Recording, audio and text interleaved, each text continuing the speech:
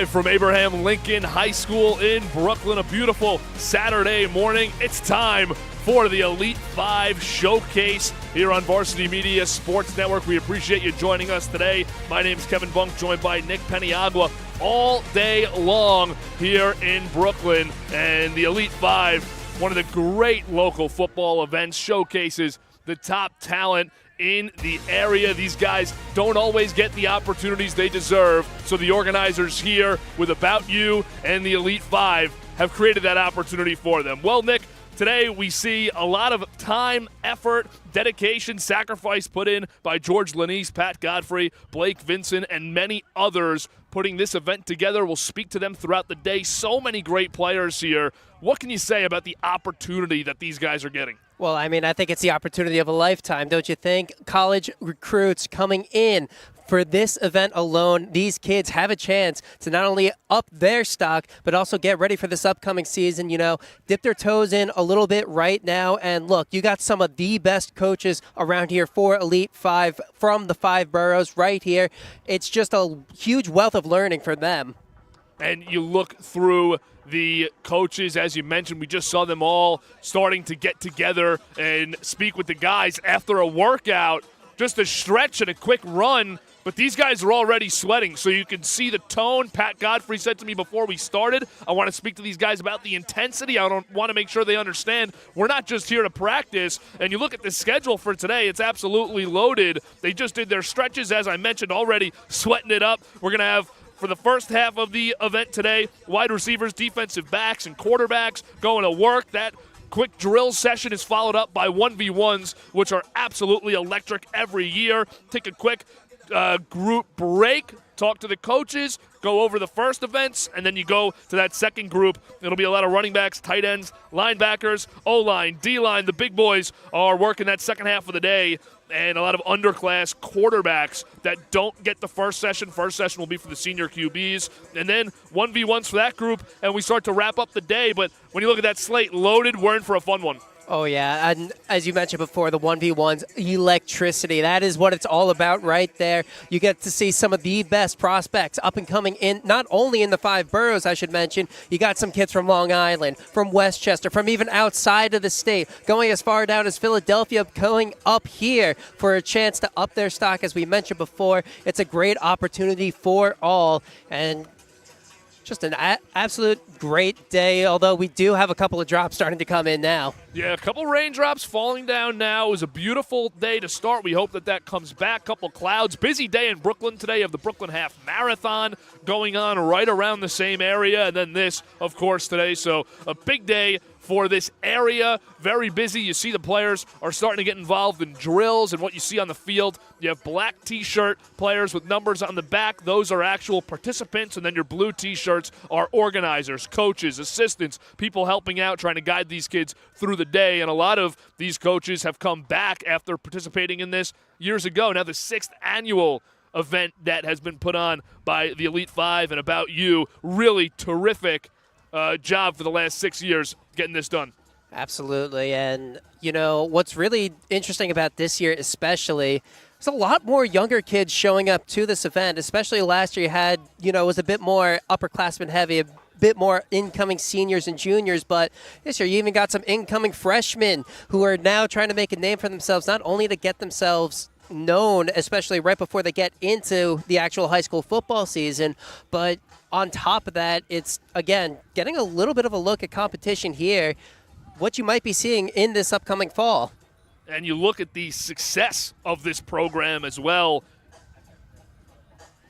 We'll look at the alumni first. We'll take you through the statistics later of just what this event can do. But how about some of the names? Sanoussi Kane, defensive back at Duke. KJ Duff, wide receiver right here at Rutgers. Jordan Smickle, running back, Rutgers. Tyriq Blanding, defensive line, Penn State. The list goes on and on. Guys like a Johnny Shepard, quarterback, Washington State. This is a heavy group of talented Division I players that come out of this program, and a lot of guys looking to follow in those footsteps, and not only Division I guys, but chances at the NFL afterwards, and that's all because of this event, an opportunity that a lot of New York kids don't get because the region is overlooked. And, you know, just speaking on that as well, New York City, used to always be known for its basketball, but its football has been slowly starting to creep up, starting to get a couple of names out of here, and the football scene itself keeps growing and growing and growing. The Elite Five really showcasing that with these individuals coming here for, once again, a great opportunity to display their skill on the gridiron. And we'll speak in a little bit with some organizers and some of the people working on this event to get more detail. But basically, they started this event, the Elite Five, in 2020 to give opportunities to New York kids because of the cancellation of the football seasons during COVID. Now, over 60% of athletes to pass through the Elite Five have gone on to play college football. George Lanise and Pat Godfrey are the founders. George is a former Catholic high school football champion, defensive coordinator at Cardinal Hayes, who founded the About You outreach in 2018. And for Pat, he's an offensive lineman who won 2 national championships at Clemson. He's walking around today with one of the biggest rings on you've ever seen. 2 great guys, and they're really doing this for the betterment of the kids. There is no self-interest here for these guys besides the joy that they get from working these events. None whatsoever, and including them, all the coaches too, nothing but volunteers working this event just goes to show how much not only they care about this youth that's here right now, but just the New York City football scene as a whole want to see it continue to grow, and they want to see more names come out of here, especially, as we said before, again, a growing football scene. They just want to get eyes on these kids so that they at least have a fighting chance of playing at some of those high D1 schools that we were mentioning before. And you look at some of the guys that have coached and helped out at this event, it's not just anybody. I mean, these are serious names. We can look at some of the offensive coaches here that you have: Freddie Pantalone, Mercy Hurst. You have a long list of guys that have been in the NFL, have been at the college level, have had success everywhere they've gone. And then you see, of course, 2 guys, Blake Vincent, Pat Godfrey, Clemson, 2 directors, but even a New York Giant, Tommy Dennis, here to work. The offensive line group is in great hands. All the groups are in great hands, but this offensive line group's loaded with a couple NFL guys, a couple championship-level college players. Really great collection of coaching talent that's been put together here. Especially when you even look down, working with the tight ends, will be Christian Winson from FIU and James Barham coming out of Bentley High D2 program right there. Another notable name, Israel Abanikanda, who went to Pitt. He's from Brooklyn, drafted to the Jets, now with the 49ers, and just a really talented running back. So these groups he's also an alumni of this event, knows Pat Godfrey. So this entire collection of coaches and of players is really loaded. And you mentioned it, the younger guys that showed up, a strong showing of younger players. It's going to go a long way for these guys to be able to work, even if it's just for today, with NFL talent, college talent, who most importantly are willing to work with them. Absolutely. It's days like these, too, where it feels like you start building those connections to be able to have more of a grasp of the situation once you do want to start setting out your film, once you do want to start talking to college recruits to play at that next level. That's why events like these are so important. The fact that, again, it's happening here right in the 5 boroughs. You don't really get too many New York football events like these. The fact that it's all volunteer work, too, still blows me away. These guys taking time out of their day to just help all of these kids have an opportunity. And the price to play here is signing up. There's no financial cost to actually be at this event, to be welcome to this event, which, again, speaks to the nature of it and the good-heartedness of it. You look at the representation, over 50 high schools are here, and guys that have coached in the past, Tremaine Ankrum, Solomon Thomas, 2 Walter Payton Man of the Year nominees. They have successful NFL careers. Solomon Thomas, one of the greatest players ever to walk through Alabama's program under Nick Saban, drafted to the 49ers with the top 3 pick in the NFL draft. So they get legit interest here. We can't stress it enough how impactful this event can be and is for so many young individuals. And they also try to dip into the academic side of things, which might be my favorite part of this, because through a lot of the work that George Lanise does with About You, they're helping kids with SAT scores. They're helping kids get resources in the classroom that New York City, especially inner city kids, are oftentimes not provided with. It's not accessible to them. So they help them with their SAT and college recruiting. They also help teach a recruiting and social media marketing class for athletes and their parents. How do you get involved with coaches at college? How do you reach out to them? How do you put yourself out there? All things that you're kind of not taught as a high schooler, but they're going to do that for you. They're going to show you the ropes, and that's a great resource for anybody to have. Absolutely. As the old saying goes, you're a student first before you're an athlete. Student, athlete, definitely helping out those academics as well. And I feel like that social media thing goes a long way, too, especially if you do play at that next level and you're looking to get some kind of NIL deals. I know that those are starting to slowly creep in the high school scene. So even then, you might be able to, increase your own brand, especially at such a young age. And you can see on the field drills taking place.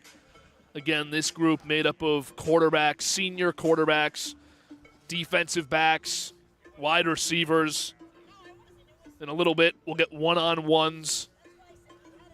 See every position group here in those one-on-ones. You got the quarterbacks throwing. You have the wide receivers and DBs having physical battles, trying to prove themselves, show what they can do. But great to see these quarterbacks going to work here. A lot of guys before they actually got started on these drills were just throwing on the side right by us. Ball flies out of their hands. Absolutely. It'll be a lot of fun in the 1v1s, and I think the best part about that, you're going to see some guys go up against each other who wouldn't necessarily be able to do that come the fall. As we mentioned before, kids from all over the state, even outside of the state, coming here to showcase their skills, getting a little bit of city kids against maybe some Long Island kids, even out of state, even some of those kids from New Jersey. It's going to be a lot of fun, I tell you what. And a lot of the athletes, you go through high school, and a lot of times your high school coaches who are all great, who all do a great job. I've never come across a high school football coach that's just mailing it in, but at least in New York. But these kids, sometimes don't know how college coaches and recruits want you to perform these drills. And a lot of times, high school coaches aren't totally aware of it either unless you've gone through that process or if you're familiar with it some way. So here today, you see these guys, whether it's footwork, just the little nuances of these drills, of the way you move, the way you go about working. These guys have been through the process, a lot of them at the college level and a lot of them at the NFL level. So they're going to give those pointers. They're going to show you just what has to be done, and that goes such a monumental way for a kid trying to get to college, because once you get an opportunity to participate in drills and do stuff in front of coaches and recruits, you don't want to blow it because you might only get one shot, and sometimes it's not your fault you didn't know how something was supposed to look. Absolutely, and to your point with all those nuances, again, a lot of these kids still have at least one more year. You got incoming seniors, juniors, the whole 4 classes coming into this one, and it's just these little bits of knowledge that's, again, going to elevate their play. If they could carry this with them for the rest of their career, especially heading into next season, it's almost as if they're a step ahead of the competition that they will be going up against. So again, anything that they could take with them from all of these really successful coaches, it's going to go a very, very long way for them. And it's always great to see a turnout, because I remember as a high school student not too long ago, not by any means a good football player or even a football player at all, but I remember a time where I'd say Saturday in the off season I have to go to a school that's not mine and work out. What's the point? And I might have bailed on that. So to see the output or the attendance, for a better word, of students that are here, of athletes that are here and willing to work and willing to get better today, it's really inspiring, because you know that there's a motivation among these kids to get better, to perfect their craft, to continue to master it, and to try and get to that next level. To your point, again, when we first got the list, this is the first time I heard about Elite 5 coming into this. I wasn't expecting this many kids. Once we first got the list, it was already at over 200 participants. More have been added. There's nothing quite like seeing a football field full of kids who just want to get better and better and better. And where else to do that but the Elite 5 showcase here in Brooklyn, New York? Over 100 Elite 5 alumni. And remember, this is year 6. So with 5 years of track record, over 100 Elite 5 alumni have gone on to play FBS and FCS football. The track record is so impressive, and that doesn't go to mention other kids who were able to advance not only academically through the help of these programs, but on the field in other avenues. And this is where it all happens. I think the job that these coaches do in just one day to be able to get these guys up to speed, to be able to get them on the field, get their hands on them, work with them. A lot of kids here, too, way more kids than coaches, so they have to really make their way around and get to everybody. They do a terrific job of it. Not an easy event to organize and execute. Not at all. And the fact that, again, we mentioned it before, the price was just inking the dotted line, just signing up for this event. Just an amazing job all around organizing this, having these kids come out, learn from some of the greats out of here from NYC. And it'll be really interesting, too. I know we mentioned before, again, I'm very, very excited for these 1v1s to come up. It'll be interesting to see which kids can imply the knowledge that they get from these little drills that they're doing right now towards those one-on-ones. If they can get just a little bit of an extra step up heading in to those. And you can see on your screen a little bit of just how this one-on-one coaching can go. Yes, there's 20, 30 kids in the defensive back position group, but they're going to take time to make sure they work individually one-on-one. You see coaches trying to teach how we're flipping our hips, how we want our footwork to go when backpedaling, when turning, when tracking. So they're working on that in the drills. You'll see it pop up in the one-on-ones, and you'll see more teaching there. But some great shots right there available for you to be able to see just how these coaches get in the ears of the players and really don't waste their time at all. We got some other legendary coaches here, too, especially amongst the high schools. Seen some head coaches coming by. Lincoln High School's Sean O'Connor. We'll hear from in just a bit. Should be a lot of good guests on the show, and we got a big slate today. So you don't want to go anywhere. Remember, we're live from Lincoln High School for the Elite 5 Showcase. Much more throughout the afternoon here on the Varsity Media Sports Network. You're watching the Varsity Media Sports Network, the home for New York high school sports. So basically at About You, what we try to introduce to our student athletes in the area is a college-style strength and conditioning model. So it's always understanding where they are in terms of their athletic career and appropriately setting up programming for them. One of the biggest principles that we adhere to is basically making sure that after they leave us, that a college coach knows when you get an About You athlete, that kid is totally prepared. He knows how to approach a workout. He has the discipline to attend early morning workouts with consistency and value. And just basically having a young man that's prepared for the rigors of college athletics with the eventual goal of building family in the weight room. Our kids come from multiple schools, different neighborhoods in the area. They're all coming in for one mission, one goal, and that's just to be better. Young people yearn for discipline. They just have to make sure that you as an adult care. That's the About You difference. Varsity Media is now opening up our schedule to any team looking to be on a sportscast. Watching yourself on camera is okay, but hearing your name on a Varsity Media sportscast is like you're a pro. And look at this opportunity. Feldman behind. Jersey pulled. Feldman! Feldman! The loose ball, Keyshawn White has it. He's just going to let it fly. Oh! Keyshawn White from half court. That is cash. What a way to end the third quarter. Look at this. Merrill. No slide. No problem. Gary Merrill goes top corner. Varsity Media offers sports coverage for any sport, and our coverage airs live and on demand so everyone can watch the game. Now is the time to be a star on Varsity Media. Contact us to book a sportscast today at 516-403-2050 or email ben@varsitymedia.net. Back live from Lincoln High School for the Elite 5. I'm Kevin Bunk, joined by my partner Nick Peniagua, and a very special interviewee joining us, Sean O'Connor, head coach of Lincoln High School. Coach, you look at this event, you've been a part of it for a few years now. What can you say about it? It's getting bigger and better. We're real excited. It's our third year having it here at Abraham Lincoln High School in the heart of Coney Island.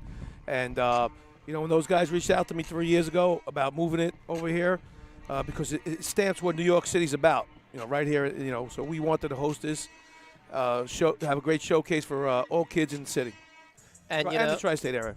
So from being here from your first time 3 years ago, did you ever imagine it would just get this big? Already over 200 participants here, and I'm expecting that it's only going to grow more. Yeah, it's been getting that way every year. I mean, so Pat and George, about you guys, with you guys helping us out, I think kids are realizing that.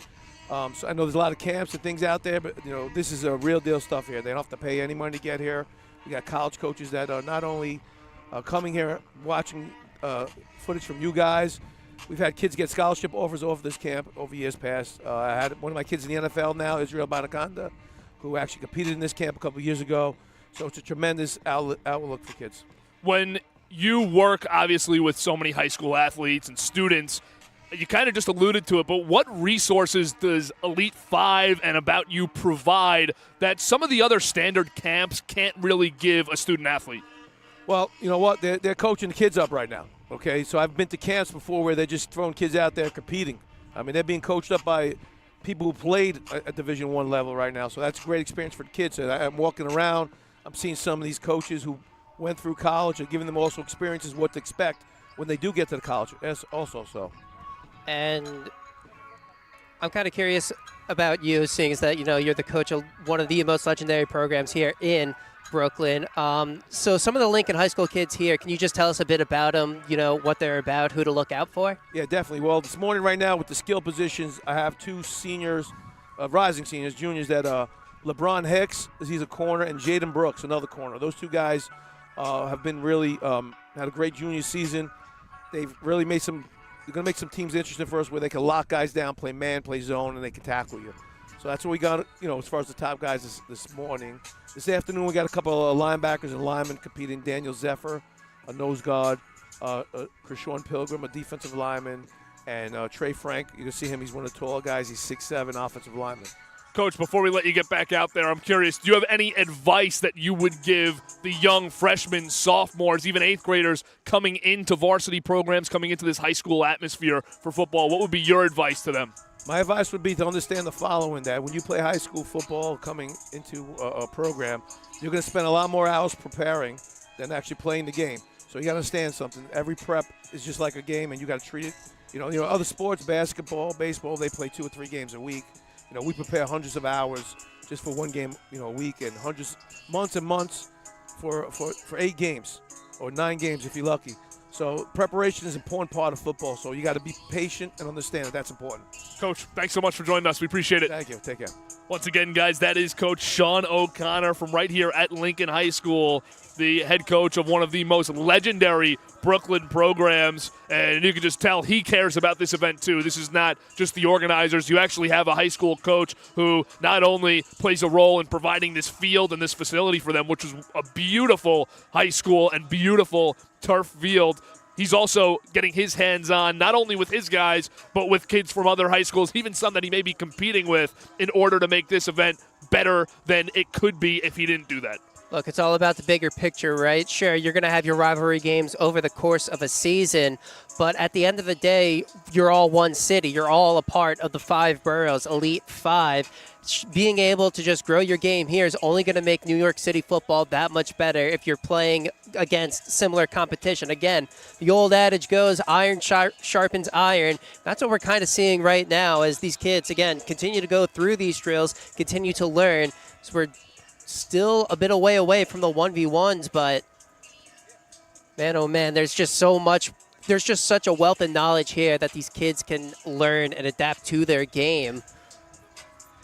And one of the things that Coach O'Connor said, we kind of mentioned before, but they're actually coaching the kids here. It's very easy to run a camp, and I've worked camps, especially basketball camps and baseball camps, where it is just throw them out, compete, couple tips here and there. You have so many kids compared to the coaches. Here, they do have obviously a larger ratio of kids than coaches, but they're able to supplement that with the amount of guys they have, with the way that they run these drills, with the way that everybody is moving. You see right now on screen in the background, Pat Godfrey is moving from station to station, an organizer of this event. Clemson, two-time national champion. He's going from group to group, helping out not only the players but the coaches, making sure that this runs smoothly.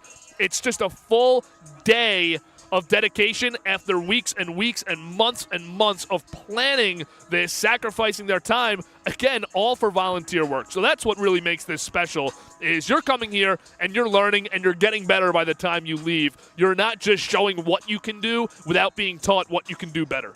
And look, as you mentioned before, there's no shortage of blue shirts here. There are plenty of coaches here to help guide these kids. And as we're looking over at the quarterbacks right now, you could even see some one-on-one work. I believe that's number 56 who's getting a couple of pointers, trying to figure out a little bit more footwork. And again, that just goes to show the amount of coaching here that's available to these players for them to up their game. It's really this one-on-one time, too, that they're able to get. Huge shout-out again to Pat Godfrey for setting this all up. No stranger to what it takes. No stranger to know what it takes to be able to get to that next level, to help these kids get a step ahead here in the 5 boroughs. And we just saw the quarterbacks there at midfield, but there's about 10 senior quarterbacks out there, and nobody's just sitting around doing nothing. 5 of these guys are getting worked with one-on-one with coaches right now, and there's the other 5 on the opposite end about 10, 12 yards away, and they're just working on quick fundamental mechanics. But after they work with these 5 guys, they're going to flip it and get to the other side as you see them huddle up here now, have a little chat with the coaches. But this quarterback group is getting good work right now, good pointers one-on-one. And you look around the whole field, right now we're in a little bit of a break point for most of the groups, but there's no time being wasted. There's nobody just standing around doing nothing. And this first group right now, everybody's working, everybody's learning, and everybody is obviously dedicated. Putting in the work when nobody else will. Again, so many participants here who just want to get better, want to be able to get a little bit more film, get some college recruits on them. And yet again, as Coach O'Connor said before, there are guys who have gotten scholarships from this camp. So, again, it's not a waste of time. It's something where you're able to, again, showcase your skills and also learn from some of these former players themselves, applying that knowledge toward your own game. So right now you see the players starting to head off the field. They're taking a break, and so will we. Don't go anywhere. More action from the Elite 5 showcase here at Lincoln High School in Brooklyn is next on the Varsity Media Sports Network. This is Jalen Brunson. You're watching Varsity Media.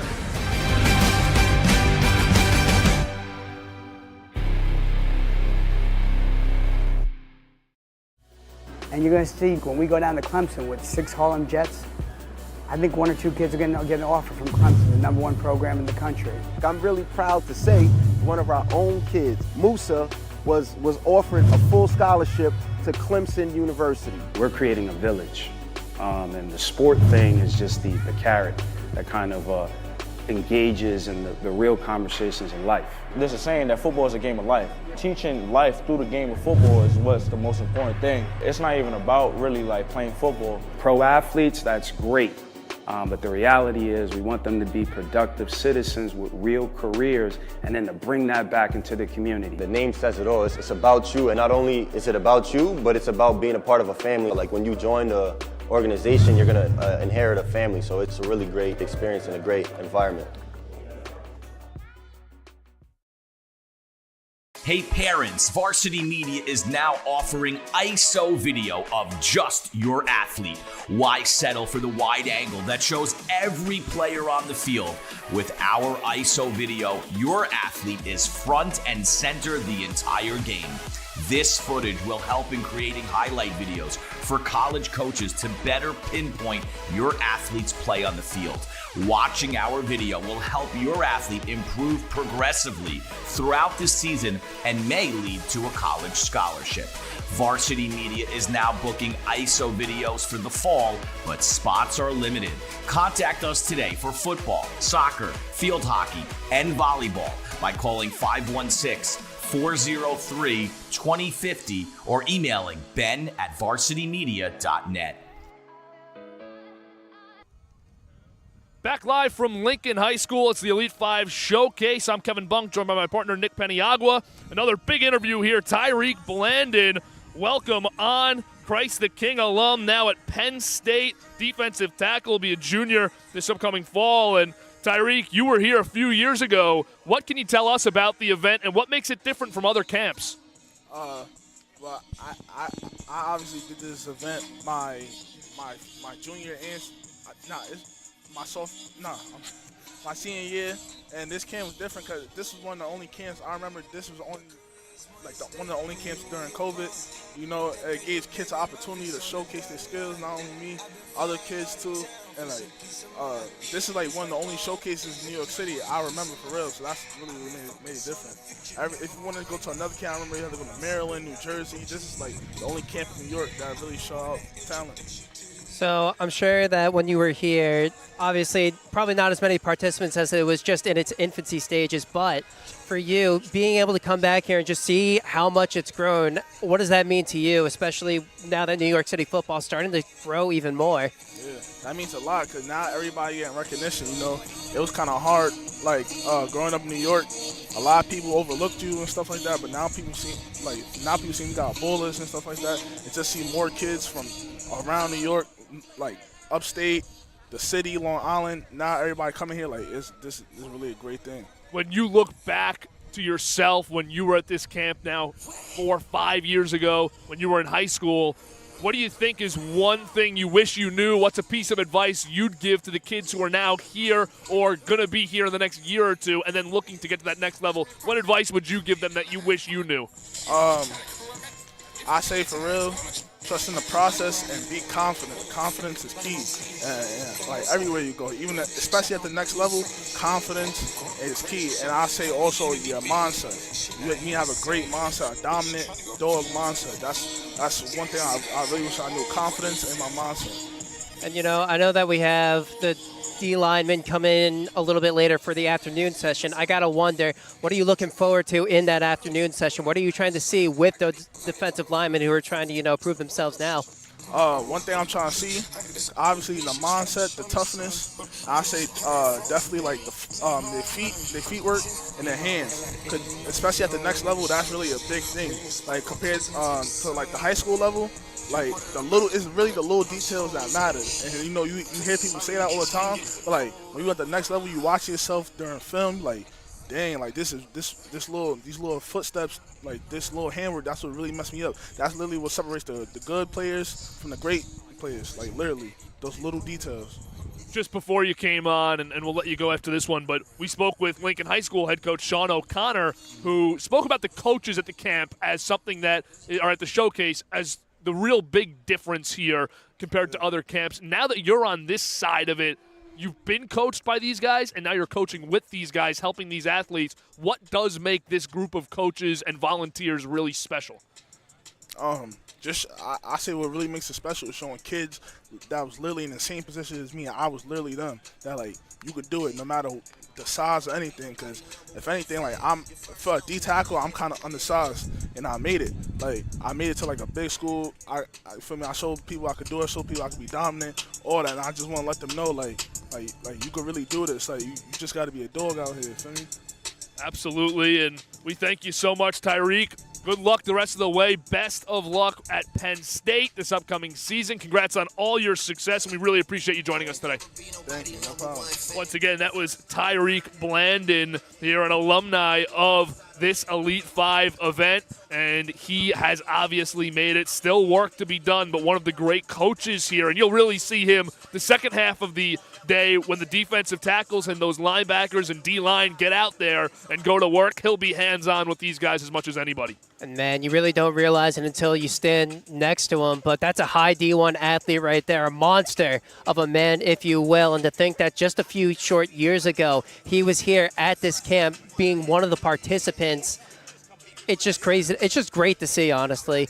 Being able to not only be a participant, but now a few years down the line, coming here to be one of the coaches, seeing these kids in the same position that he was once in, just an incredible thing all around. Absolutely, and we hear often about defensive linemen and offensive linemen even, but a lot of times it's those front seven defensive players. You can't really show much when you're in shorts and a T-shirt, but Tyriq kind of says, you can do a lot here. You want to show off your footwork. You want to show off what you can do with your hands. That's what really makes you elite at the next level. And take it from a guy who just spent 2 years next to Abdul Carter, who ended up being the 3rd pick in the NFL draft right here to the New York Giants. So he not only is a firsthand example, Tyriq himself, of being able to work, being able to get better, but also he has worked with guys who are at the highest level, who are absolutely elite at what they do, the best in the world, and he knows what it takes for those guys to get there as well. And I'm sure this Elite 5 showcase, back when he did it, helped him a ton in that recruiting process, being able to get some eyes on him here at the Elite 5 showcase, get a couple of reps, some film on him, as, again, Coach O'Connor mentioned before, there have been kids who have gotten scholarships because of this showcase, and it goes to show that, again, things like these are so important. That's what makes this showcase especially that much more important, just to get eyes on these athletes for this recruiting event, for their futures, for them who want to play at the next level. And you see, again, these quarterbacks getting that work one-on-one at midfield, getting a lot. And now we'll be joined by another guest here sitting down with us. It's going to be Jared Valluzzi, who is, first of all, Jared, thanks for joining us, but you are very familiar with this event. You've been here. You're really familiar with a lot of the kids. What do you have to say about the event and what makes it so special? Oh, man, it's a pleasure being here as always. I think this is year number 4 for me, actually. Making the trip down to Brooklyn. And this event is so special. I have to give so much credit to Pat Godfrey for putting this on year in and year out, especially assembling that special coaching staff that comes in, a lot of former big-time college football players, and also, some, guys who have made it to the league and all that, which is amazing. And this event, it's great for New York City kids to get this type of exposure. And I'm out there, walking around and obviously looking at the players. But, what I love to see, I'm looking at these college coaches on the sidelines, Pace, Wagner, Cornell, and, more coaches just filing in, ready to see these amazing athletes go head-to-head and, getting, their talent seen in front of these college coaches and their ability to play football at the next level. I think that is just so, so special. And I'm kind of curious in your perspective as someone who's basically a veteran at this point, your 4th Elite 5 showcase. What do you think makes this one just a little bit different from years prior? Man, right now, this one especially, it's a little bit, first off, it's a little bit like later in the month. I know it's a little bit tough getting here, but these kids, man, and not to take away from the last couple of showcases, but really have come in with like an energy and a focus and attention to detail when I've seen these drills, just very, very locked in. And I'm really excited when they get to actually go against each other. But I've definitely been impressed with the attention to detail and discipline so far. A lot of these kids want to be here, and it's definitely pretty evident that, they're ready to play and showcase in front of these college coaches. You mentioned them going up against each other. One thing Pat Godfrey talks about all the time is the intensity he wants at this event. He doesn't want it to just be, practice, go through the motions. He wants intensity. What can we expect from those one-on-one sessions, and who are some guys that you're watching? Man, these one-on-ones, let me tell you, it's some of the most fun, events that you'll see throughout the summer, and just something about it here in Brooklyn when these kids, get to go head-to-head on the big stage, music playing in the background. It gets really, really fun, and, some of the players to watch, I know I was talking with some people off air about it, but, Victor Ebube-Anakagu is an excellent wide receiver. I'm really, really excited to see him play. Just picked up an offer from Temple. He's every bit of 6'2", might even be taller, so he could really go up and get it. I'm very excited to watch him play. And at the quarterback position, Peyton Robinson from Long Island Lutheran was one of the leading passers on Long Island last year. He could really sling it downfield, so I'm really excited to see what he does at the QB position, especially, when he could showcase that deep ball. And, as the rain's starting to come down now, bit of elements thrown into the mix for these 1v1s in a bit. But I got to wonder, I know we haven't really talked about it much because it's kind of just a break in the middle between the morning and the afternoon session. But when these kids get a chance to talk to these coaches, what do you think are like some of the more important things that you've at least seen as you've been walking around that they've been trying to impart on these players? Yeah, man. With these, especially when it comes to like meeting college coaches and all that, I think it's so important for, you know, players to just introduce themselves and, you know, do the basics when it comes to, you know, handshakes and body language on the field. And I think, you know, those coaches have done an excellent job. You know, there's no walking on this field and all that stuff. So I think that's been awesome. And also what Elite 5 did before the showcase, which is one thing that I really love, was they said, hey, this is how you maximize your recruitment here. You make sure to get, you know, all the highlights from Varsity Media, but make sure that, you know, you introduce yourself to those coaches and use X, you know, formerly known as Twitter. That is so, so important for high school recruiting. So it's good that these coaches are really making sure that these players know, hey, use social media, reach out to coaches, and make it like your daily job. A reality of this year's Elite 5 that you noticed is the youth that is here. There's a lot of young players here compared to years past. We kind of just figured that out 2 hours ago or so, or an hour ago. But if you had to attribute a reason as to why there's an influx of youth at this event, what would that be? Something about this, you know, next generation coming up for football, it might just be the hunger.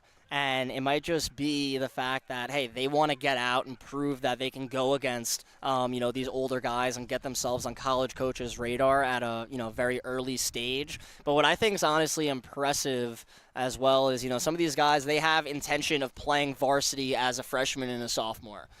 So, you know, being able to go against some top guys, like I mentioned, like a Victor Ebube Anakagu, who has D1 offers, like, you know, that definitely says something, and that's can only prepare them. You see the quarterbacks now throwing in the rain.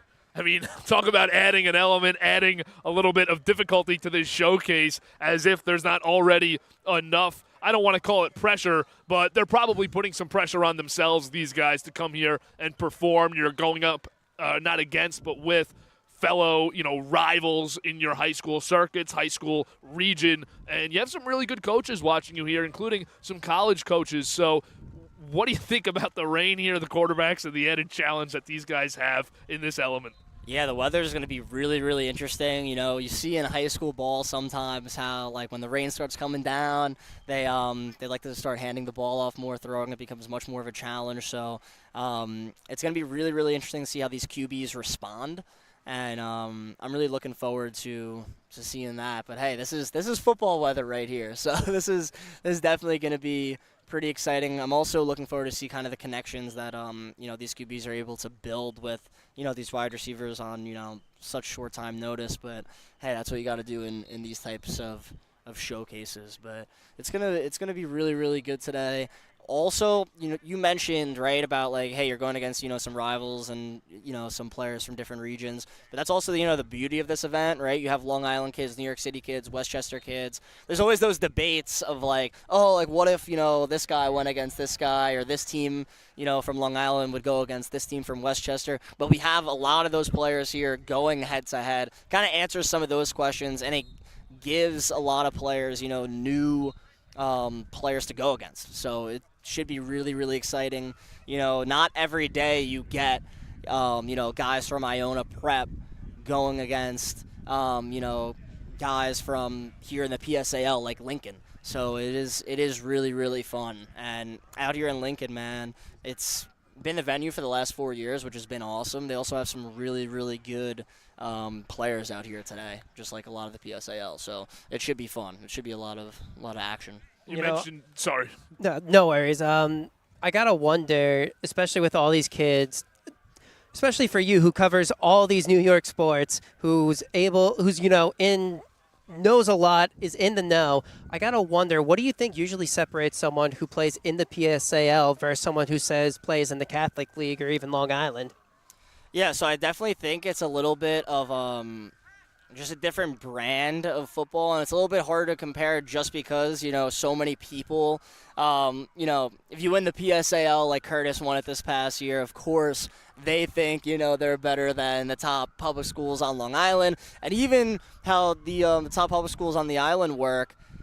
Long Island schools can't play non-league games. So you have 4 Long Island champions, but they never actually get to play each other. So, some of those guys get to go against each other here today, which is also fun. But when it comes to difference making from, a player standpoint, I don't think it's that big. I definitely think when you look at entire teams and the style of football they play is kind of where that comes more into a factor. Last thing, and then we'll let you get back to roaming, but you mentioned getting on track, short notice, getting that connection, especially the quarterbacks and wide receivers when we get into those one-on-one drills. But I'm curious, a lot of camps that we see in the summer and in the offseason will run for 3, 4, 5 days, but they won't be nearly as effective as this one. That's just one day, one session for a few hours for these guys. So how does Elite 5 make it possible for so much improvement and productivity during just one day? Man, Pat Godfrey's a beast.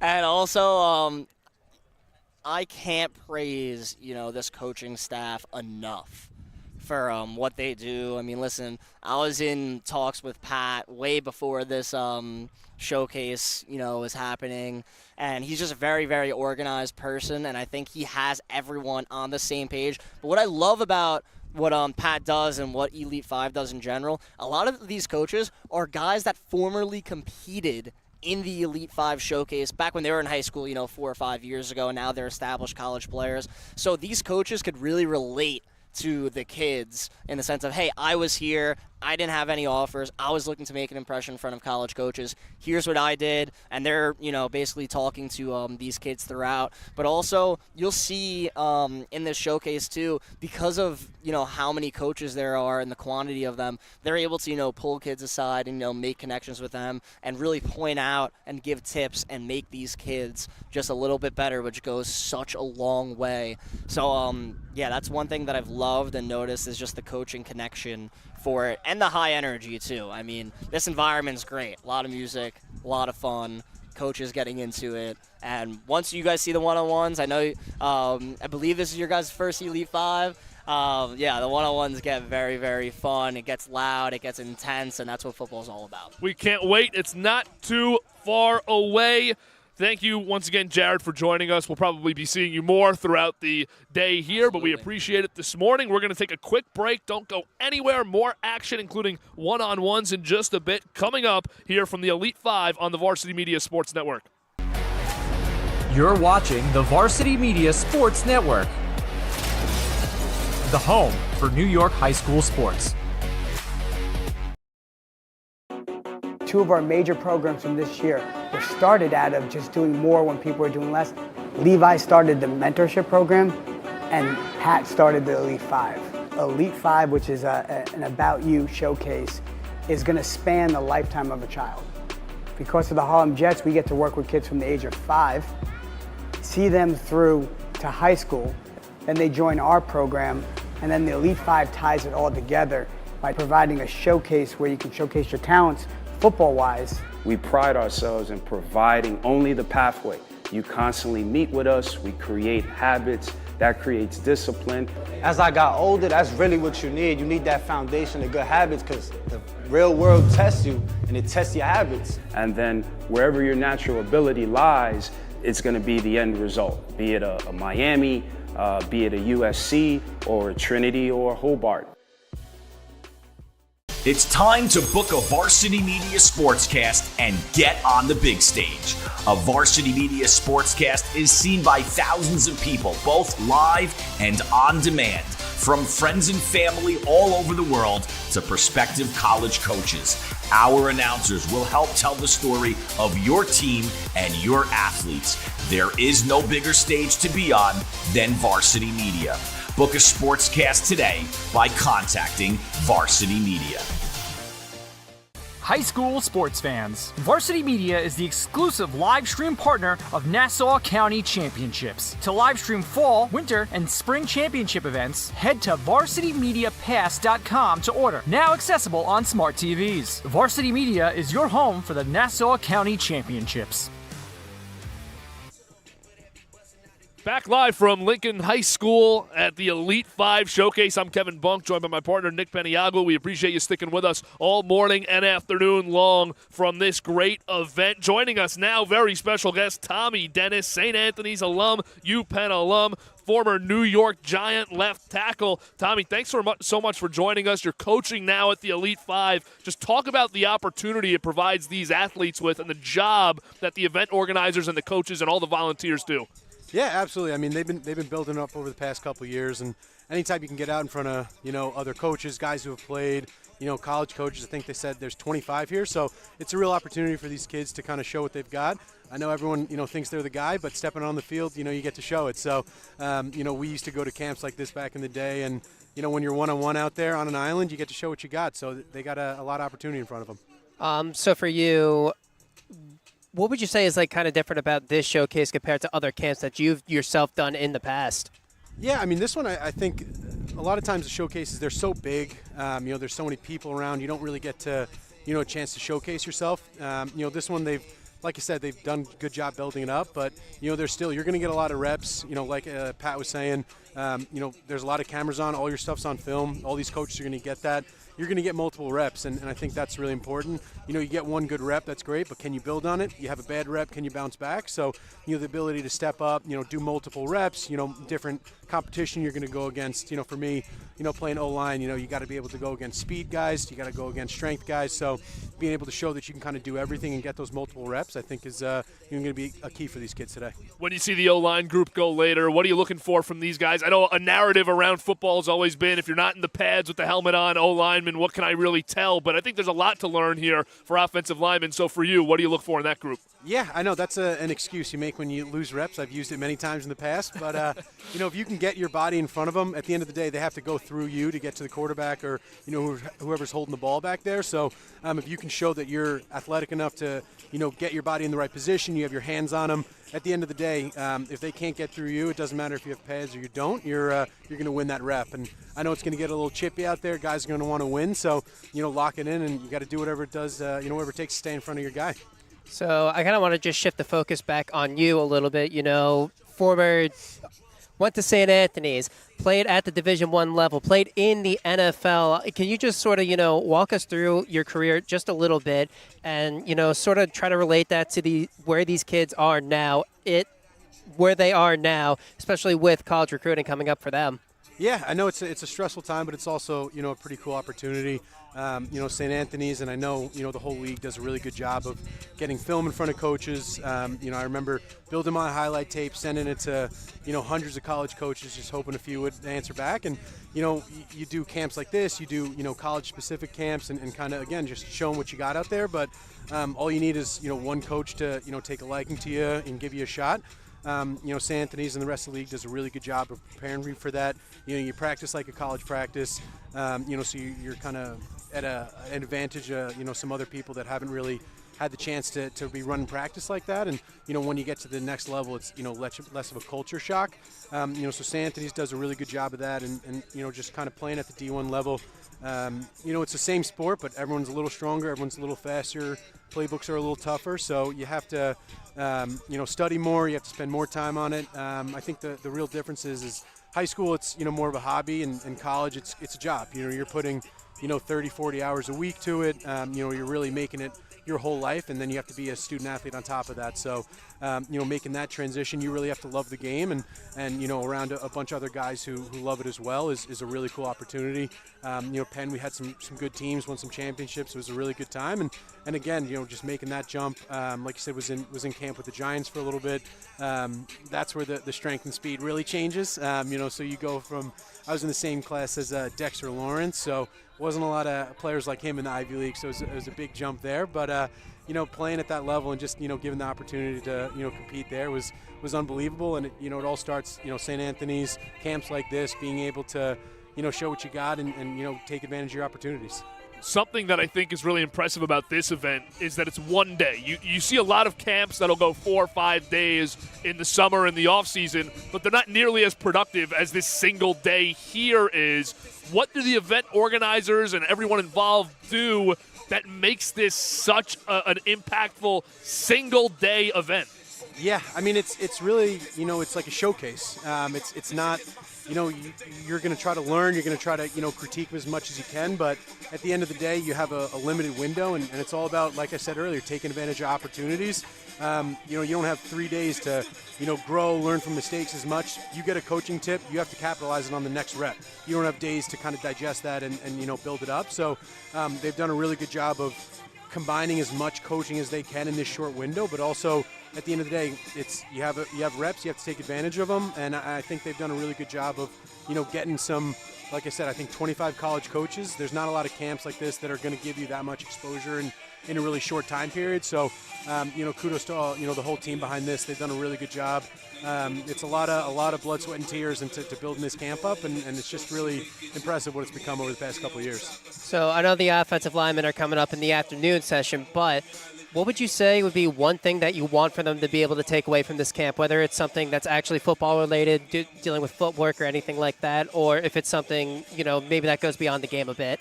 Yeah, I mean, being coachable is obviously something that translates to everyday life, but I think, the key is going to be being able to bounce back. No one's ever had, 100% perfect reps, so being able to take that coaching, you lose one-on-ones, you lose reps, you miss steps, being able to you have a short memory, bounce back, and capitalize on the next rep. Seeing those kids that are able to do that and able to see their mistake, fix it, and be able to do a better job on the next rep, that's going to be something I'm looking for.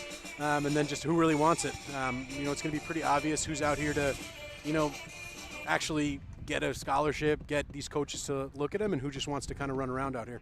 Last one for you, and then we'll send you back out there to continue molding the next generation. But we ask for advice from everybody on these high school guys, but you've already given some on-field tips and advice and going through the process. So another thing that About You and Elite 5 does is they help with the recruiting process for kids, getting them familiar with how to contact college coaches, college programs, how to put yourself out there. What would be your advice as someone who made it to the Ivy Leagues and had a very successful career there? What's your advice for kids going through the recruiting process in high school that maybe don't know anything about it? Yeah, I mean, take every opportunity. You're going to get recruited by some colleges you love, some colleges that you think maybe aren't the best for you. Go into every conversation, putting your best foot forward. You never know where you're going to end up, and you want to make sure that even if it's not number one on your list, until you talk to those coaches, you see that campus, you might realize that it's somewhere you really want to be. So having that good foot forward and that good first impression could be the difference between getting that last spot as the coaches are deciding between one or two guys. If you show interest right off the bat, they're going to remember that, and just really putting yourself out there. Like I said, I sent hundreds of emails with my highlight tape. Maybe 15, 20% responded back. So you're going to get a lot of rejections. You're going to end up in the right spot as long as you kind of put yourself out there and kind of maximize your effort and energy out there. Tommy, thanks so much for joining us. Appreciate best it, guys. of luck with everything you're doing, and best of luck out there on the field today. Awesome. Hopefully we see some good reps for you guys today. Absolutely. Right, thank you. Again, that's Tommy Dennis, St. Anthony's alum, UPenn alum, spent some time with the New York Giants, and he's just a great guy. You see it right there, and one of the great coaches in this event. But a lot of good interviews here so far. Nick, what have been your takeaways from these guys? I mean, I think it's crystal clear how much all of them think very highly of this showcase, especially with the amount of college coaches that are here. And it's up to these kids, as Tommy was saying before, to be able to put 100% into each of their reps, be able to realize what opportunity lies in front of them right now. Because if they can begin the recruiting process right here, right now, it goes such a long way where, in Tommy's case, he had to send hundreds of emails in order to just get some kind of eyes on him. They have the opportunity right now to put the eyes on them right now. Start with that first step with these college coaches and help them find where they want to end up going for their collegiate careers. And I think a funny excerpt from Tommy Dennis was, he comes through St. Anthony's and he says you get to UPenn and the speed and the competition really starts to ramp up once you get to that Division I level. And he's an Ivy League guy, so while every Ivy League player is an unbelievable talent just to get to that point, we do understand the powers that wait in the SEC, in the Big Ten, in the ACC, so on and so forth, before you get down to the Ivy League, which, again,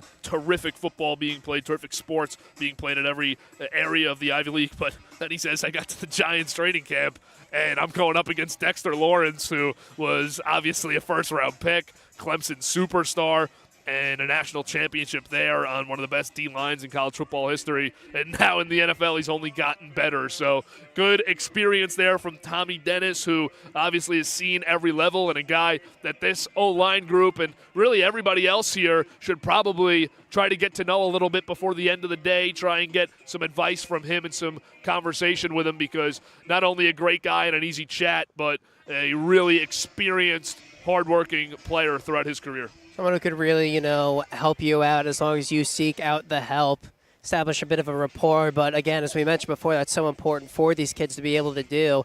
I believe it was Jared who was saying it earlier. You got to be able to make those connections yourself. You got to be able to take that first step, introduce yourself to these coaches so that you can establish some kind of relationship with them in order to help you with your own recruiting process, help you get eyes on you, and sort of just start to build a relationship as you continue out through your high school career. Because if you truly do love this game, there's not a doubt in my mind that you are able to play it at the next level. Scholarships with the sport can go a very, very long way. And if you're here, that's a big first step, if it is your first, in order to get to that next level and begin your process. As you see on your screen, we've began some quarterback wide receiver work. You got your wideouts running routes there on the near side, and then quarterbacks delivering from the goal line. And, I wanted to mention this point before, but again, all of these kids haven't really played with each other all that much. So especially for these quarterbacks and receivers, I got to wonder how difficult it is to try to get some timings down, try to, feel each other out. Because as you see over there by the quarterbacks, they're rotating with every single throw. So as a receiver, you might just keep getting different quarterbacks. You got to learn on the fly how to adjust. Hopefully keep in mind some of these reps that you see before you.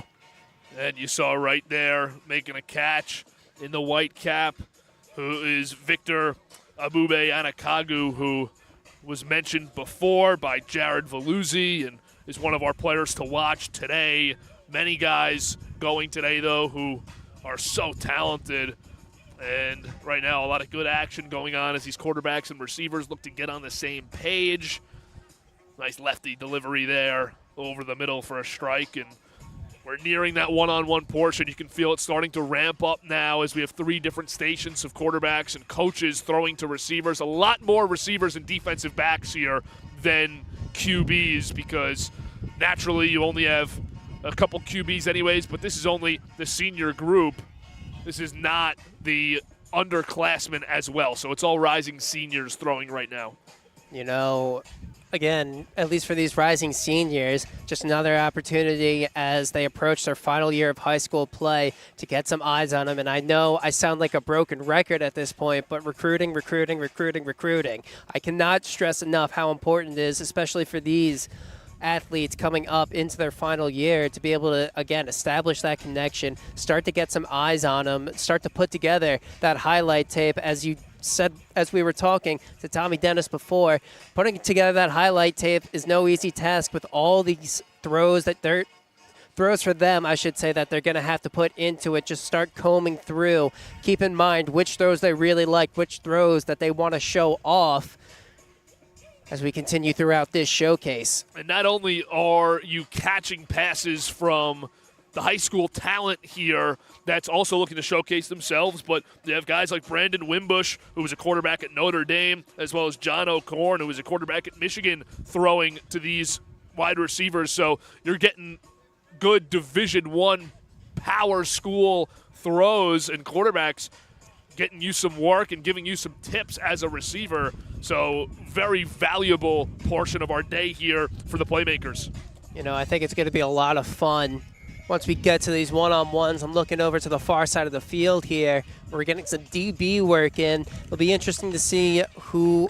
I'm really hoping that we could get some really high lobbing throws, to see some high points, some interceptions on the defensive side of the ball, because, man, oh, man, there's nothing quite like a pick six. And now we're switching up the drills a bit, flipping sides of the field, as you see on your screen, for the quarterbacks and receivers down on the left side goal line. And on the other side, you have receivers and DBs getting their work in. Really, really good portion of this where everybody's basically getting ready for the one-on-ones. I know we're excited for it. We've mentioned it a bunch, but the players are certainly excited for it, to be able to go up against some competition.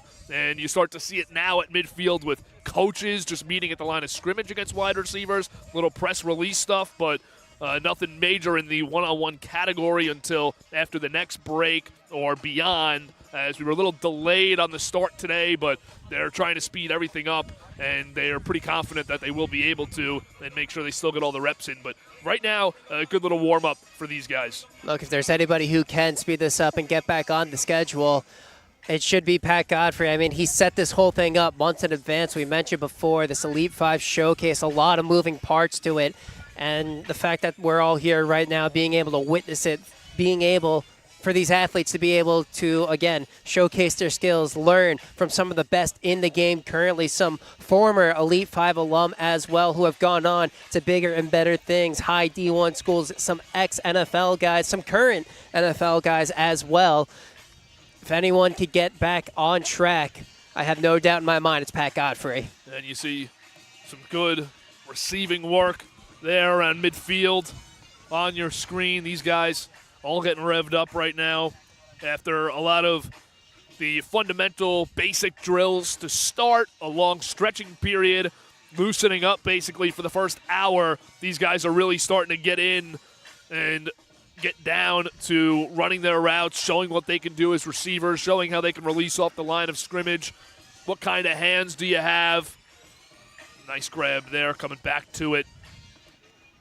And look, again, as you just mentioned before, that I know we keep mentioning these coaches again and again, but looking at this work that they get right here, as we can see right in front of us, a lot of one-on-one work here. And these receivers' first few steps, even something like that is something that a college coach can help with, as we saw it on the rep before, and we're still looking at this rep right now. As you see right there, it gives the nod, likes the release that the receiver got there. I believe that's number 121. But he will go back to the line of scrimmage. Looks like they weren't ready. Pardon me, that's 171. As you see the way that they're just getting work in quick against coaches, footwork at the line of scrimmage, and then bursting out, looking to make a play. And a tough ball there. Couldn't quite grab it, but you see the entire group that is giving it their all, especially when you get into these drills. This is where kids, you just want to showcase it, because for the receivers, we mentioned the linemen before, and maybe the detriment they face without having pads and being able to really enforce physically. But for the receivers, it's fun running in shorts and a T-shirt. Just got your gloves on and catching passes in the open field. And it's also productive for them as players. So doing a nice job right now, giving it their all in this warm-up. Closest thing you get to backyard football, but still they got to go 100%, get some eyes on them from some college recruits. And again, all these reps, you got to make each and every single one count. Can't take any rest here. For again, a showcase like this with all these college coaches on you, the number one thing they will tell you is you must hustle in every single practice, every single rep, even trying to get back to the line, just to line back up and wait for your next turn. You cannot waste anyone's time. They want you at 100%, at least a sprint. Not a sprint, but at least a jog on the field at all times. And I like the tone that the coaches set. You just alluded to it, but the tone is a word we've mentioned a few times from the mouth of Pat Godfrey, intensity. And you want these kids to be intense, because the coaches aren't coming here and trying to make any of the kids feel bad. They're not doing this hard-nosed, old-school coaching mentality, but they're kind of letting you know we're not here to waste our time either. We also have a goal, which is for the benefit of the kids, because when coaches just come in here and think they just have to be chaperones for the day is where these kids really face a detriment as far as learning goes and getting better today. These coaches are intense. They want to work. They've been through this process and succeeded at a very high level. So they're here on a Saturday afternoon, and you don't know what they do all week for work, and this could be their one day off of the week, and they decide to come volunteer down here at Lincoln High School and try and get these kids better, try and get these kids ready. But we mentioned recruiting a lot today. The Elite 5 is actually Northeast's largest nonprofit-run football recruiting event, and they've helped over 1,500 athletes gain recruiting exposure, which is nearly all of the participants that they've seen and then some. So the Elite 5 is definitely the place to be if you're having trouble getting your recruiting journey started, which is not an easy or comfortable place for a 14, 15, 16-year-old to be. But they come here, learn a little bit, and then you maybe get more confident and comfortable with the whole process. Especially here in New York, where, again, football's not really seen as the primary sport of not only the city but the state itself. But again, showcases like these do show that there are athletes out here who do want to play at the next level, who are more than capable of playing at that next level. It's all about, again, recruiting, building your relationships with those college coaches, and giving every single rep you have here as much as you possibly can. And you see the defensive backs leave the field for a moment. They conclude their drills, grab a quick water, get refreshed. Wide receivers and quarterbacks still doing work, both at midfield and at the goal line. And you see the guys right now getting some footwork in right at midfield on the logo. Some footwork and passing while the receivers work on their press release and getting open, getting downfield, showing their hands. You have some guys giving you looks out of the slot, quick looks over the middle. There's one right there. And ball delivered by number 95 here, who's getting his quarterback work in. And then he throws a deep ball, a beauty, at the sideline, outside the numbers. Good reps there. And that's what all these quarterbacks are giving you, good reps, good footwork, and they're learning from the coaches, getting all the advice that they can, soaking it all in. Absolutely. And, you know, it's just awesome to see hundreds of kids here at the Elite 5 Showcase, trying to showcase their skills. And from what we've seen today, it feels like each and every single one of them are putting the work in.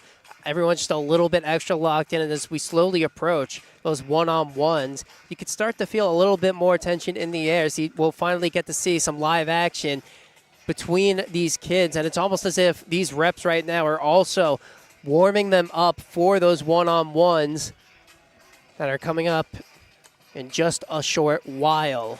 Yeah, and the intensity is definitely revving up here as the day goes on. Obviously intentional by the coaches to make sure that happens, the organizers. But a lot of smiles here, too. It's hard work, and everyone's grinding. But you see a lot of smiles, not only from players but from coaches. Obviously, a day, and the rain has stopped, so we do have a nice weather day right now. So just an event that I think everybody here is able to sit back and enjoy at some point, too, once you finish up a rep or you get a quick moment to breathe.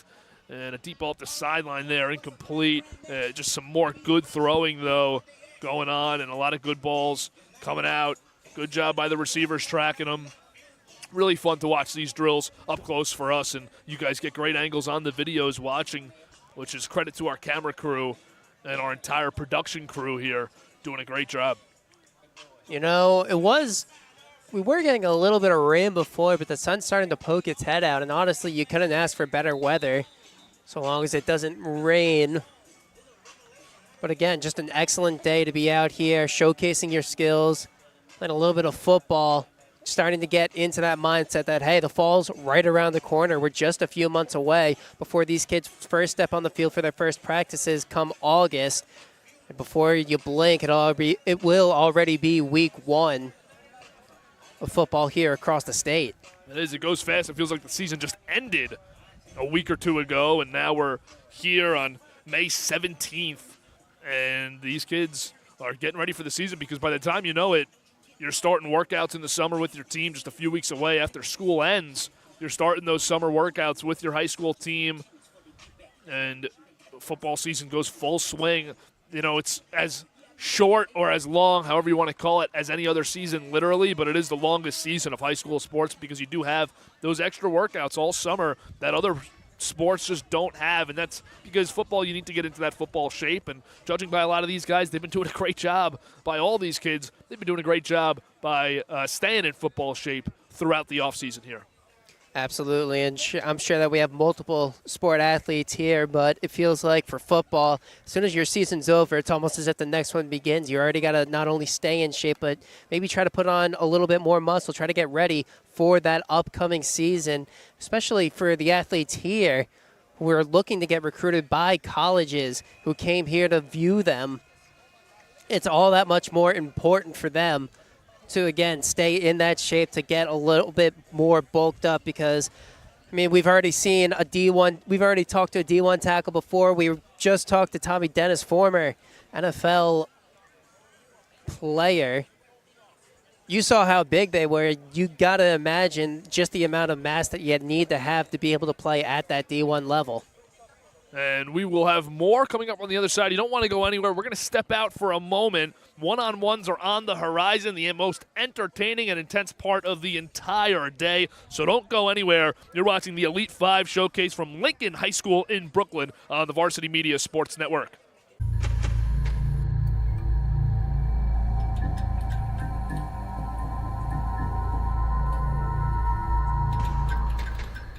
When it comes to live streaming, Varsity Media does it all. Athletic events, concerts, musicals, graduations, even weddings. Trust Varsity Media when it comes to your live stream event. Contact us today to learn more about Varsity Media's live streaming services at 516-403-2050 or email ben@varsitymedia.net. And you're going to see when we go down to Clemson with 6 Harlem Jets, I think 1 or 2 kids are going to get an offer from Clemson, the #1 program in the country. I'm really proud to say one of our own kids, Musa, was offered a full scholarship to Clemson University. We're creating a village, and the sport thing is just the carrot that kind of engages in the real conversations of life. There's a saying that football is a game of life. Teaching life through the game of football is what's the most important thing. It's not even about really like playing football. Pro athletes, that's great. But the reality is we want them to be productive citizens with real careers, and then to bring that back into the community. The name says it all. It's about you, and not only is it about you, but it's about being a part of a family. Like when you join the organization, you're gonna inherit a family. So it's a really great experience and a great environment.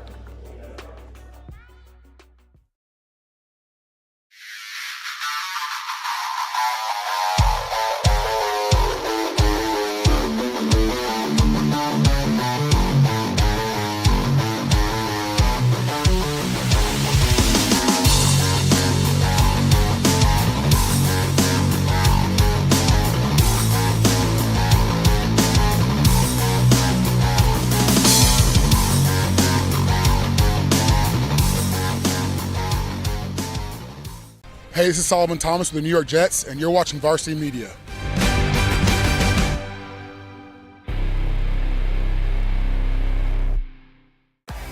Don't forget to subscribe to our YouTube channel for upcoming schedules and content, and on social media at Varsity Media.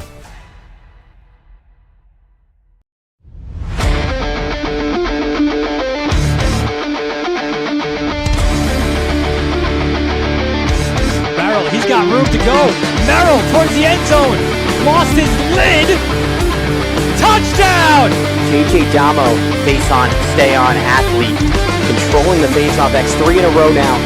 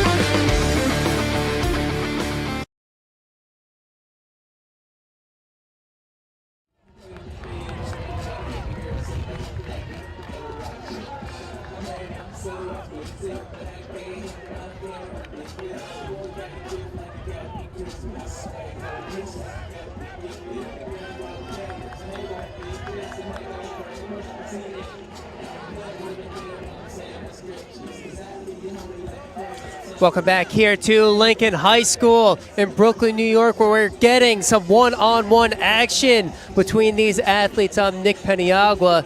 Kevin Bunk will be joining us back here in just a bit.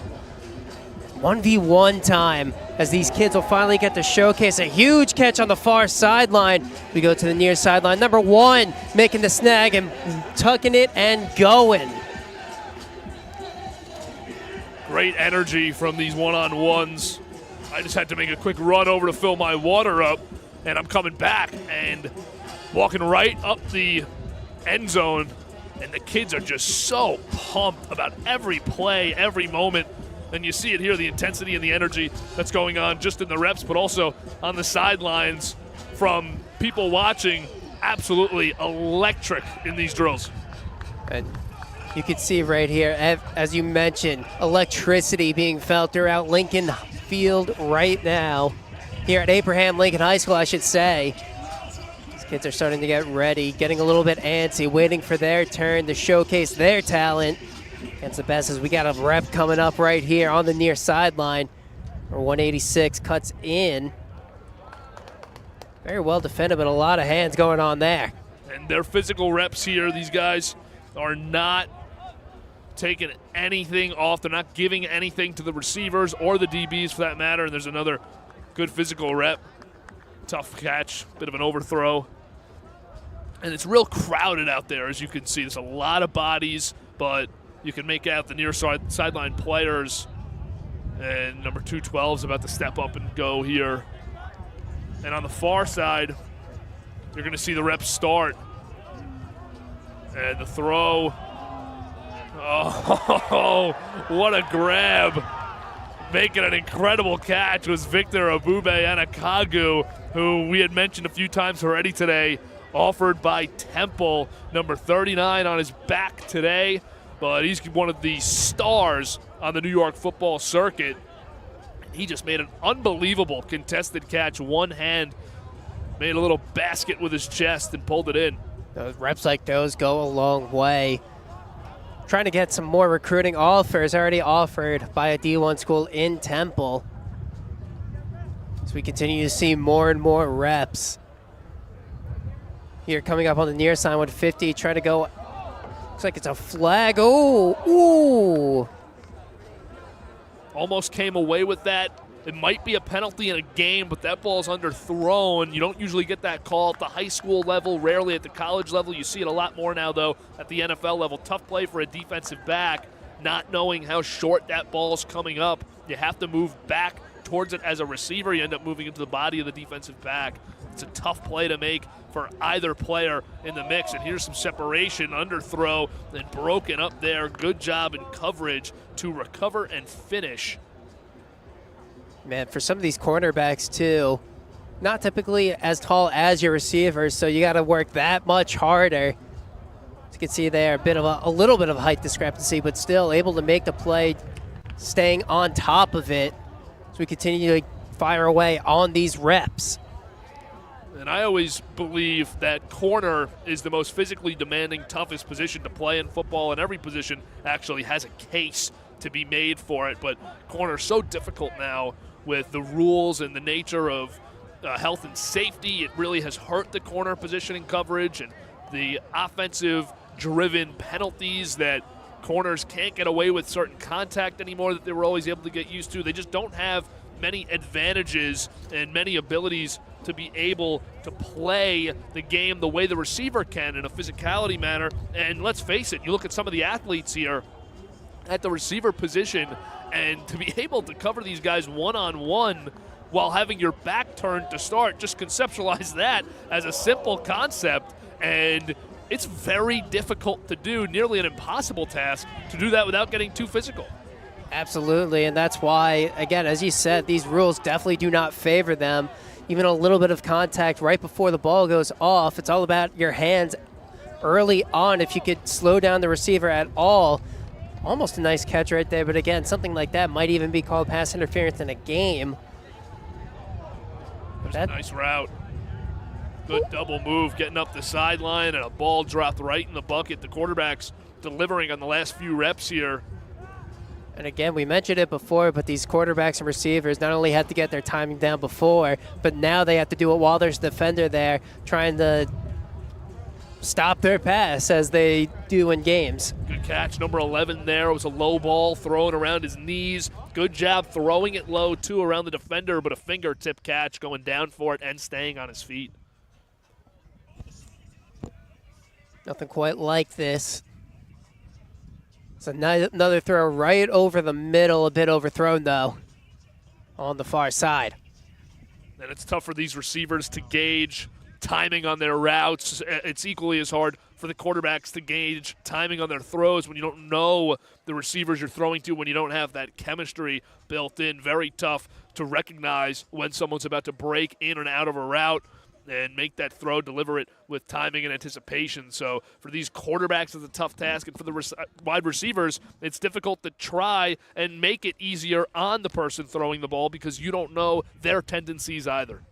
And that's, again, it's why a showcase like this really showcases your skill. What a catch on the far sideline. I don't know if we were able to pick that one up, but man, oh man, having to not only drop his back shoulder, take a look at this.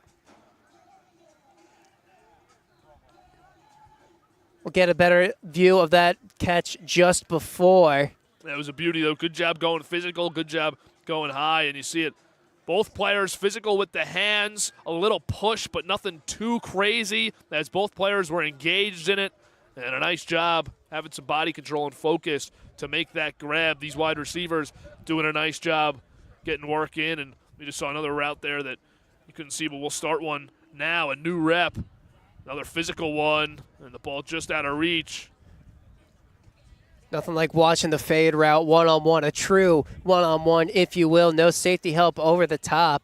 It's what you live for in these situations. Got time to show not only what you might have learned in this past hour, but what you've built up to this point to showcase your talents, especially with these college recruits here with their eyes on you.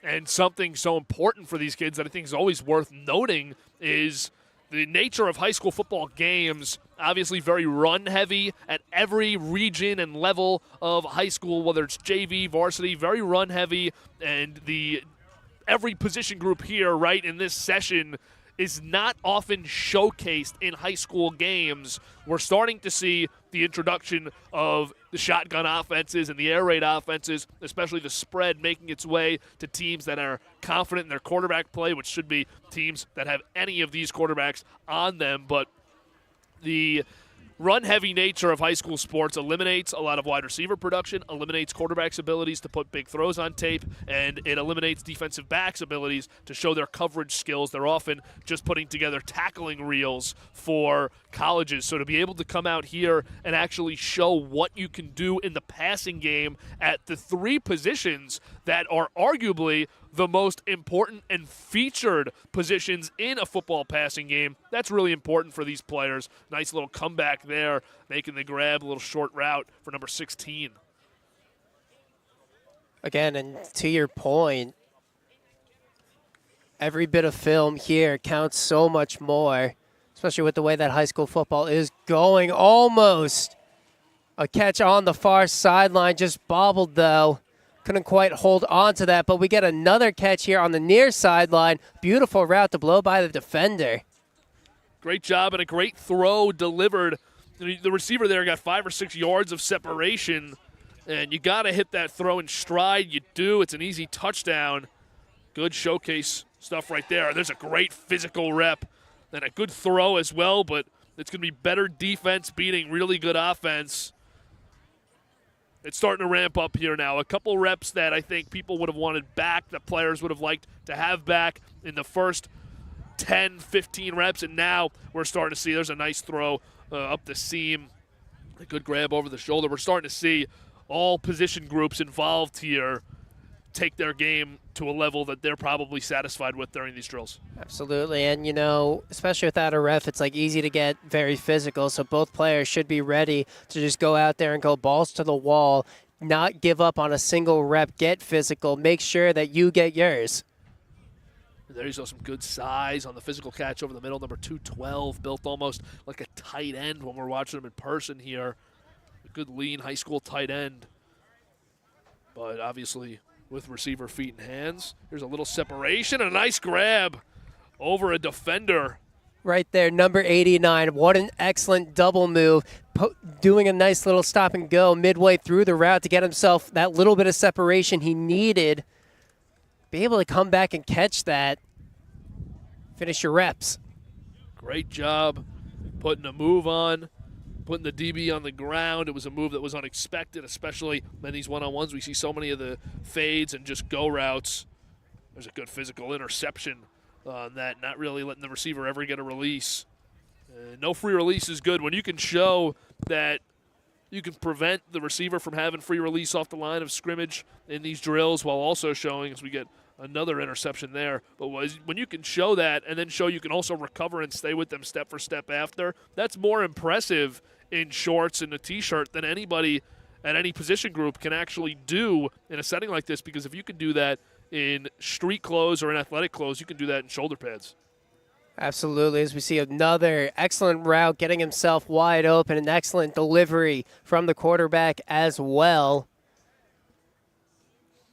Man, nothing quite like it, right? Just one-on-ones, going at it, toe-to-toe. Who's the better man? Who can win this rep?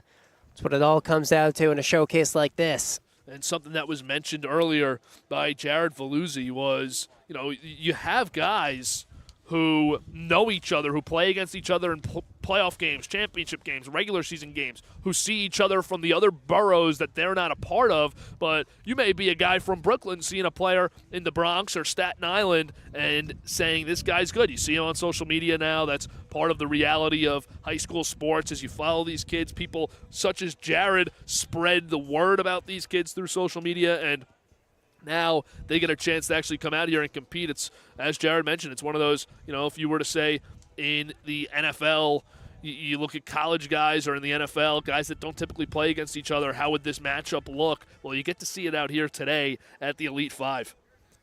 Yeah, absolutely. And you don't get many showcases like these, especially here in New York. What a great catch right there. And you heard the crowd reaction, too. Loved it. And again, catches like that, that's what it's all about. That's something that that he could throw on the highlight reel. Get a tag on his number in just a little bit. Here we 71 again. Great physical presence in these one-on-ones so far. Nice job going up and getting it. Man, and there's something about the concentration aspect of it, too, for these receivers. Nothing but hands in your face. You still got to come down with the ball. Number 171 there did. Great rep from number 96 at defensive back, doing a good job of preventing leverage from the receiver running a deep post over the middle and a post or some sort of a deep crosser. But a good job staying on his back hip, making sure he doesn't get that leverage to get towards the end zone or to create space in front of you. Nice interception made there. Man, we're just getting some great reps all around as these 1v1s are finally starting to get more into gear after just the first couple of reps for these athletes. Really feels like they're starting to get into a bit of a flow now, starting to get into their rhythm. Each rep just continues to get better and better. And the sun shining on the field here at Abraham Lincoln High School, home of the Rail Splitters, one of the most unique mascots you'll find in the high school sports world. Absolutely. I've never heard of a rail splitter until I stepped on this field today. Absolutely have not either. We're taking another look here. Really nice job on the interception, just jumping that route. Good anticipation for the receiver. Maybe want to break a little harder towards the sideline, but that's one of those things. Quarterbacks and receivers not on the same page there could have affected that rep, but nonetheless, great coverage and a great jump on the ball. Absolutely. And again, for these DBs, they don't have an easy task. I know we were mentioning it before, but to be able to cover somebody in one-on-one coverage, especially the receivers who already get, an advantage of knowing what they're going to do and where they want to be, where they want to throw. These DBs to try and anticipate all of this, they got a lot on their plates. Again, we can take a look at the schedule, what's planned for today. We already saw the workouts between the receivers, defensive backs, and the senior quarterbacks here working one-on-one with the coaches now. They have their one-on-one session after this one-on-one session, which ends around noontime.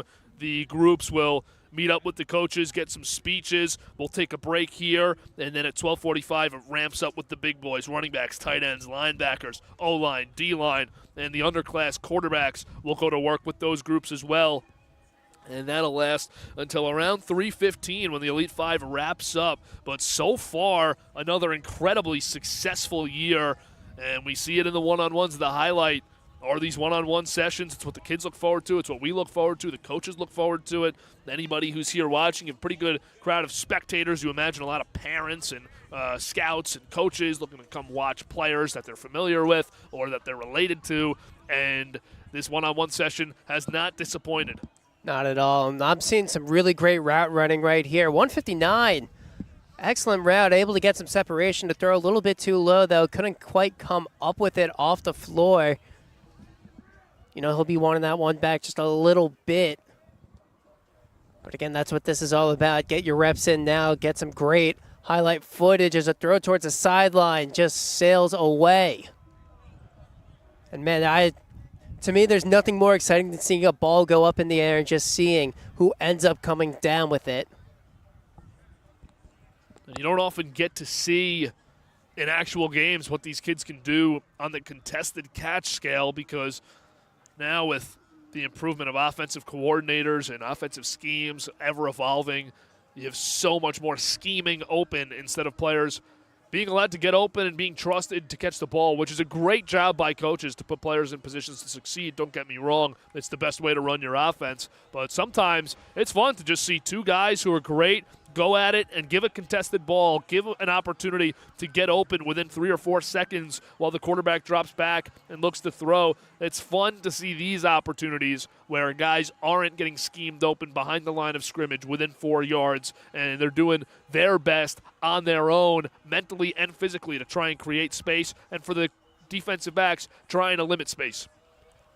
Absolutely. As we see right there, you just mentioned spacing.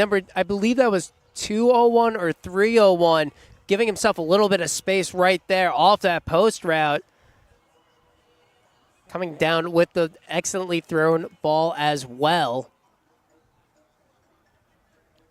And again, you know, it's also interesting to see these coaches on the sidelines after a rep try to talk these kids up, trying to point out, hey, maybe you could have done this a little bit differently. Seeing these kids go back out there and adjust once again. It's really great to see, especially here at the showcases again. Almost coming down with that was Abube Anakogu, who, again, Temple offered as a Division I wide receiver.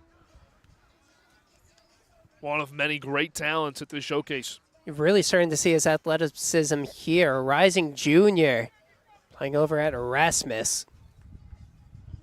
He's going to be a lot of fun to watch this upcoming season. That deep ball incomplete. Good coverage, number 154. Locking it down, no-fly zone over the middle. And this is sometimes a lot more productive than the 7-on-7 work that these teams get in the summer, because the receivers are in a group of, once again, guys who are scheming open. And you have 3 or 4 receivers out there, plus your running backs, plus a tight end, lineman, a quarterback. And it makes up the 7-on-7 work. That's a great grab, number 121, highlight reel stuff, going up and getting it against good coverage, and a great throw, putting the ball high. Look at that good physical rep on the shoulder, and he just goes up and jumps higher. An incredible grab right there, the concentration that comes with that. And to your point, with the 7-on-7, think about it. You have reps where you run a route, but the ball might not be coming your way, and it could be a while before you get it. Here at the Elite 5 showcase, these one-on-ones allow these athletes to not only know that they will get the ball and they will have a chance to make good on their rep, to be able to add just a little bit more to their highlight reel for their recruiting processes. There's a nice catch, number 48 going low. Quarterback probably put it lower than he would have liked, but getting his arms under it and going down. Number 48 scoops it up. just before it hits the ground. Makes a nice catch, showing off some of his ability to react and control his body to make a tough grab. Let's get ready for even more reps right now. 89. Had an excellent grab before. See if he could do it again as on the far sideline. Number 2 comes away with the short grab. And we almost had a tip drill catch, but just short hits the ground. Good defensive play. We've got another near side rep. Contested comeback is going to be a high throw.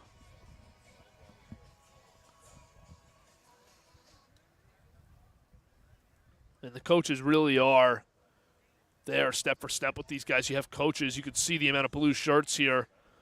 But coaches littering every line and sideline that make up this drill. And doing a great job making sure that these guys are in their best position to succeed and improve. And as we mentioned before, these coaches being able to give some pointers on these guys' reps so that they can immediately learn and apply it to their next rep, which usually comes pretty quickly as we continue to rifle through these one-on-ones. Slowing down a little bit right now on the far side. Some short action is on the near side. It's a fade one-on-one to the end zone. Ball's just a little bit short, though. Number 72 on that route right there. Well defended, though. Both these players go back to the sidelines. That's number 18 who was there on the defense. And I think from these quarterbacks, a couple guys feel like maybe they're aiming. A couple receivers trying to do a little too much, overcompensating when coming to catch the ball. And I just think of what Tyriq Blanding said to us. You know, obviously, we'll mention it again if you missed it, but Tyriq was, a great defensive tackle here in New York. He went to this camp, and he ended up playing at Penn State, where he is right now, a junior coming up, played at Christ the King prior to that. And he just said you got to be confident. At every level, you have to play with confidence because there's no other way. The rest of the guys are playing confidently. Think about the talent at Penn State and the undersized nature that Tyriq alluded to. This is a great play in the corner of the end zone. Looks like that was number 42 with the catch as he points to the sideline. Get another look at this. Whew. Really nice, and gets 2-3 feet in. Actually never ended up stepping out of bounds once he got beyond. And that right there, what we just saw, a well-defended play by a receiver, which, again, it's something you kind of have to keep an eye out for. Ball was short, primed and ready for an interception. Able to come back and break that up, though. There's a throw towards the end zone, an adjustment, and just over the head. Really good route, and a good job cutting it upfield when that ball got in the air. But throw just a foot or two long. And the advice to these quarterbacks, I would just say continue to be confident right now in these drills, ripping them, because I think when you get in these one-on-one drills and 7-on-7 drills, a lot of the perception is about what the receivers and corners are doing against each other. So don't be afraid to throw an interception. A lot of times that's just because the defensive back made a great play. You don't want to hold the ball, and you really don't want to throw it away in these drills. You want to put the ball towards your receiver, try to put him in the best chances. A nice grab over the middle, physical play. I believe number 11 came away with that one. Then we got another route here, a quick out, and that throw is going to be over the head.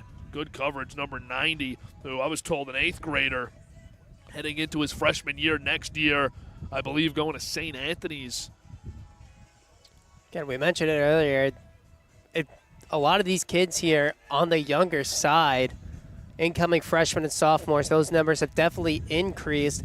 Where years prior it was definitely more abundant in incoming seniors and juniors, but it just goes to show that the Elite 5 Showcase does wonders. If you want to get your recruiting process started, you better get it done early. As on the far sideline, excellent one-on-one catch over the shoulder and into the end zone. You just had two guys simultaneously. You get the replay here, but two guys simultaneously created about 6-7 yards of separation on go routes, and both quarterbacks, you were only able to see the one there, but both quarterbacks delivered absolute strikes downfield, good air under him. There's a nice throw, but a tough catch is being screened. Good job by 142, cutting off the angle. It's a very tight window, I should say, to get that ball in there. I think the receiver is a little bit surprised that the ball got through. Sometimes for a defensive back, when you get beat up the field and the receiver's behind you, but that ball's in the air, even if you don't have a play on it or a confident one, you should still try and make it look like you do, because it can screen the receiver, from getting that ball, and it just creates a split-second situation where the receiver needs to get the hands out quick, and it's not very easy. A great route right there by 171. Little slant. Not a lot of separation, but still manages to come up with the catch. These guys are getting some great footwork in right now on these short routes. 136 with a nice 7 or 8 yard. Just a quick in. You fake the hitch, and then you fake the go, but the ball's already in the air. So the defender is watching the receiver there, and instead of watching the quarterback and the quarterback's eyes, doesn't recognize the ball's there. The receiver puts an extra move on. It was a nice job on the in, and something that a lot of coaches want to see is, can you play physical within 10 yards? Can you play over the middle? Can you create space with your feet and with your head fakes? And do you have an understanding of where the defensive back is focused? Is he focused on the quarterback, or is he focused on you? Nice fight downfield for that ball. Ends in an incompletion. Number 30 with the breakup. That right there is what the one-on-ones are all about. Physicality, who's the better man on that rep. 58 now, gets a release. It's just a straight go route, some tight coverage right there. 42, step for step, even a step ahead of 58. Really good defense. Great job off the line of scrimmage reading that go route.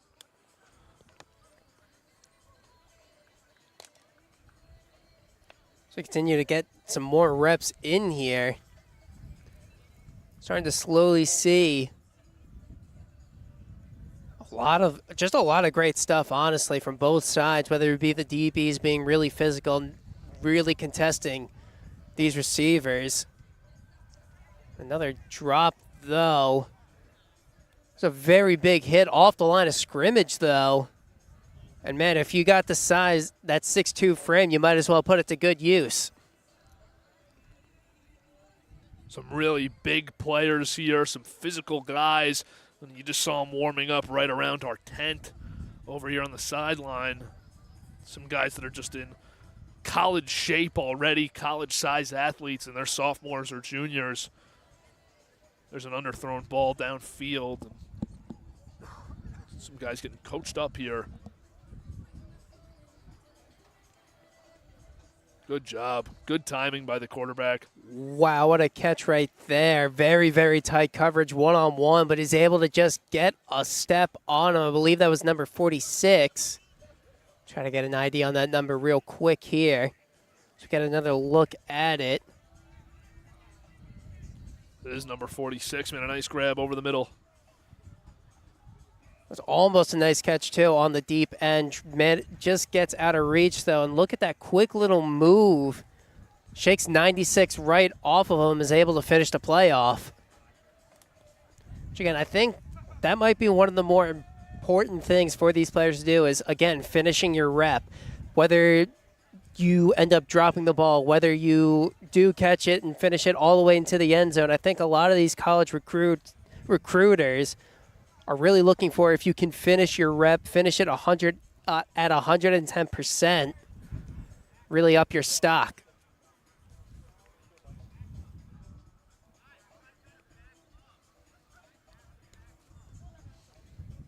Still a good amount of time here in these one-on-ones as we're approaching 11:45.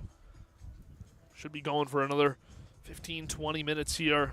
These guys continuing to work. And one thing to understand is there's a brief moment between receiver and quarterback when you know who it's going to be when you get up to the front of the line, where you're telling them you're out. There's a beauty on the double move, and the throw just had to be in the area. 186, creating more separation than we've seen from anybody today with that move. That was just a beaut right there, wasn't it? Able gets him on the head fake, and, you know, as a DB, it's very tough to guard and tries to anticipate it, but oh man, when you guess wrong, does not look great for you. 186 able to create some great separation.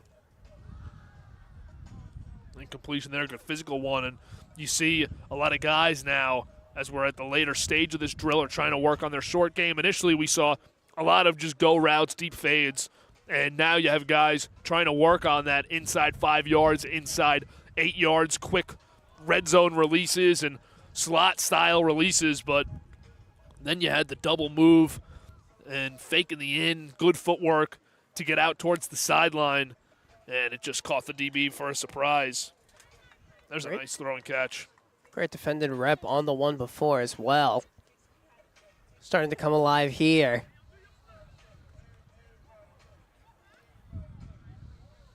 Another short. Over the middle. Great footwork right there. A little hesitation move.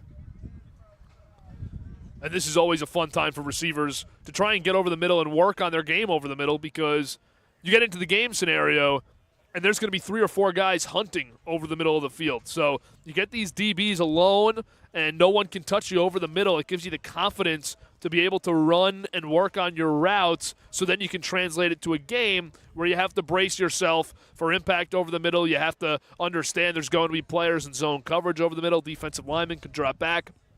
But when you can work out here and get those routes over the middle of the field, you got to feel really good about your chances of winning. So you definitely feel really good about knowing your head might not be taken off going over the middle where there's 3 linebackers, maybe even a safety coming up as well. You always have those headhunters over the middle of the field at that linebacker position, which we'll see some later on. And you'll probably get some linebacker tight end one-on-ones, get to see some bigger guys, some more physical over the middle matchups. Nice throwing catch there on a deep slant. Good physical release off the line, but 156 couldn't handle it. 26, good recovery, got up quick. Throw was a bit high. It's all about the recovery, too. It's one of those things that I think a lot of these recruits are looking at as a excellent route ran, ball just a little bit out of reach for number 37. It's to be able to finish these reps, right? You know, great recovery. You can't give up on a single rep. You have a limited amount of reps here today, so you could see the whole sea of players out here trying to get their names called upon by these colleges. The most important thing is to not give up on any rep. 142 trying to make that catch, bobbled it though, and it hit the ground. Good effort going down and a good show of respect between 142 and 240, who went one-on-one there. An excellent route ran right there by number 29. Really gets him to bite on the outside, has all the room he needs on the inside. Seen some really good stuff out here. Good high ball there, and 101 comes back to get it. That's important. You know, with these quarterbacks, you don't know the timing and the tendencies of your receiver, but you put a ball there that's probably a little short. The 101, he curves his route to come back to it, as 10 did a good job trying to break that up. And through contact, you come back, make that grab, help out your quarterback. See 121 on the fade route. Here we go. Just out of reach. I think he may have gotten a hand on it, but it was well defended. Very tough grab to make due to the defense. There's a nice catch on the out route. And a high throw there, just out of reach.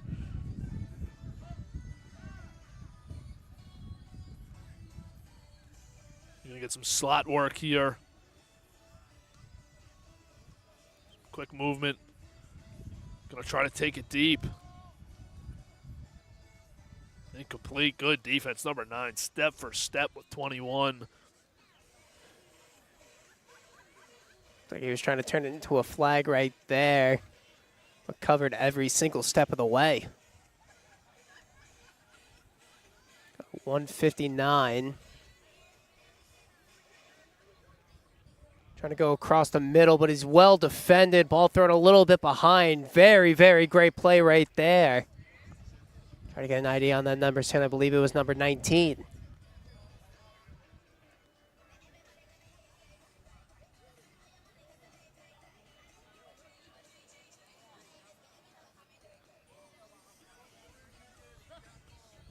Sun's really starting to poke its head out now. You wouldn't have been able to believe it was raining just an hour ago. Absolutely beautiful. What is now soon afternoon here at Abraham Lincoln High School in Brooklyn. Really nice high school, really nice backdrop here on this turf field. And such a great program, produced NFL players, many Division I players. As it's 11:50, entering the final stages of these drills, and some guys might only get another handful of reps. So you want to make the most out of them, and you got to put trust in the quarterback and trust in the receiver if you are the QB to help you out on these final few reps, try and really make an impact. Good defense. Number 90's had a lot of really good reps. Again, this is one of the best defensive backs, young defensive backs in the entire state, in the entire region. It's a great rep all around right there. 79 now coming across the middle, coming away with it. Jabari Muhammad, he's an 8th grader, number 90, defensive back. And he's just a sensational player. And young man came over, had a little conversation by us earlier, and you could tell just a really humble, hard worker. Everybody's excited about him here. You know, it's interesting to see, too, an incoming freshman playing as a DB. That's a lot of pressure, first of all, especially when you're going up against some guys who are incoming seniors, incoming juniors. And on top of that, to be able to do it as someone who's an incoming freshman who's looking to get onto that varsity team over at St. Anthony's. Very humble kid, as you said before. Got a lot of talent, and he's really showing himself out here.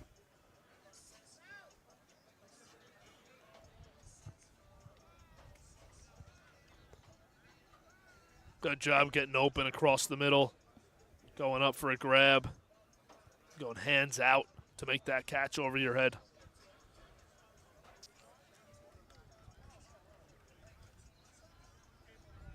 Almost great play by the defensive back, 149.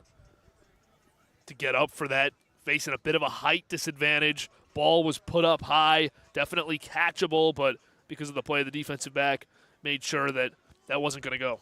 It's all about that high point right there. As you can see, you nearly intercepted it. And it's these reps that really get you prepared for that upcoming season in the fall. It's 2:12 now. Looks like he got lost a bit on the route. The DB able to make a great play, not making it easy on him. Good route, fading towards the sideline. Throw just a bit late. Defensive back, good job to stay step for step. Believe number 36 was in pursuit. That's why it's important in these drills also not to give up on routes that you initially lose, because, you know, we've mentioned it ad nauseum, but this is not a group of quarterbacks and receivers with great chemistry. This is the first time throwing together, so an underthrown ball, a ball that's a half second late, it's a play you can break up if you stay with it, and that is something that's going to stand out to coaches and scouts and fellow players that are here, is who's playing through the end of the play and who's giving themselves the best chance to make a play that they maybe should have lost at first. Couldn't have said it better myself. A lot of these kids, again, a lot of eyes on them for these college recruits, trying to get in contact with these colleges. That right there is just an excellent route, an excellent way to finish at 147. Little hesitation move creates a wide separation to finish it off in the end zone. And a great throw. We've seen some of the throws, especially on the deep balls, a little off target here today. There's a short one. 11 comes back to it, couldn't grab it.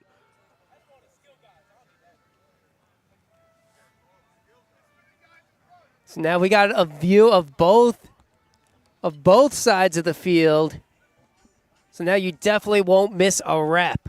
This is unbelievable. The varsity media production team here is absolutely unmatched.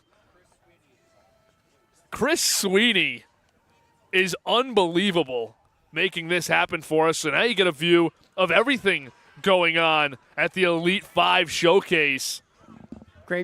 Got a great view of that interception by 104 right there on the sideline.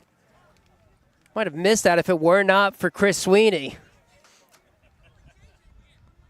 Now we're just getting everything. I don't even know where to go now. We got great plays on both sides of the screen. Nice catch at the sideline. Getting both feet down. Tough grab. I'd like to see some more tight sideline action. I think we're getting a lot of over-the-middle stuff, which is great. But when you can really throw and play outside of the numbers, that's when you become elite. Especially when you can put it on the dot. When you don't have that much room to work with, especially with that sideline right there. It's where you really start to see who's got some great footwork, who has some great field awareness as well, keeping those feet in bounds in order to make that a catch. Nice catch made there at the sideline on the right side of your screen, getting at least 1 foot in.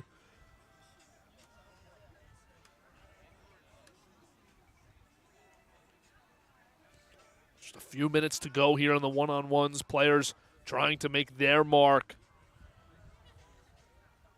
That's a great catch over the middle. What a great catch. Tightly defended all the way, too. 171's been having himself quite an afternoon, or I should say late morning. And he's just using his size and good reach, putting himself in a great position to play even bigger. He's not, you look at him walking around here, he's not one of the bigger, there's a good out route. He's not one of the bigger kids, but he's definitely not one of the smaller guys here. And he's playing up from his size, 171, in physical play over the middle, and he's putting himself in a great position to absorb the ball into his chest. You also have to credit, there's one of the best catches of the day, number 38, going up and grabbing it. What a great play right there. Well defended. Had to have his hands in the right place at the last moment. Able to come away with that one. Excellent grab, as you just said. Showing off the athleticism, going up and getting that. It's a tough one to hold on to also when you grab it. The momentum of the ball heading towards the turf, and you secure it. That's a great job.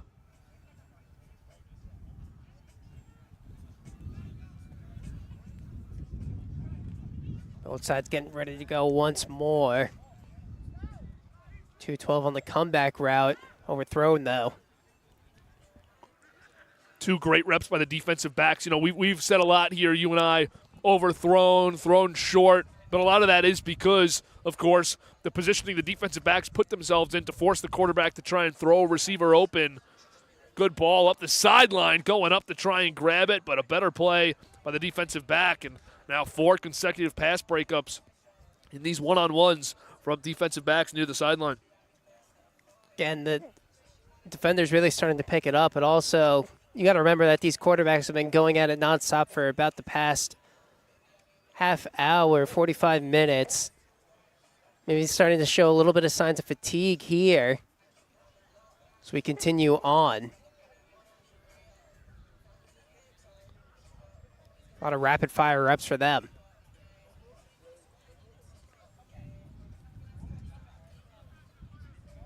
That's good speed, 147 breaking out. Almost made a spectacular catch, but he's got great speed off the line of scrimmage, really good burst. And I know it wasn't actually a pass breakup, but good job going almost step for step with him after a release. There's a nice catch, number 11, into the end zone. Both sides of the field. Now it's the offense's turn, I guess, to start getting some of these reps go their way. It's contagious for these guys, especially these quarterbacks. They see the guy in front of them make a throw, and they've got to make one themselves. Look at another look here. It's a good ball. Good over ball, the shoulder. Good route. Whew. And that's a nice job keeping the momentum of your body moving forward while reaching your hands back, extending your arms to pull it in, secure it, and get into the end zone. A lot of times we see players stop all their momentum to come back to one of those, but you don't actually have to.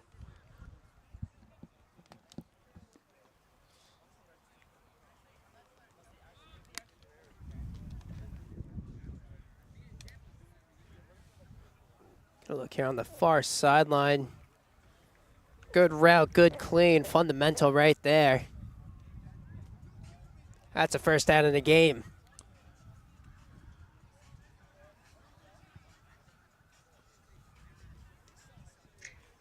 Taking a look here, maybe just a minute or two left.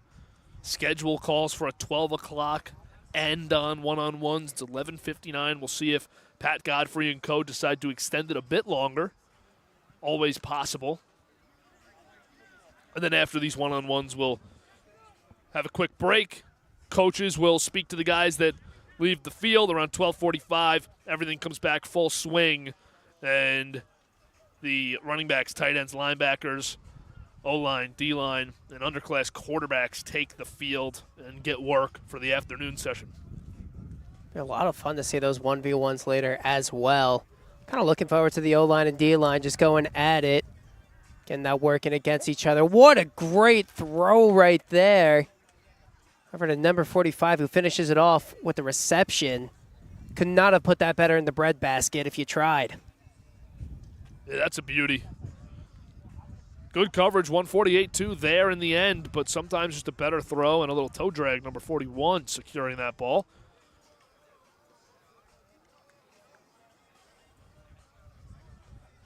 That's why I like seeing teams go to the sideline, players work on going to the sideline with their routes, because you don't get that help over the middle when you run to the sideline. Oh, how about that catch? Number 152 with great focus as 23 was draped all over him defensively. Finish it off going to the ground as well. Just a concentration right there. Wouldn't have mattered if that's a penalty in the game, because that also would count for a touchdown.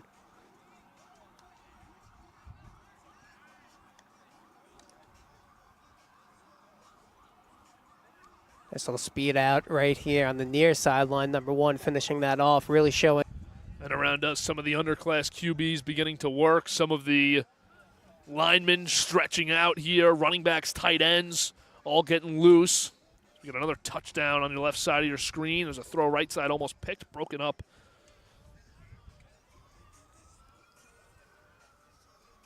.142 nearly making that interception.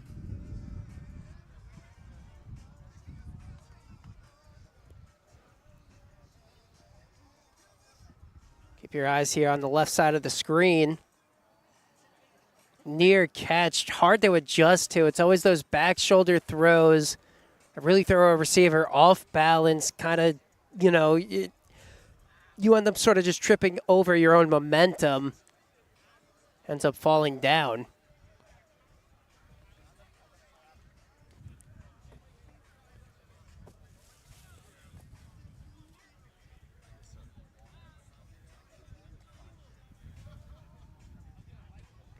Take a look at the right side of the screen. A lot of separation right there, but the ball overthrown. I think that was a miscommunication there. The quarterback sees the win the moment the route breaks. You see the win, but the receiver was going sideline. Quarterback thought he was going to go end zone towards the pylon, and just a tough break for two guys who maybe have just made their first throw to each other, their first attempt to complete a pass with each other in their lives. We don't know, so not easy to just jump out there and assume what the receiver's going to do after winning the route. Absolutely, and again, that's what makes these showcases that much more interesting, to see who can adjust to who the best, really. It feels like these reps mean that much more, especially when it's a really good rep, because it's all a bunch of variables that wouldn't necessarily be there in the regular season. And then, scouts take in the potential scenario that a receiver is putting up great stats, but their quarterback, who they've played with since PAL football, is just elite. And that kid could be a Division I, Division II, Division III quarterback who leads a great passing game and maybe inflates the numbers on the receivers. So you want to see if these guys can perform and produce with other guys throwing them the ball. There's a nice catch, tiptoeing out of bounds at the sideline, number 149, with perfect concentration the whole way. And now we're really starting to see just how many athletes did show up here for this showcase. As you mentioned before, the athletes going in the afternoon session beginning to warm up. Nothing like a whole day full of football. There was definitely a portion of kids here who understood they were in the afternoon and they've just started to show up. So the bleachers were filled with kids that came earlier today that wanted to stay the whole day, even though they do the second group. You wonder how much of the first group sticks around coming into the second session, but really good turnout and a lot of talent and athleticism all over. Saw that route right there. Excellent route ran by number 121. Just 147 again. Able to hold on to that one as he goes to the ground, really showing off his speed right there.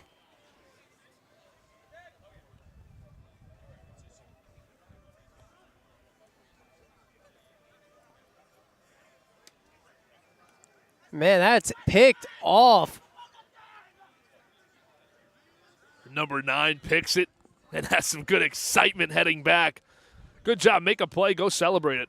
And how about this over on the far sideline? He may have come down with it. I'm not sure if that hit the ground. He calls it a catch, and you know what? From my angle, it's a catch too.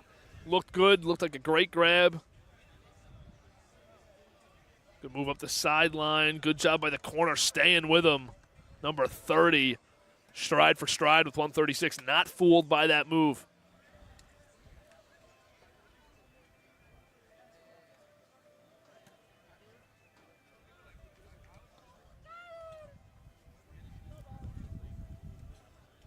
This little in route right there, thrown a little bit short though.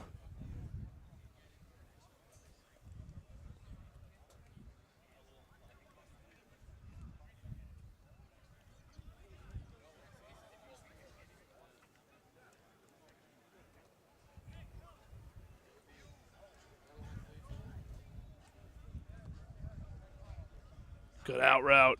Throw just behind. You want to lead him to the sideline there. Throw it back towards the 25-yard line. Let your receiver come back towards the line of scrimmage a step.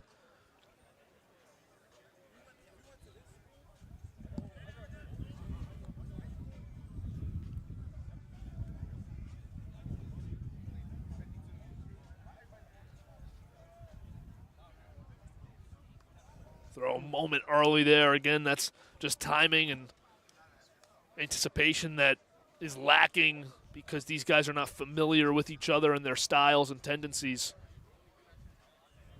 That was very impressive, as you said. That route right there is all about timing, all about chemistry, knowing your receiver, and they almost pulled it off there between two players who probably don't have, if any, connection at all, really. Interception on a throw behind the receiver on the right side of your screen.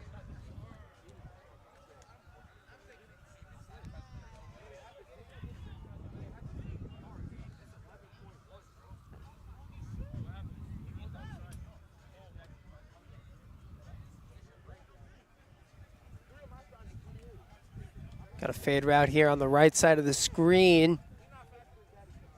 Just overthrown, though. Good route. A lot of separation. And the throw a bit over. And we get a whistle on the field. Likely the last reps there for this one-on-one session. And that concludes the morning as it's 12:08. Coming up in the afternoon, you'll have running backs, tight ends, linebackers, offensive linemen, defensive linemen, and underclass quarterbacks going to work. That's 12:45 to 2:15. They'll be doing their drills. 2:25 to 3:15 roughly is your 1v1 up. The day around 3:15. So a really good morning here, I'd say. Absolutely. Got to see a lot of good reps being run between these receivers, quarterbacks, starting to get a feel for each other. And again, I believe that they definitely did make the most of their time. A lot of them just locked in. You could tell that they had that hunger to get to that next level. And you see the guys lining up around the 50-yard line, clapping it up. And coaches having a quick conversation with them. Pat Godfrey leading the way for this first group, who did a really nice job in their drills, their one-on-ones, even from the start, just going hard in warm-up stretches, sprints, not selling themselves short at all. Again, it just goes to show the amount of work put into this thing. Tons of blue shirts out here do signify the coaches, as we mentioned earlier. And you could really tell that the level of play was slowly starting to get better, especially during those 1v1s. all the pointers that these coaches were giving to these players after each of those reps, helping them get just a little bit better. And you see these guys are going to work a little bit more. You got the quarterback, you got another one-on-one lined up. These coaches, I think, giving some pointers to the whole group and probably just pointing out some guys that did a great job. They need a deep ball there to the end zone, completed. Great rep. These coaches singling a few guys out, seeing them work in front of the whole group. Some guys who really went above and beyond during these 1v1, some standout players, if you will. And you can hear Pat Godfrey a little bit there, calling out numbers to come to the front to get some work in. So guys that stood out to them in the one-on-one session for the last hour or so now got a chance to do it in front of the whole group and then grab a couple pointers from the coaching staff afterwards.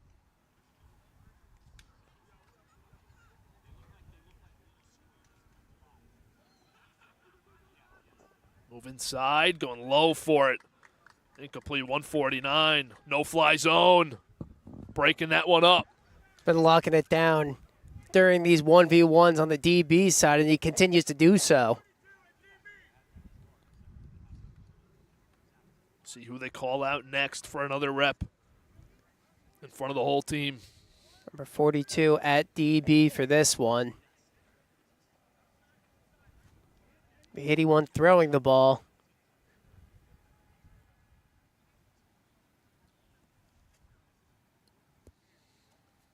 So get ready right here. This is what it's all about, the standout players. This 152 goes to line up. And 142, the defensive back, had a really good one-on-one session. There's a throw and intercepted, 142 ripping it away in the air. And what's cool is you can see towards that end zone where that play was made, you have the second group players really lining up. You'll get a good look here, all watching and celebrating these plays. So a good crowd for these guys to showcase in front of not only a lot of coaches, college coaches, but a lot of fellow players and younger players who are going to be in this next session, especially the quarterbacks. You have senior quarterbacks throwing right now, but the underclass quarterbacks will be in the next session, so they stand by and watch and maybe take a few notes on how it's supposed to look for their 2 hours with these coaches.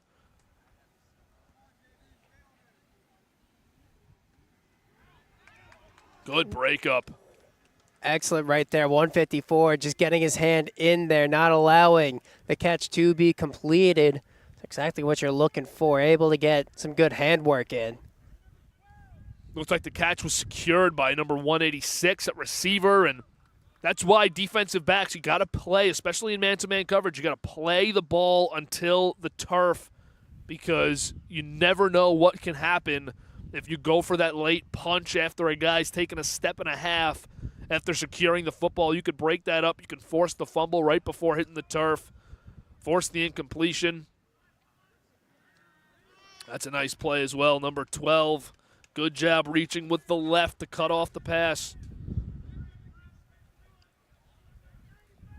Gotta imagine the amount of anticipation these kids have waiting to hear their number called. Definitely want to show out.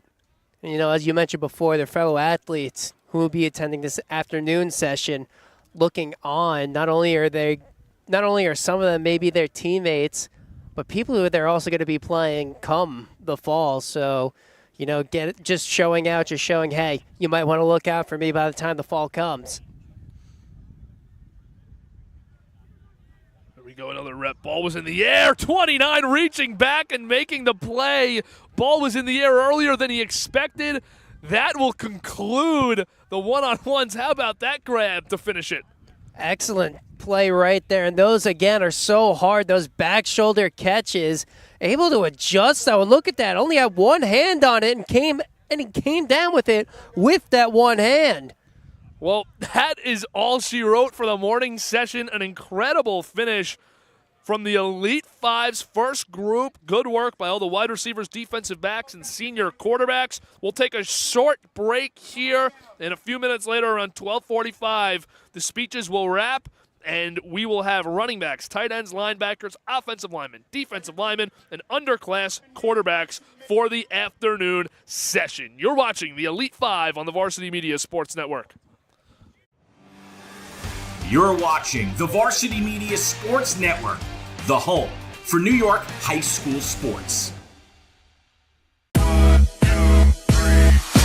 So basically at About You, what we try to introduce to our student athletes in the area is a college-style strength and conditioning model. So it's always understanding where they are in terms of their athletic career and appropriately setting up programming for them. One of the biggest principles that we adhere to is basically making sure that after they leave us, that a college coach knows when you get an About You athlete, that kid is totally prepared. He knows how to approach a workout. He has the discipline to attend early morning workouts with consistency and value. And just basically having a young man that's prepared for the rigors of college athletics with the eventual goal of building family in the weight room. Our kids come from multiple schools, different neighborhoods in the area. They're all coming in for one mission, one goal, and that's just to be better. Young people yearn for discipline. They just have to make sure that you as an adult care. That's the About You difference. Varsity Media is now opening up our schedule to any team looking to be on a sportscast. Watching yourself on camera is okay, but hearing your name on a Varsity Media sportscast is like you're a pro. And look at this opportunity. Feldman behind. Jersey pulled. Feldman! Feldman! The loose ball, Keyshawn White has it. He's just going to let it fly. Oh! Keyshawn White from half court. That is cash. What a way to end the third quarter. Look at this. Merrill. No slide. No problem. Gary Merrill goes top corner. Varsity Media offers sports coverage for any sport, and our coverage airs live and on demand so everyone can watch the game. Now is the time to be a star on Varsity Media. Contact us to book a sportscast today at 516-403-2050 or email ben@varsitymedia.net.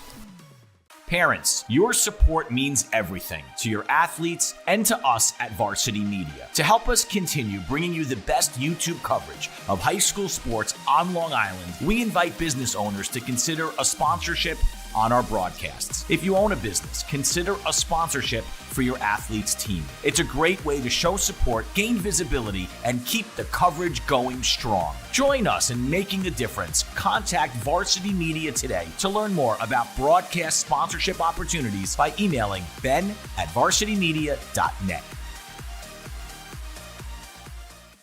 For all the latest Varsity Media updates, including our game schedules, be sure to follow us on social media at Varsity Media, the home for New York high school sports. This is Jalen Brunson. You're watching Varsity Media.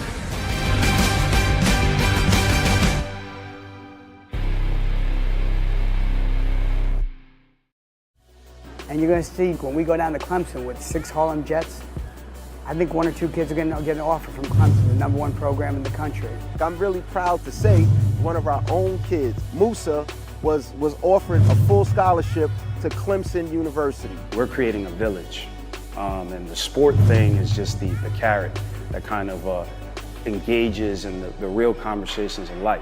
There's a saying that football is a game of life. Teaching life through the game of football is what's the most important thing. It's not even about really like playing football. Pro athletes, that's great.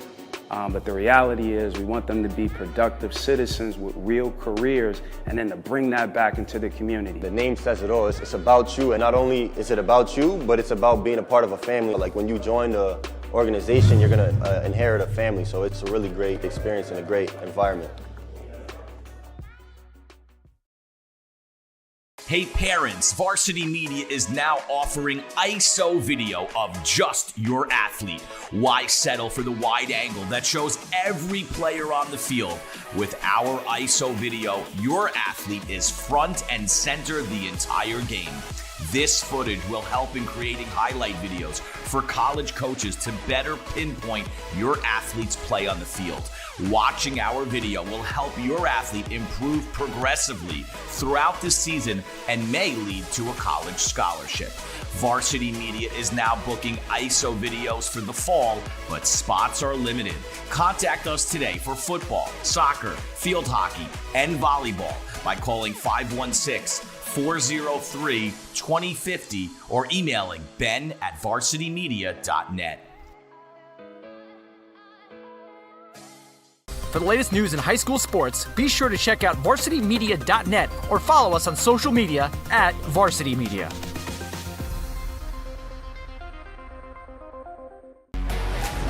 You're watching the Varsity Media Sports Network, the home for New York high school sports. Two of our major programs from this year were started out of just doing more when people were doing less. Levi started the mentorship program, and Pat started the Elite Five. Elite Five, which is an About You showcase, is going to span the lifetime of a child. Because of the Harlem Jets, we get to work with kids from the age of 5, see them through to high school, then they join our program, and then the Elite Five ties it all together by providing a showcase where you can showcase your talents football-wise. We pride ourselves in providing only the pathway. You constantly meet with us, we create habits, that creates discipline. As I got older, that's really what you need. You need that foundation of good habits because the real world tests you and it tests your habits. And then wherever your natural ability lies, it's gonna be the end result, be it a Miami, be it a USC or a Trinity or a Hobart. It's time to book a Varsity Media Sportscast and get on the big stage. A Varsity Media Sportscast is seen by thousands of people, both live and on demand, from friends and family all over the world to prospective college coaches. Our announcers will help tell the story of your team and your athletes. There is no bigger stage to be on than Varsity Media. Book a sportscast today by contacting Varsity Media.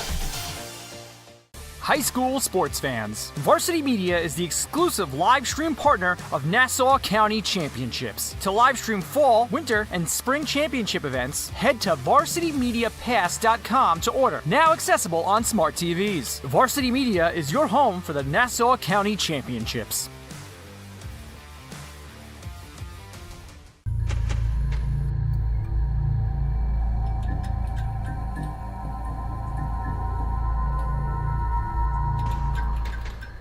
When it comes to live streaming, Varsity Media does it all. Athletic events, concerts, musicals, graduations, even weddings. Trust Varsity Media when it comes to your live stream event. Contact us today to learn more about Varsity Media's live streaming services at 516-403-2050 or email ben@varsitymedia.net. And you're going to see when we go down to Clemson with 6 Harlem Jets, I think 1 or 2 kids are going to get an offer from Clemson, the #1 program in the country. I'm really proud to say one of our own kids, Musa, was offered a full scholarship to Clemson University. We're creating a village, and the sport thing is just the carrot that kind of engages in the real conversations in life. There's a saying that football is a game of life. Teaching life through the game of football is what's the most important thing. It's not even about really like playing football. Pro athletes, that's great. But the reality is we want them to be productive citizens with real careers and then to bring that back into the community. The name says it all. It's about you, and not only is it about you, but it's about being a part of a family. Like when you join the organization, you're gonna inherit a family. So it's a really great experience and a great environment.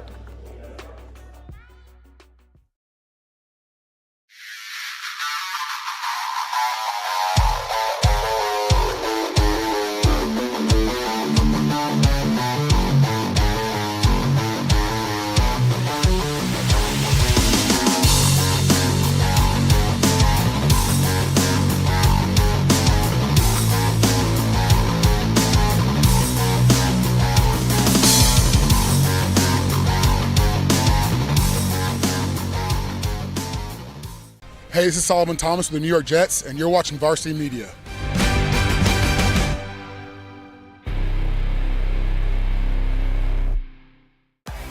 Don't forget to subscribe to our YouTube channel for upcoming schedules and content, and on social media at Varsity Media.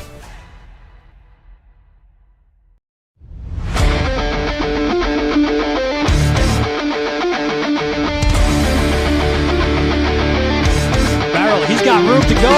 Merrill towards the end zone. Lost his lid. Touchdown! JJ Damo, face on, stay on athlete. Controlling the face-off X 3 in a row now.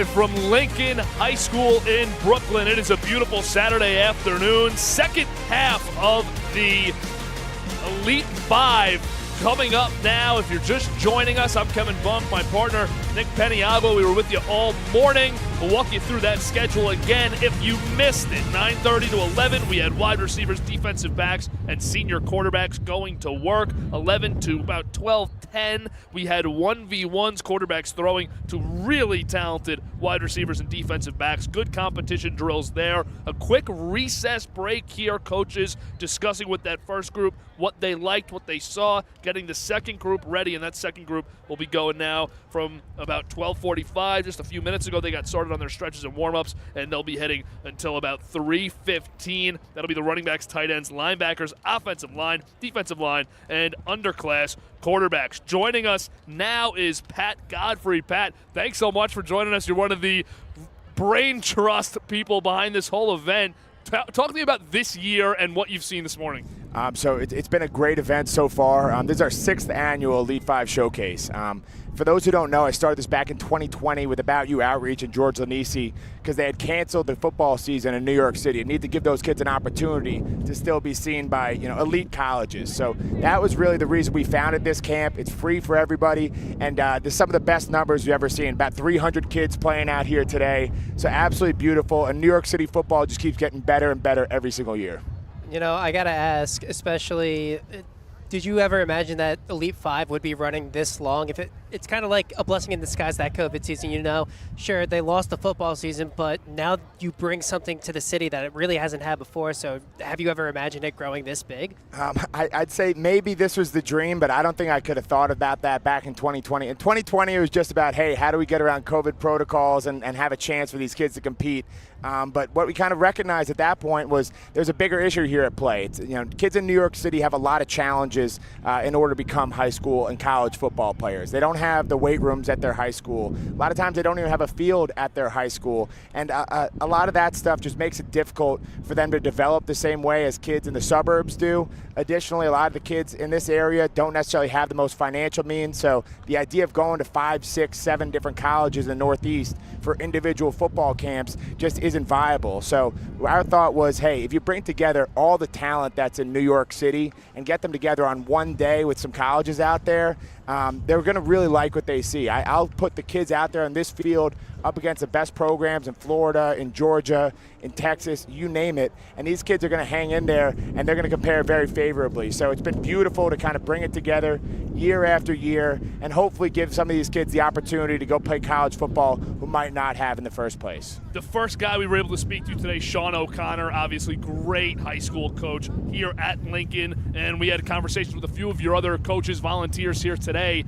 and they told me the thing that separates this event from other camps that run even longer and are just not as productive. The special thing here is the coaches and the ability to actually coach up the players, even though it's just one day, the amount of improvement that guys can see. Can you speak about the process of getting these coaches here, all great talents and minds, and also their impact on the day? Yeah, I'm very blessed to be able to work with this group of coaches every single year. And through the years of running Elite 5, we probably got about 100 names on that list that we start with in January to try and figure out who's going to actually staff this event. I work in finance. A lot of guys in New York City do, so I don't have the opportunity to be out there on a football field on a daily basis. So I think when you talk to a lot of these guys who are out there volunteering, they really miss the camaraderie. They miss the competitive spirit that you get from being a football player. And there's a chance for all of us to come out, get together, as that fraternity almost of former college football players and pay it forward to the next generation. So I know a lot of these guys, for them it means a lot to be able to get back out here and be in a competitive environment once again. And I got to say, for these kids, you couldn't get a better opportunity than to be coached by guys who played from the likes of, Penn State, Michigan, Notre Dame, Clemson, a lot of great, former athletes, plenty of NFL guys out here as well. So it's really cool, and I think anybody who's been positively impacted by the game of football kind of feels that responsibility to pay it forward to that next generation. And, so at least for you, coming in here, being able to coach up all these players, and not only that, but showing them to college recruits giving them an opportunity to be shown to college recruits. I mean, for you, when you think back on your own process of, being recruited by Clemson, how much help do you think that this showcase gives these players just to be able to get the first step started with recruiting? Oh, yeah, it's huge, because the name of the game in recruiting is really exposure. And if you're not in front of the coaches, it's very hard to get noticed. They want to see you up close and personal and see that you can really play against some talented football players. So we're bringing together the best of the best. This camp is invite only, so all these kids out here are top 5 players in their high school roster. And they get the chance to be seen up close and personal by a lot of different schools. For me, I know it was a tough recruiting process. I got a couple of FCS offers out of school, wound up going down to Clemson and being a legit walk-on. I tried out for the team. Dabo used to call me a crawl-on because I literally showed up day 3 on campus and said, hey, I'm ready to play. But for most guys, that's not a viable way to go about it. And just starting that recruiting process, whether you're a rising junior, even a rising senior, out here today can really get the ball rolling so that when you go ball out in the fall, all of a sudden they know you, you're on their radar, they've got verified metrics of how big you are, how fast you are, they've seen you up close and personal, and it can really be the difference between getting an offer and not. You lived in the trenches, your career at Clemson. I liked what you said before, 60 pounds earlier, 60 pounds later, whatever it was. But now you're here, and we got the big guys in this group. In this second part, I was talking earlier with not only Tyriq Blanding, but also with Tommy Dennis about a lot of people say you come out here and you can't see what a lineman can do in a T-shirt and shorts. I don't think that's true. Those guys don't think that's true. What do you want to see from these guys in the second half of the day? I don't want to offend anybody who played in that morning group. I thought they competed their butts off and did a really great job. But really, for me as a former offensive lineman, the time when real football starts being played is always with this second group. The big boys, first off, they could show how they can move, which is, half the game, half the battle, whether you're a D lineman or an offensive lineman. And then as you guys will see in about an hour or so, once they get into one-on-ones, there might not be pads on, but it gets as physical, if not more physical, than anything that you'll see out there on Friday night or on a Saturday. These boys bring the juice. It's always a very hype way to finish off the camp. And you know what? There's no way to really play, two-hand touch when you're playing offensive line, defensive line. You got to get up close and personal, got to get physical. So these boys will get after it as much as they possibly can without having the helmet and shoulder pads on. You always got to give recognition to the unsung heroes that do play in those trenches. I'm kind of curious, especially coming from an offensive lineman yourself, what do you think are going to be some of the more important things for these kids to take away from the showcase from these coaches? Number one thing is, just listen to them. These guys have a wealth of knowledge. Tommy, spent a little bit of time in the NFL, was an all-Ivy League player for multiple years at UPenn. Blake was an All-American recruit coming out of high school on his way to Clemson. Nick Saban literally flew to his high school to visit him when he was in high school. So, these guys have learned a lot through their time in the game, and the more receptive you can be to coaching, the better you're going to be when you walk out of here. So, number one, I want them to listen. I want them to be coachable. And then number two, just go compete. It's a great way to kind of test where you're at going into your upcoming season. The guys you're playing out here today are going to be as good or better than anybody you're going to face all fall. So, you know what? If you can have a good day out here, that gives you a lot of confidence going into your summer training to know, hey, I'm in a position to go dominate when the pads are on and the lights are out. Pat, last one for you, then we'll let you get back to it. If you could just give one piece of advice, not only to the kids here, but anyone in their positions coming up, getting into high school football, trying to get on that recruiting path, what would your piece of advice be? My biggest piece of advice would just be put absolutely everything that you have into it. If you're chasing a dream, my dad used to always tell me, shoot for the moon, and if you fail, you might land among the stars. So you're never going to regret putting in that extra work, those extra reps, that extra lift when you look back on it. And you know what? Not everybody is going to go to their dream school necessarily to play college football, but when you really empty the tank, give 110% in pursuit of something great, you're always going to be happy with the results. So I'm really excited to see what these guys can do over the course of the next year, 2, 3 years in high school football, and hopefully by the time they're 18 and look back on their experience, they can say, I gave it everything I got, and I got to the best place I could possibly be. Pat, thanks so much for joining us. Really appreciate it. Always a pleasure being on Varsity Media. Can't wait to maybe call a couple games together this fall. All right, we hope it happens. Once again, Pat Godfrey, one of the Brain Trust members, along with George Lanise, Blake Vinson, many others that put this great event together every year. Pat, a 2-time national champion offensive lineman at Clemson, a part of those great teams led by Deshaun Watson, Trevor Lawrence, few unbelievable years as one of the best college football programs ever. And once again, that's just the type of coaching that you get here. And Pat, a guy who's not locked into football all year now. You heard him say it. He's a finance guy in the city, and he comes out here, volunteers his time, just like everybody else, to make sure he continues to give back to this football community. Just a really impressive guy running a really impressive event here on an annual basis, now 6 years in a row. A lot of moving parts to set something like this up. Let me tell you what, I mean, you see all the coaches out here who are volunteering their time away. Just imagine how many phone calls, how many emails, messages that Pat had to send out to help put this all together. As you mentioned before, though, he'd add some help as well. He's the type of guy that you see him speaking to the kids, giving them good motivation, giving them good life lessons, perspective, a lot of important things for high school students who are trying to figure it out. You know, it's a big life to navigate when you're 13, 14, 15 years old, as some of these players are on the field today, 8th graders, 9th graders, that really have no idea what their path is, but they know they love football, and now these coaches just help you mold them, Pat, as good as anybody, help you mold your love for football and turn it into a career path moving forward and help you out with that recruiting trail. Absolutely. We're going to take a look. I mean, Pat, an offensive line guy, but let's take a look at the defensive coaches that we have here today. Pat just told us you get about 100 guys in January they identify to see if they'll volunteer, and you have a load of defensive coaches here. Guys like Sterling Johnson, who played for the New York Jets, Jack Dono, Harvard guy, Rudy Silvera, Stony Brook, George Lanise, one of our founders here, an Albany player, just a loaded group of guys. Sanoussi Kane, who played with the Baltimore Ravens, Tyriq Blanding, who we spoke to earlier, played at Penn State right now, a junior. Really loaded group of defensive coaches for these defensive linemen and linebackers to look up to. Might even be able to make an entire defense with the amount of talent that you have there, and the amount of talent that is here with the defensive coaches. Man, oh man, these kids just really need to soak in every single thing that they can in this afternoon session here. Again, more one-on-ones to look forward to later, this time between the big men. It's going to be loads of fun. We'll get to that a bit later in the afternoon, but right now it's 1:05, and we have a lot of stuff ahead. You don't want to go anywhere. You're watching the Elite 5 from Lincoln High School in Brooklyn on the Varsity Media Sports Network. You're watching the Varsity Media Sports Network, the home for New York high school sports. So basically at About You, what we try to introduce to our student athletes in the area is a college-style strength and conditioning model. So it's always understanding where they are in terms of their athletic career and appropriately setting up programming for them.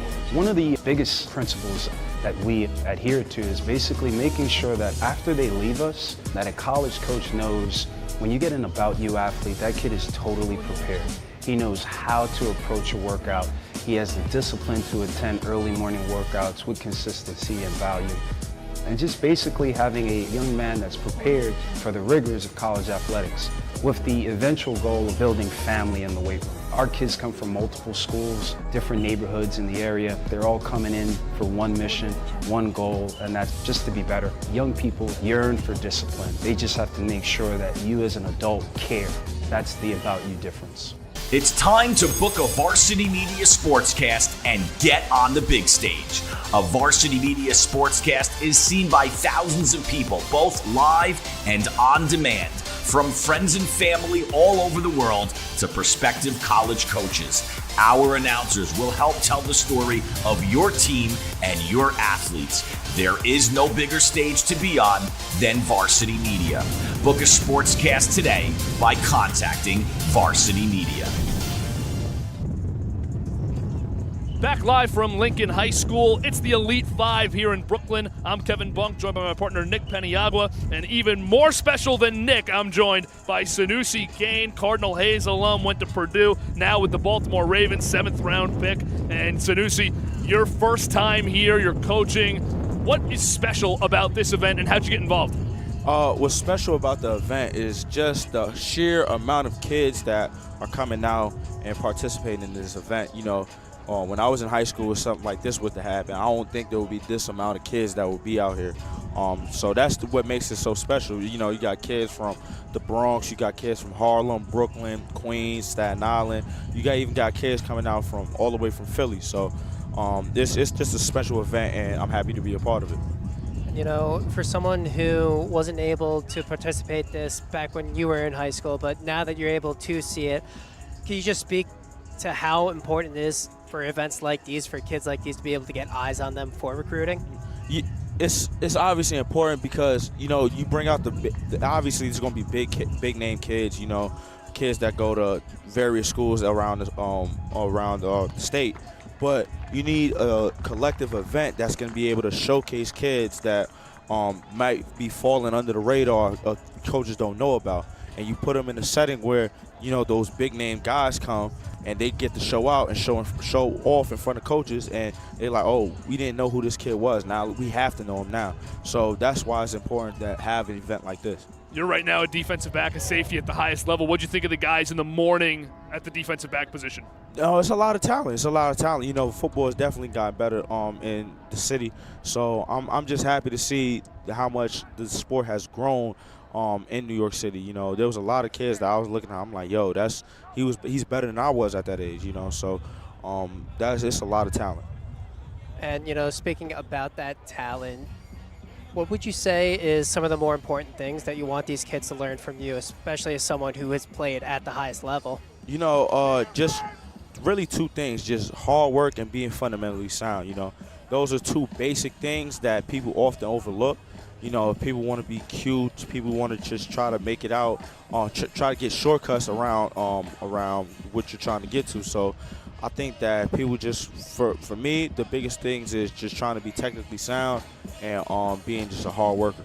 What would be your piece of advice to players going into this recruiting process? You obviously had a successful one, at least in hindsight, but what was it like for you, and what would you tell these guys going through that process in high school? I would say everybody has their own path. You know, I didn't get my first offer till junior year. Well, a couple of my friends, they got their first offers their freshman year. So, you know, everybody has their own path. So just follow your path, follow your route. Everything's going to take care of itself if you do what you need to do.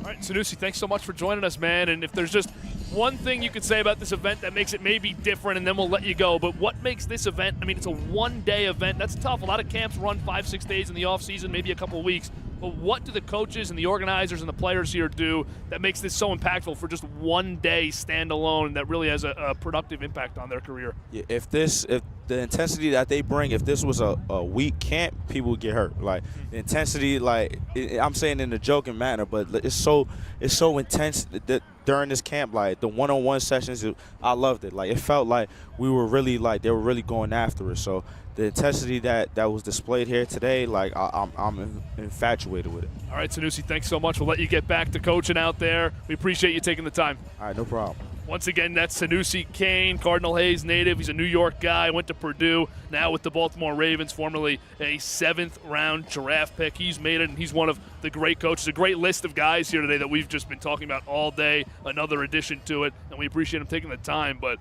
unbelievable resume of coaches here. Absolutely. I mean, I'm genuinely curious. I should have done the math before we came here about the amount of collective experience that they have here with this coaching staff, because all I can say is it's a lot, you know, decades upon decades of experience, some still playing in the NFL, former NFL players, high D1 players as well. Again, it's all guys who have been in these athletes' positions before, trying to get recruited, trying to take that next step to that next level. To be able to have such a resource like that to help guide you along the way in just a one-day event, it's spectacular. Absolutely, and we've had a few different coaches come and talk with us today. Here's some more of the defensive coaches that you see: Will Wood, Georgetown; Matt Dangler, Fordham; Ohene Opangawusu, Michigan; Pat McInerney, Penn; Tom Wanaka, Georgetown; Zach Diassi, he's a 2-time Super Bowl champion with the New York Giants; and Riggs Falkenberry at Clemson. The crazy part about looking at this is my expectation when I was told about the event, I just found out this event existed. I'm an East Long Island guy. I didn't play football, so I would have never really been in a space to hear about this. I get with Varsity Media, and they tell me they have this event, so I start researching it. And my first thought was, you'll probably get a lot of really good high school coaches here. You'll probably get some competitive high school assistants who know their way around, and then you'll get maybe one or two college guys, because I knew that Pat was organizing it. He's a two-time national champion, so I knew that. The worst, quote-unquote worst, for lack of a better word, level that a coach here has been at feels like power conferences in college. I mean, that is how impressive the pedigree of these coaches are. It's guys that were backups at Michigan or Clemson or Penn State or Penn. It's unbelievable players that were at one point in the top hundreds in the entire nation. Yeah, and again, it's really funny that it's really funny using the word worst and Power 5 in the same sentence. Exactly. That's why I was trying to come up with another word and I couldn't. Just a great oxymoron right there, because there's no such thing as a bad Power 5 program, especially, I guess you could call it Power 4 now, but regardless, the amount of experience here, the amount that can be taught to these kids, it's all about how much they're able to soak in just really about a couple hour session. And again, we mentioned it before, but even within this couple-hour session, these coaches are still taking time to go one-on-one with some of these kids to correct them, to give some pointers, criticize a little bit just so that they can learn to be better. It's some really awesome stuff. And think about what Sanoussi Kane said to us just now. This is a guy, to give you the context that you probably already understand, but this is a guy who was drafted to the NFL. Only a couple hundred people a year can say that, which means in theory you're one of the best 250 or so college players in the country that year, which is unbelievable, absolutely remarkable. He's still on the Ravens. He has another training camp this summer coming up. So this is one of the best safeties in the world. Whether he's elite in the NFL or not, we all understand that. He's a young guy still. He's only 23 years old, and he's one of the best football players on the planet, because he's in the NFL. He said that guys here were better than him at the high school level. And again, it goes to show just how much growth you can accumulate over the course of a career. Like he was saying before, some of his friends got offers as freshmen. He didn't get his until he was a junior. So again, there's a lot that can be learned throughout your high school career. So it's opportunities like these too that can be sort of like a spark that can help ignite your way towards getting to that next level. And we see so many stories all the time. Obviously, the biggest cliche story ever was Michael Jordan got cut from his JV basketball team, and that was always a thing that people would say. But I was watching an interview the other day with Pat Spencer of the Golden State Warriors, who went to Northwestern, one of the best lacrosse players of all time, and now an impact player on an NBA team. He was a two-sport athlete at Northwestern, and he said he didn't make his lacrosse team the first 3 years of high school, and he ended up being one of the best athletes to ever play Division I sports. People have called him the best lacrosse player to ever live, and he's a really good NBA bench player. So it speaks to what Sanoussi said about everybody has their own path. Don't try and compare yourself to other people just because your friend has an offer that you would have loved. It doesn't mean yours isn't coming soon, or an offer that might feel worse at the time actually ends up being better for you. Everyone has their own path. I thought that was a really good perspective interview from Sanoussi Kane, who obviously is a great resource for the guys here today.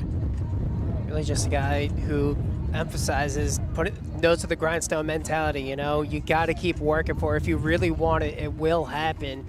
You just got to keep plugging away, keep grinding away, keep trying to get your opportunity. Just try to be shown. Make sure you put every single thing you have into every rep you have, especially at a showcase like this. Get some eyes on you early on. It will go your way. You just got to keep plugging away. And we did mention Zach Diassi is one of the coaches listed here today, and he's an interesting one because you're getting two perspectives. You're getting a guy that in the NFL was able to play linebacker and was also able to long snap. So in a way, long snapper is one of those positions where you've kind of picked up a knack for playing both special teams and offense. And linebacker, obviously, one of the key defensive positions. And that's another guy that you can learn from, a two-time Pro Bowl or a two-time Super Bowl champion for the New York Giants, who did it basically on all three phases, could have played. Really impressive list of coaches once again, and that has a lot to do with the work that's done by Pat Godfrey, who we just spoke to, by Blake Vincent. They're the two Elite 5 directors. George Lanise runs About You Outreach, and he's all over today socially. George Lanise just talking to everybody, getting involved with players, getting involved with coaches. Really can't give these guys enough credit for what they've been able to do.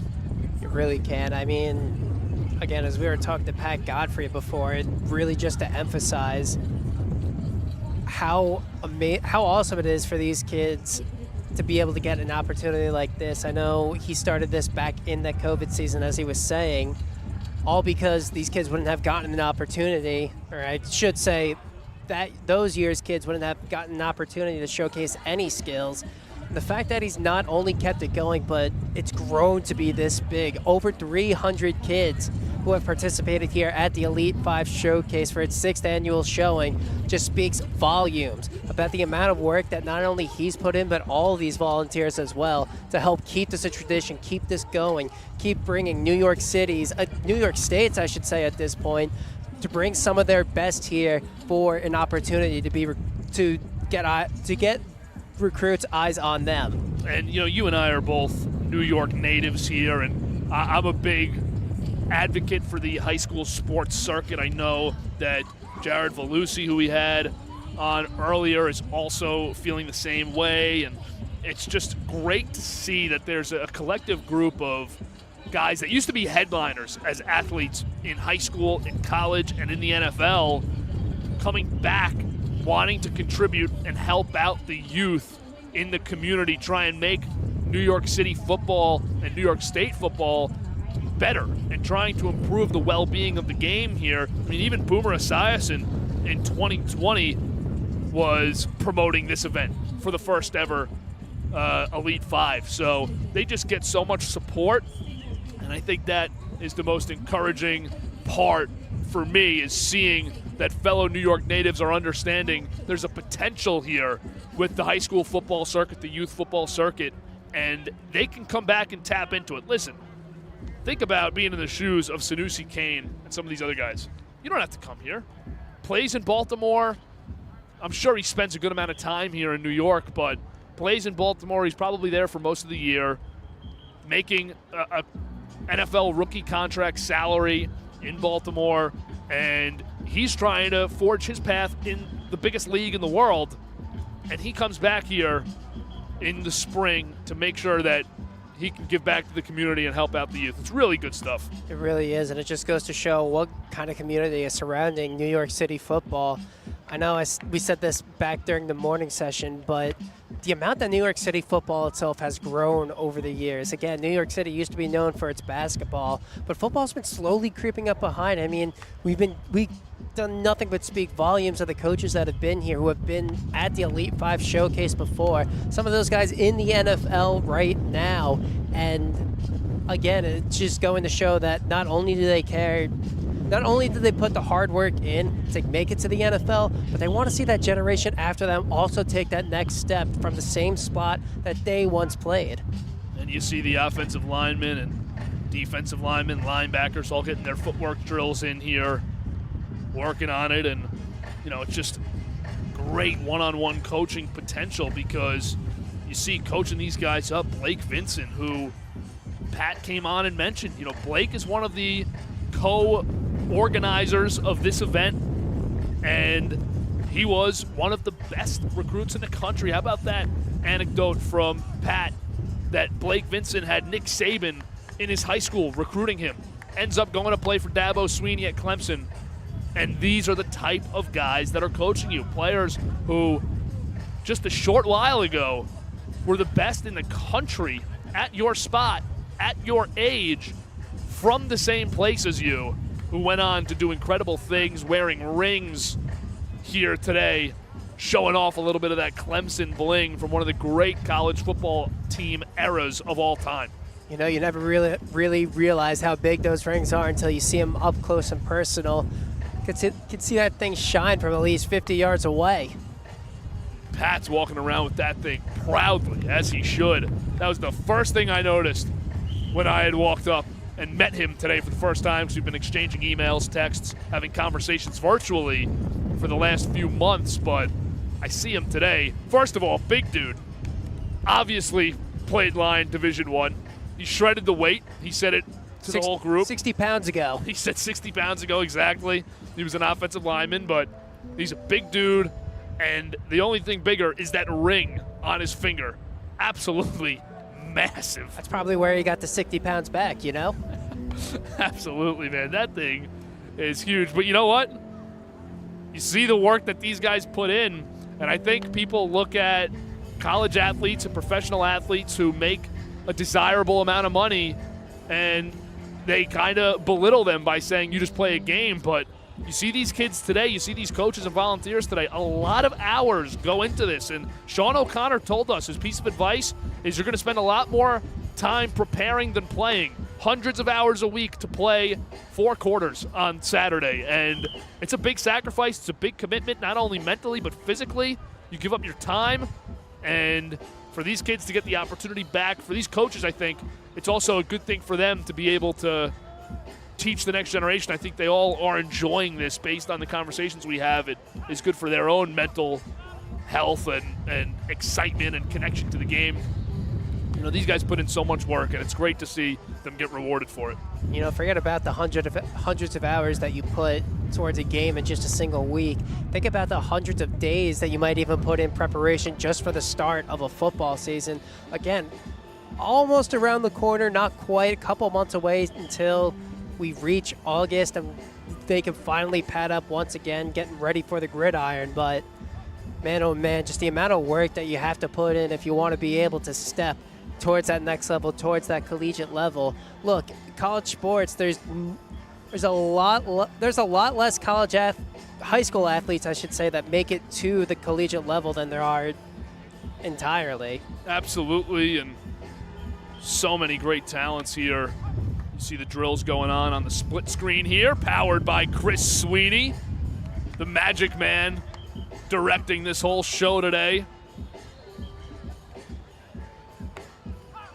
Doing a great job, our entire team here. Great day for some football too. The clouds finally dissipated, nothing but blue skies, and Beautiful. the sun beaming over. Can't ask for anything more. Absolutely gorgeous scenes here at the home of the Rail Splitters. Lincoln football, no stranger to city championships themselves. You know, it still blows my mind that in New York State, there's 3 different high school football leagues, I guess you would call them, between the PSAL, Long Island, the Catholic League, and I added another one. You got the rest of the state as well. Yep, it's a little bit of a complex scene. You know, I went to Sayville High School. Sayville has a very good program, a lot of titles, but it's a smaller school, so they're playing in the lower divisions of Long Island football. And a great point was made earlier by Jared when he was on with us, just said, you know, it's a little unfortunate on Long Island you can't play those non-league games, so you don't get to actually face the teams that oftentimes win the championships in the other leagues. Well, after COVID, there was a time where the teams were able to schedule a non-league game once because there was a COVID cancellation. An opponent had a run-through of the virus, and Sayville played William Floyd, and the atmosphere was so incredible. And the players, so many guys went Division I, Division III. A lot of guys won a Division III national championship at Cortland just 2 years ago. So the talent is great, but to your point, it's a shame that we can't get these teams on the field together more often, which again is why this is a very special event, because you're seeing the best players, invitational level players who are top 5 on their rosters all over the state, all from the 5 boroughs. They are invitational guys here, and they're just putting on a show today.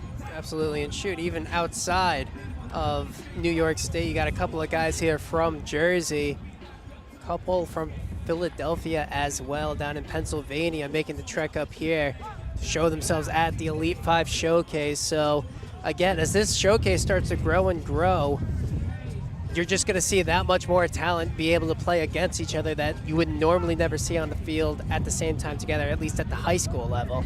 I'll tell you what, watching these drills right now, our tables at around the 50-yard line, and at midfield is the underclass quarterbacks. Very talented group. I mean, the ball is flying here. A lot of tight throws.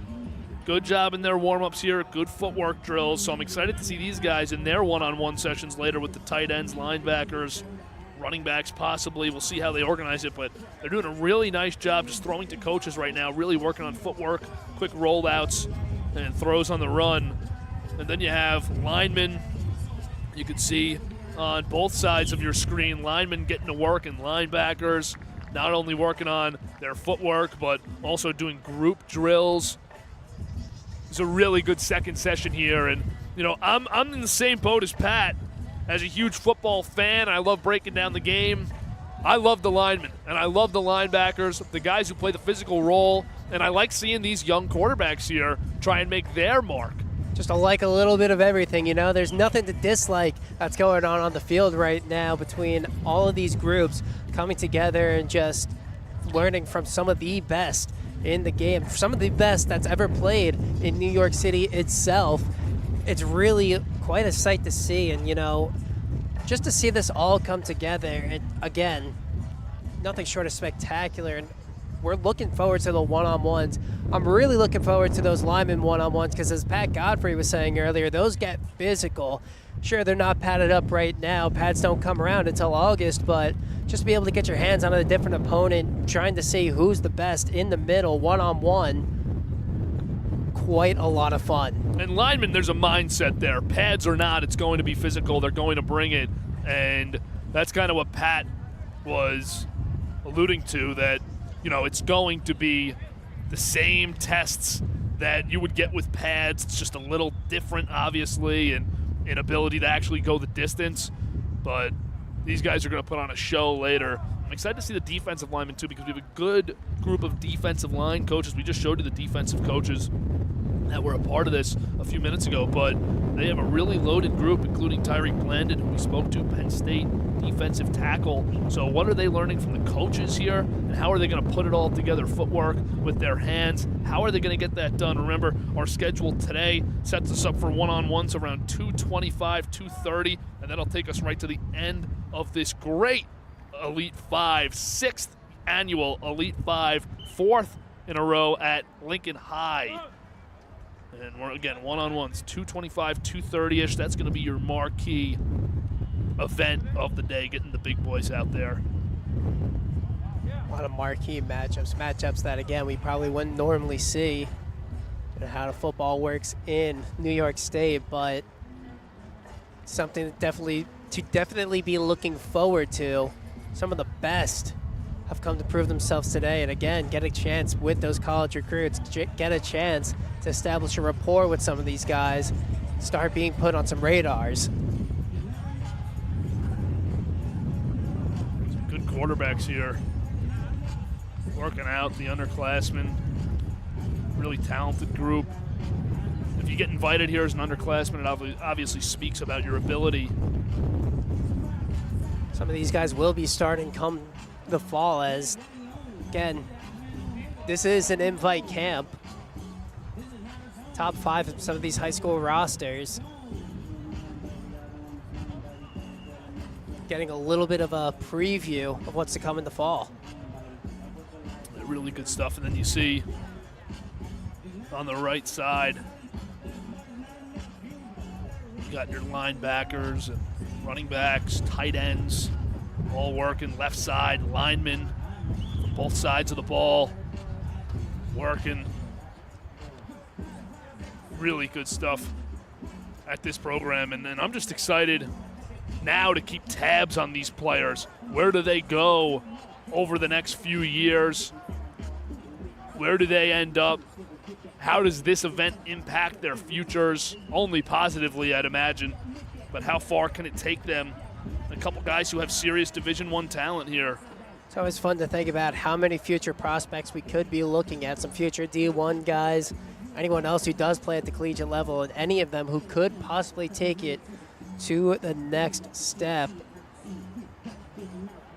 And when we come back after this quick break, you don't want to go anywhere. More content from the Elite Five at Lincoln High School on the Varsity Media Sports Network. This is Jalen Brunson. You're watching Varsity Media.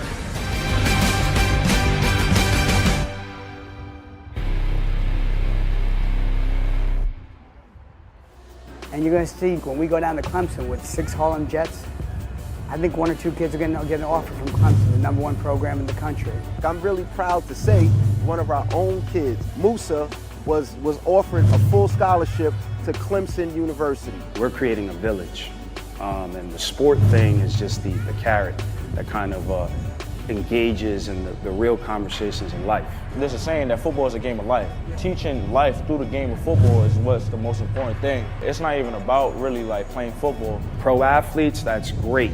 But the reality is we want them to be productive citizens with real careers and then to bring that back into the community. The name says it all. It's about you, and not only is it about you, but it's about being a part of a family. Like when you join the organization, you're going to inherit a family. So it's a really great experience and a great environment.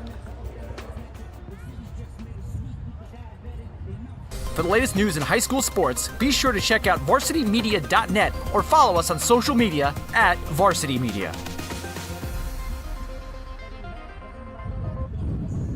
Back live from Lincoln High School here in Brooklyn. It has turned into a gorgeous Saturday afternoon. I'm Kevin Bunk, joined by my partner Nick Paniagua, and now stepping in with us, Brendan White, who ran receiver drills this morning. You've been all over the field today, one of the most active coaches, and I've been asking a couple of the guys today, Pat most recently, but our early interviews this morning included the coach here at Lincoln High School, Sean O'Connor. He said the difference with this day and this camp, this event, is the coaches and the ability to tap into players one-on-one in just a single day.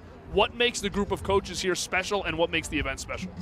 Yeah, I think like all the coaches that are here have all been in these guys' shoes, right? Like it's a bunch of guys that have played in college, all around the country, and also guys that want to give back and want to see guys succeed.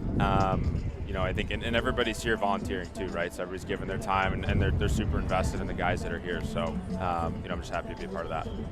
So what were some of the things that you liked seeing earlier today with those receivers while you were working with them? Yeah, I think a lot of it's, it starts with effort. I think receiver can come off as like a super flashy position, right? But, the truth is what makes it at the next level is the guys who can finish, right? The guys who are paying attention to the little things, right? And running routes, for example, and who are willing to compete too, right? We did one-on-ones for about 40, 45 minutes, right? And it was the guys that are, willing to turn in, a broken rep and not give up on it and then end up winning later. So we just spoke with Sanoussi Kane, obviously now in the NFL. He's had an incredible football career, just 23 years old still.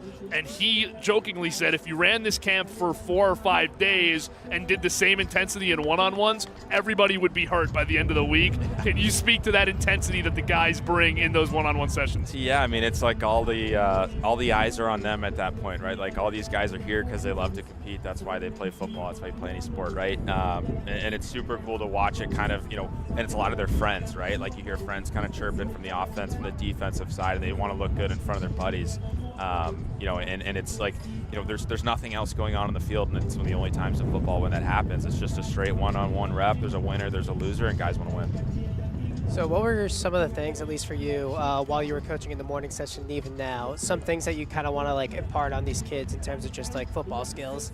Yeah, I think it's finishing drills, right? I think that's super cliche for sure, but I think when the coaches that I've had in college and the coaches that are here today, right, what they're looking at is guys who are going to finish through the drill, guys who aren't going to give up when things get difficult. I think you can show a lot of that here too. It's not who's the fastest, who's the strongest, who makes a one-handed catch, right? Those aren't the type of things that are going to get them looks. It's who's given effort, each and every rep. A big part of these athletes coming here is the recruiting process and trying to get a step ahead, trying to get seen. Can you speak about your recruiting process and then advice you'd have for these guys? Yeah, so I actually walked done at Michigan.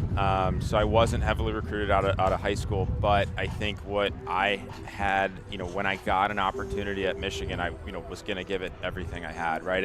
And knowing that, there may not be another opportunity. So, when they do get a look, whether it's at a camp today, during their high school season, the truth is those coaches are looking at every single rep, that they're running, whether it's a receiver, the ball's on the other side of the field and they're running, you need to take advantage of the reps you have. So we've spoken to a couple guys, a lot of Big Ten players here today, but that are coaching, and they just have kind of shed light on the transition from getting to high school to college athletically, the athletic difference. What would be your advice then to the guys that come out of this camp, or really kids anywhere that do find themselves at that next level, whether it's D1 or D3, and the competitive change physically and mentally that comes with college football? Yeah, I think it's like you got to be ready to fail, right? Because you get to the next level and all of a sudden it's everybody was the best player on their high school team, or everybody was the best player in their city, right? And you kind of get on the field and you're like, the skill that maybe took you long, a far way in high school isn't what's going to take you to the next level in college, and what's going to allow you to continue to excel. So I think it's being ready to compete, especially when, things don't go your way, because when you get to the next level, everybody was the best player. Last one for you, and then we'll let you get back to it. The one-on-ones in the morning, we saw the wide receivers and DBs. Now we have a different style of one-on-one in the afternoon with the bigger guys. What do you expect from this group? Yeah, I think they're going to be scrappy. Hopefully guys stay on their feet. I like watching the big guys go at it, especially without pads. It gets fun sometimes. But I think, hopefully too, making it a real rep, right? And they're going to be, I'm sure, all over each other too, and getting really chippy, getting into it. So, I hope, that they're, out there competing. That's all we can ask for. Brendan, thanks so much for joining us, man. We'll let you get back to it. Awesome. Thanks, guys. Really appreciate it. Once again, that's Brendan White, Notre Dame Prep alum, Michigan alum, and he's doing a great job out there coaching today. We appreciate his time, everything he's doing, volunteering out here today to help the next wave of New York football players. And another good one there. And as I said before, you look at the resumes of these guys, a common denominator is they played really high-level college football. Again, just speaking about the coaches, high level of college football doesn't do it justice. Man right there used to play for Michigan, one of the top programs in the nation's been on top for quite some time now. Again, it just blows you away the amount of collective experience that we're witnessing on the field right now, trying to just enrich the youth and the amount of knowledge that they've accrued over their careers.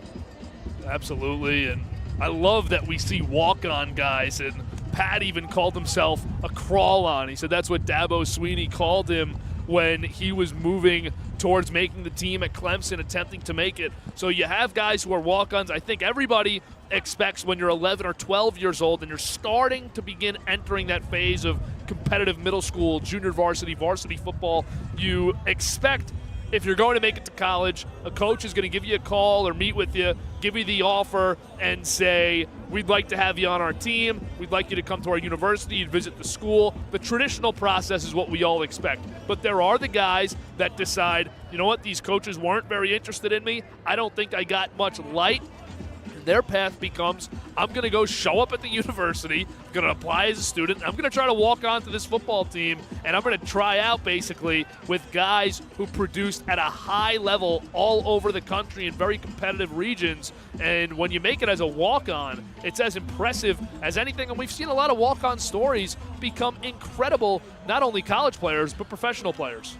Absolutely. I mean, those walk-on guys really epitomize what it means to work hard for something that you really want. Again, they go into college just wanting to play the sport that they love, just wanting to be a part of such an awesome culture, really, that is football. And the fact that they were able to do it without being on anybody's radar, just flying underneath the sun, if you will, it's just incredible. They really, capture what it means to work hard and work for your dreams. And I'm really liking the excitement that these coaches have, even the non-lineman guys like Brendan White, for the offensive line, defensive line, one-on-ones. We got the quarterbacks at midfield right now throwing great. These underclass quarterbacks are throwing the ball really well. These are guys, too, where, the senior quarterbacks, the rising seniors that went in the morning were very good, don't get me wrong, but there's probably more of a pressure on those guys. It's your last opportunity to compete at the Elite Five.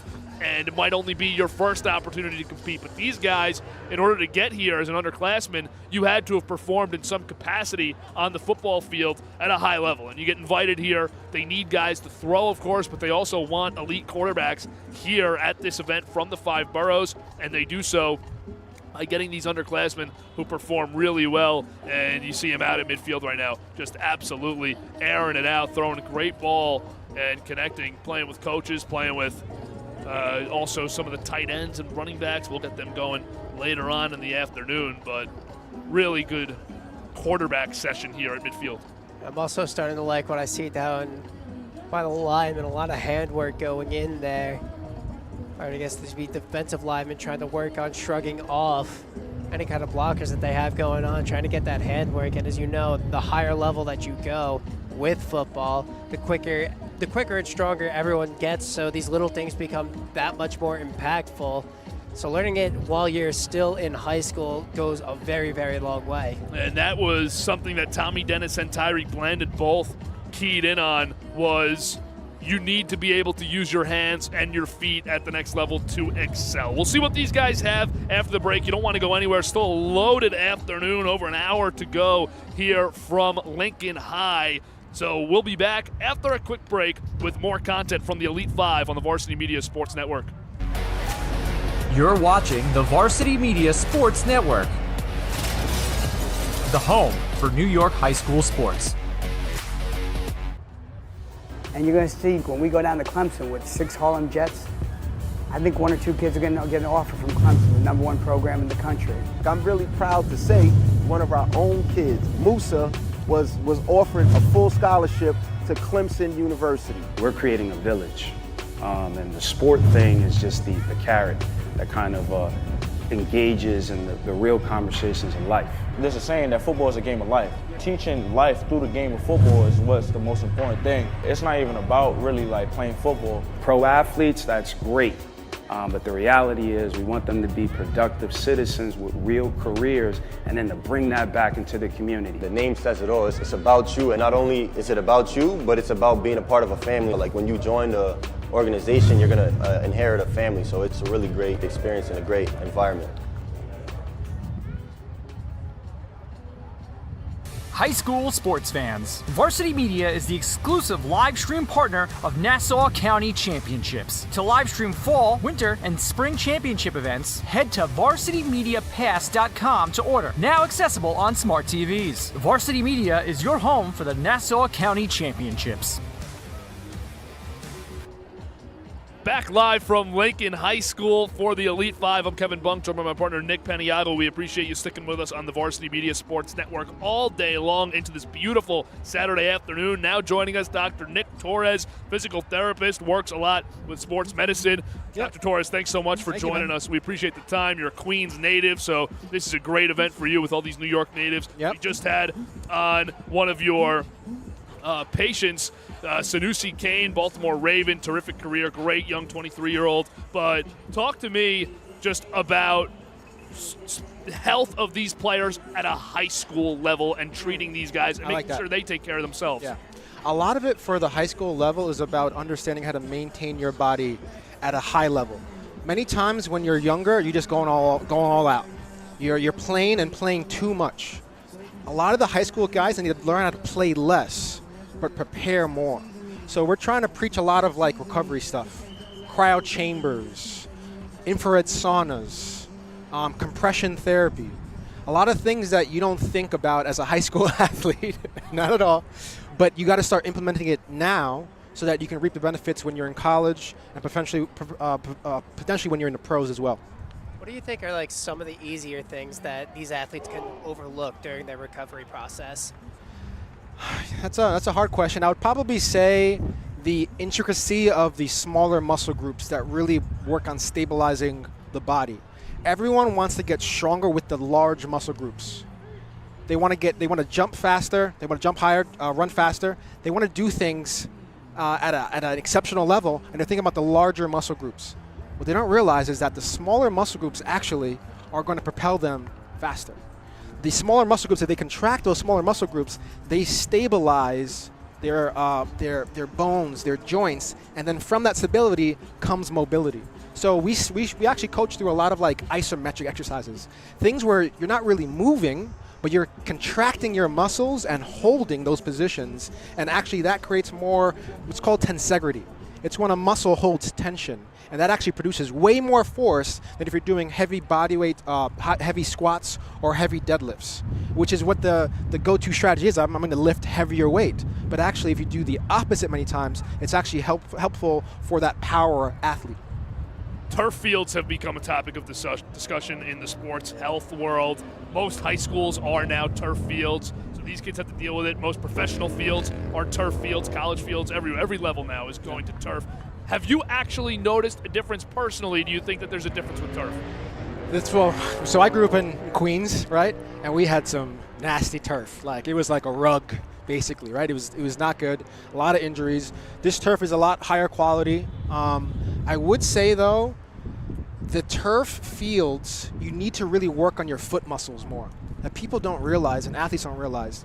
Once again, they're doing a lot more of the heavy lifting, but they're not working on the intricate muscles. There's muscles inside of your foot that are going to grab onto the ground. And something like a turf, you need to learn how to use those muscles to run faster, jump higher, all the things that the athletes want to do, and especially on a turf level.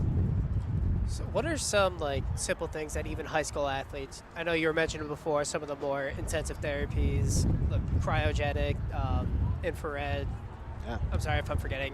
Cryo chambers, but you can also do like cold showers. That's the easy way out, right? You don't need this like expensive stuff either. You can do things that are more affordable. You can do cold showers. That's what I do every morning, right? 5 to 10 minutes of a cold shower. You go warm in the beginning and then you go cold at the end. You can go into saunas and you can rent them. You don't have to buy your own sauna, right? You don't have to go to a place that you don't have to get that crazy. There's options out there that'll make it more affordable for the average person. You just have to kind of seek that out. I liked what you talked about with muscle workouts and working smaller muscles. I had known nothing about anything medical. Yeah. But, I'm one of those guys that tries to act like I do when someone gets hurt. Okay. I know what's going on, but obviously I don't. I have thought for a while that especially professional athletes are doing way too much muscle training. And again, I have no idea if that's true or not. I just see more injuries. And you see it all the time, though. You see that like from one season to the next season, this guy blows up, and now he's missing free throws, or he's not as athletic performing as he was before. There has to be a combination. Coach Alex is the guy who runs the About You. He gives the idea of like, if you have a Ferrari, don't drive it in traffic. Drive it out in the coastline. That's the ability for someone who is fast, who's trying to be explosive. Don't put them underneath a barbell and put 400 pounds on their back. That's not for them.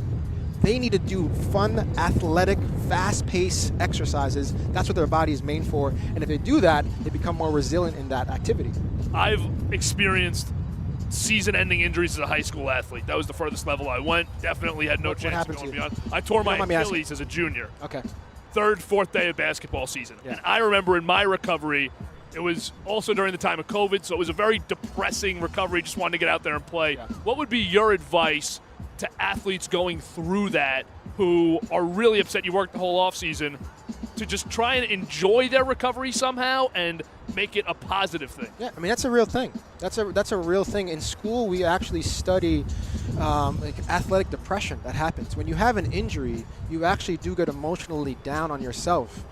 So for us being the coaches, the trainers, the people that are taking care of these kids and sometimes adults, it's really about keeping their motivation up, having them do successful, challenging things. The hardest thing for an athlete when you're with an athlete is that you're doing things with them. They're like, this is easy. Give me something harder. But they have to understand it's all about progressions. So just get them into that mindset of it's based off of progressions. You're going to be able to do the thing you want to do, but you got to do this stuff now to prepare yourself for that moment.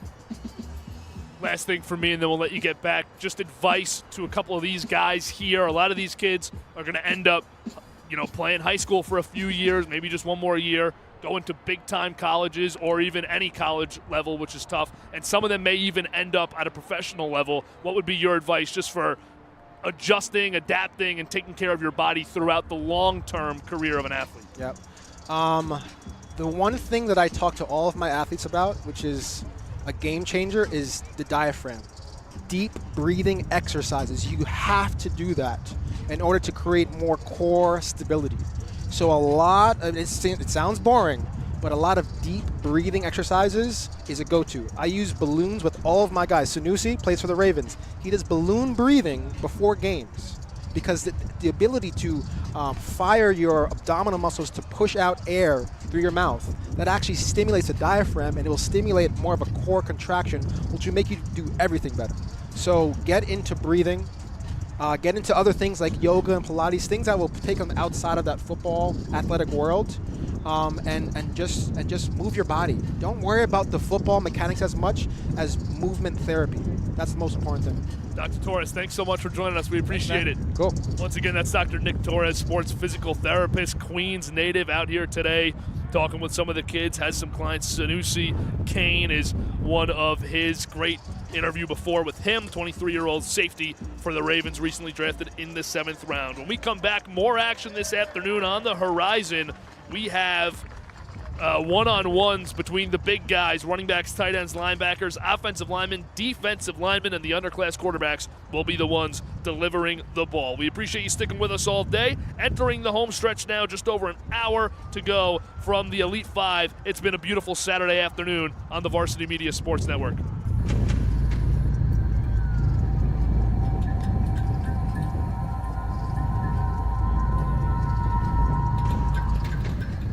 High school sports fans, Varsity Media is the exclusive live stream partner of Nassau County Championships. To live stream fall, winter, and spring championship events, head to varsitymediapass.com to order. Now accessible on smart TVs. Varsity Media is your home for the Nassau County Championships. Hey parents, Varsity Media is now offering ISO video of just your athlete. Why settle for the wide angle that shows every player on the field? With our ISO video, your athlete is front and center the entire game. This footage will help in creating highlight videos for college coaches to better pinpoint your athlete's play on the field. Watching our video will help your athlete improve progressively throughout the season and may lead to a college scholarship.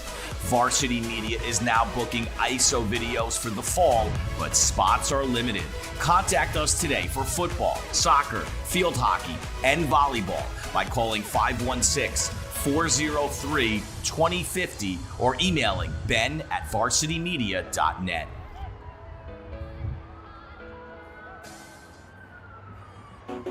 Two of our major programs from this year were started out of just doing more when people were doing less. Levi started the mentorship program, and Pat started the Elite Five.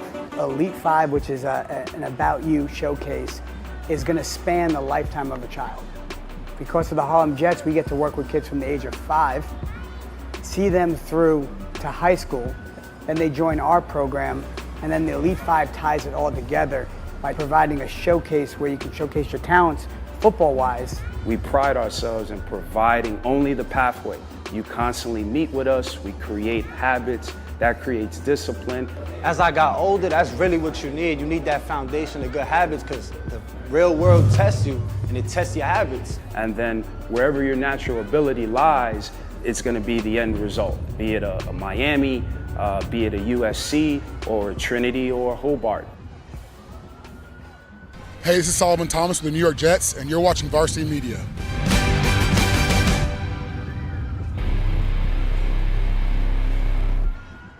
When it comes to live streaming, Varsity Media does it all. Athletic events, concerts, musicals, graduations, even weddings. Trust Varsity Media when it comes to your live stream event. Contact us today to learn more about Varsity Media's live streaming services at 516-403-2050 or email ben@varsitymedia.net.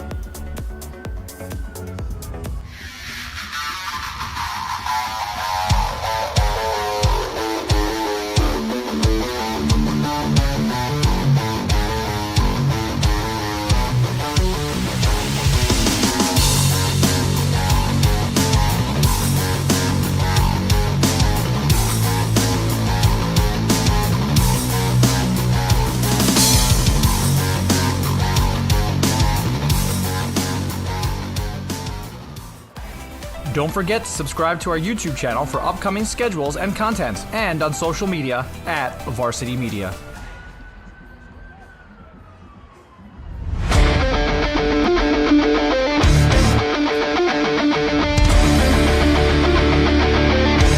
Merrill, he's got room to go. Merrill towards the end zone. Lost his lid. Touchdown!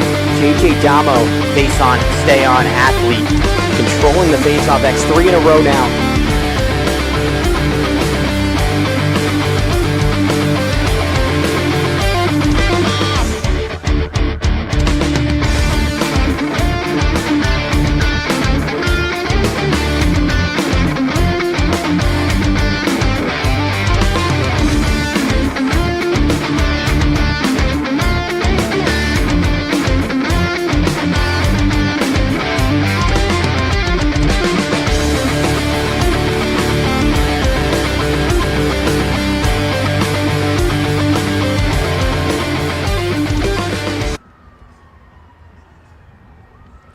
Welcome back here in Brooklyn, New York at Lincoln High School, where we're already well into the afternoon session with one-on-ones rapidly approaching here between all the athletes in the running back, tight end, linebacker, O-line, D-line, and underclass QBs. I'm Nick Peniagua. We'll be riding together for the rest of this Elite 5 showcase. You can see on your screen here, just a lineman starting to get some work. Before Kevin and I were talking about just how much experience there is on this field currently. Quite a few active and former NFL players. Even had the chance to talk to a couple of them. Just before we even talked to a physical therapist for Sanoussi Kane, who's a current player, the Baltimore Ravens.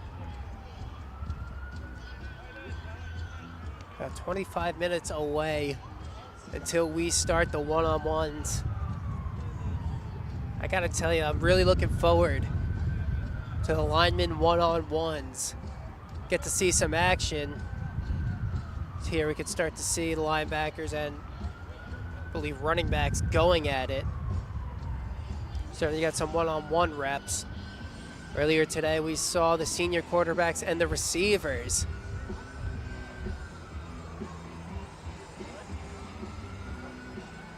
Nice throw right there over the middle. Broken up though.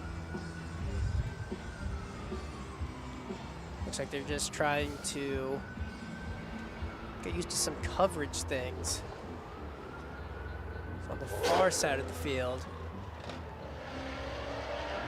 Of course, the linemen. So all thanks to Pat Godfrey and George Lanise setting up the this 6th annual Elite 5 showcase. Wouldn't have been possible to get all these moving parts together without them.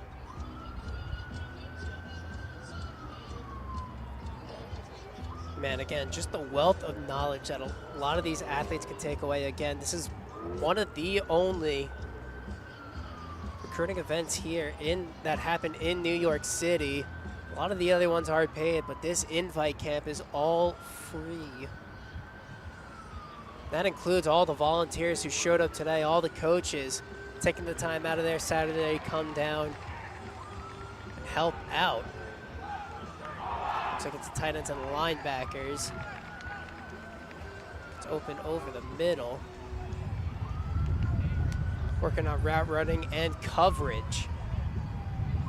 Far side of the field. Here on the left side of the screen, I should say.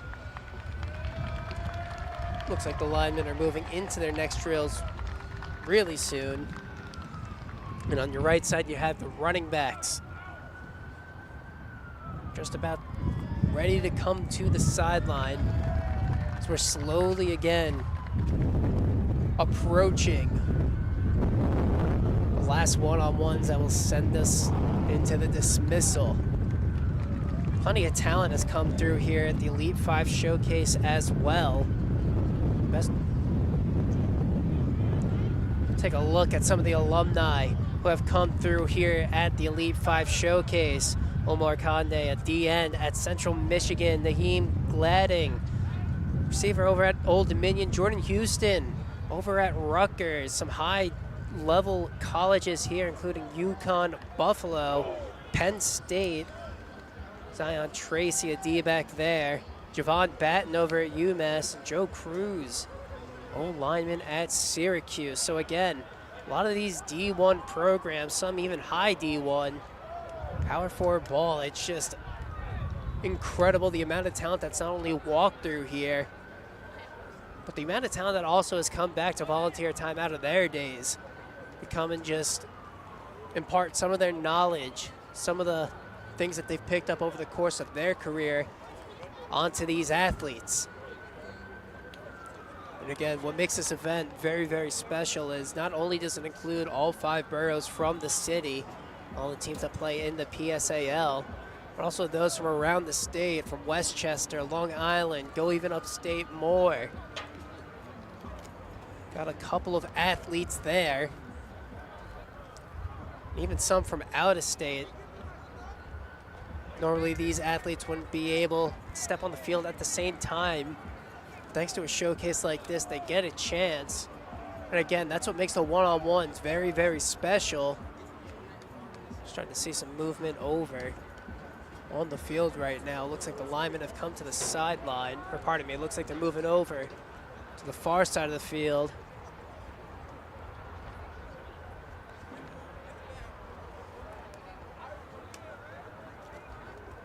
Players are starting to group up now.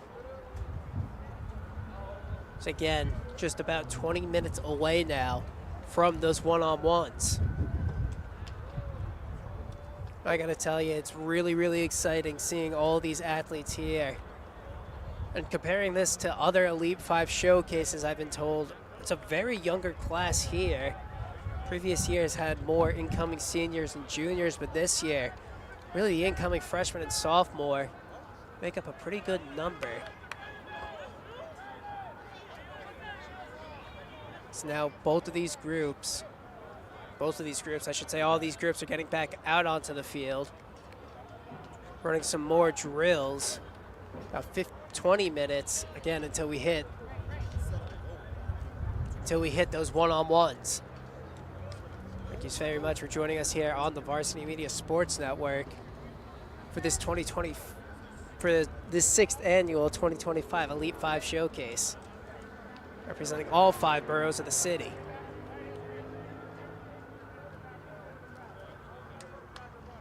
Looks like we're starting to get some action going on the field.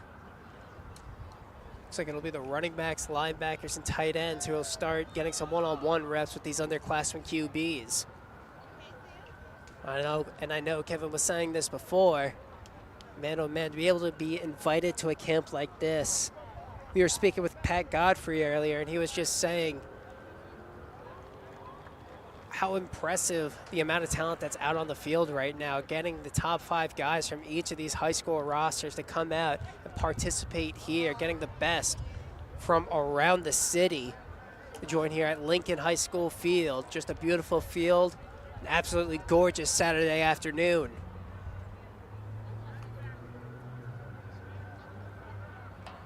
Nearly 3 months' time will be when a lot of these kids can start putting on some pads and getting ready for the high school football season.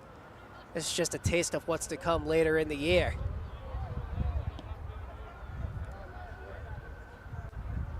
So we're now, looks like the offensive defensive linemen are on the further side of the field right now, slowly starting to work with each other. So they're starting to line up against each other. It all starts with the trenches. Your team will only be as good as your line. These kids are trying to make sure that their line is top-notch for the upcoming fall. Of course, one of the more important aspects of this event is all about the recruiting potential that you could get. Not many showcases, as I mentioned before. So now we're getting into the one-on-ones between these tight ends and linebackers. I believe running backs as well. The right side of the field, getting some linemen to get some action in there. Great move right there by 232. Quick spin. Some really quick feet there. So take a look at the left side of the screen. Running back going right over the middle, and that's a nice catch. Number 77. They go quick again, trying to go for a quick wheel route. It's a deep throw towards the sidelines. Short, though, knocked away. Look at the big man go over on your right side of the screen. Number 320. That's a bully of a man if I've ever seen one.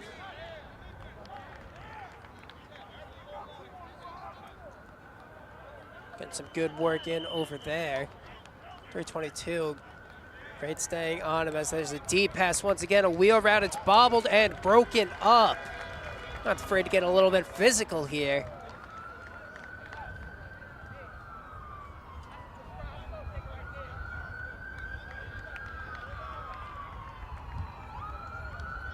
And these kids will start to slowly warm up.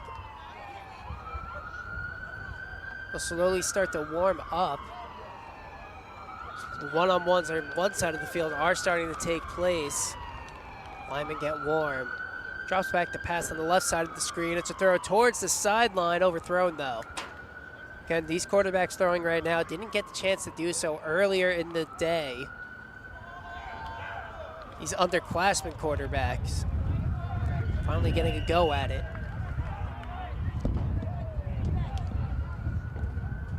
So you see 192 right there, rip through. Getting a quick first step right there.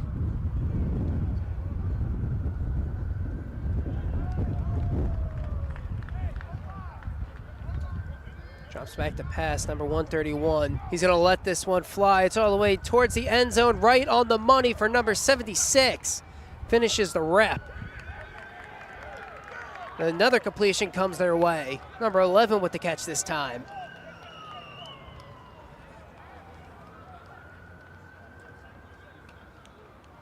Getting their play set up on the left side of the screen. Let's take a look at the right now. Good lineman work. That's a great block right there, holding him up.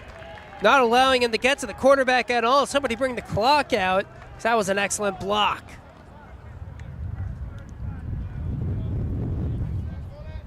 Buying seconds like they're on sale right there.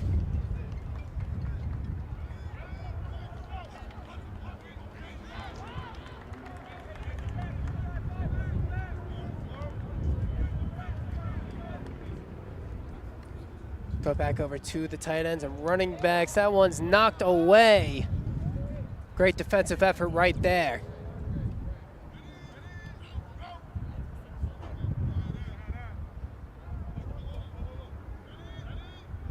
Linemen are getting ready to go now. Ball snapped. Nice block. Manages to buy a little bit of time. That was 219. Making his man go off course. 107 on the route. He's got a lot of space, beats his man. He's got a lot of room to work with, but it's slightly out of reach, off the fingertips. That's tough.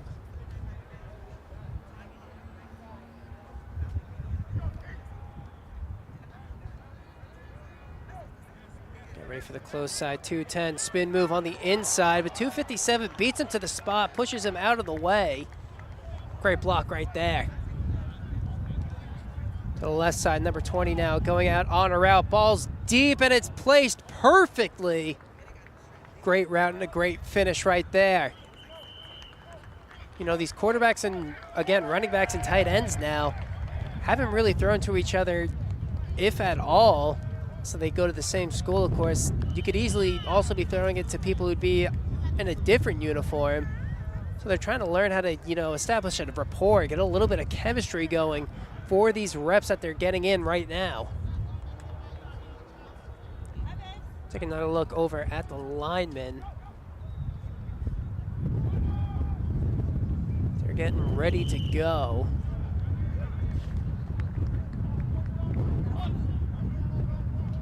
Ball snapped on the left side. What a great block right there, 309. Excellent block. You cannot move that man. He provided exactly what he needed to. Excellent job right there. pass this time, they'll go from the left side. You gotta love it, just this physicality that we're seeing. Hands being thrown right now. Two men just trying to vie for a spot, trying to make their reps stand out the most. As a great route ran by there by number 57, creating some separation. Over 300 participants here throughout the whole Elite 5 showcase.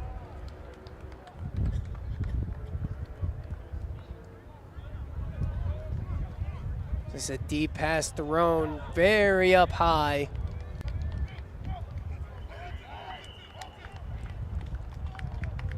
And the route's going, oh, what a move right there. Creates so much room, 224. Great footwork right there from the young man.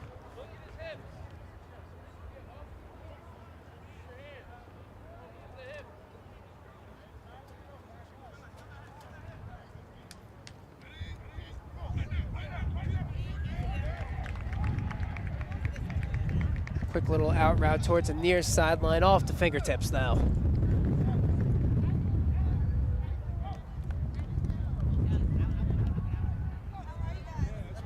Take another look over at the lineman. Getting coached up right now.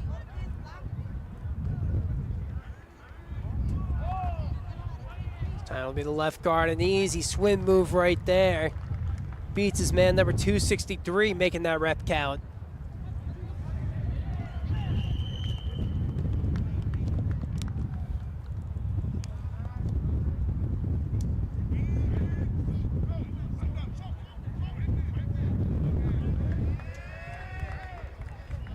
The route run by the running backs to the far side, overthrown though. To go towards the near sideline, able to make some space. Number 121 with the catch and the score.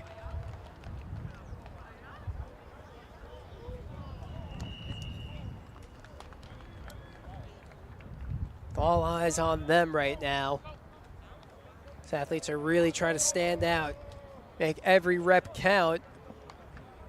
So that throw's a little bit overthrown. But that one, great catch right there. Able to drop it in. Looked a little bit short, but they managed to stay with it.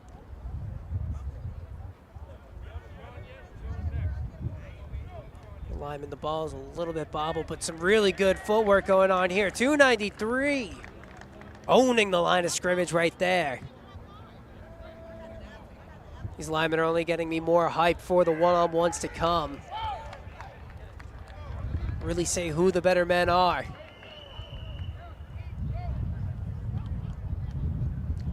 That right there's an excellent job by 291. Flowing right by his offender.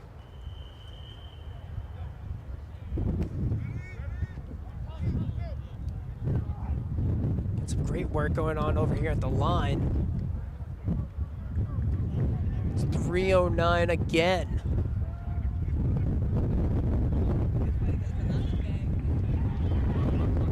Look from the left side of the line once more. Line side, the most important spot on the line. A quick inside move and it gets immediately to the quarterback, 288 with a quick step.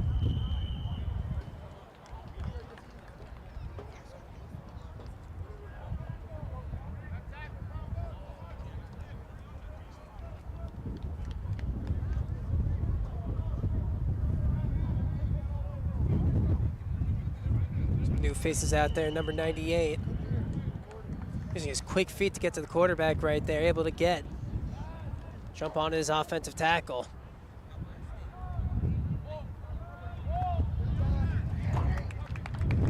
Looks like they'll get to go again.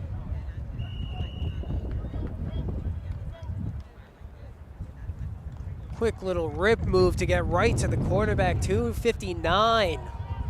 Showing him how it's done.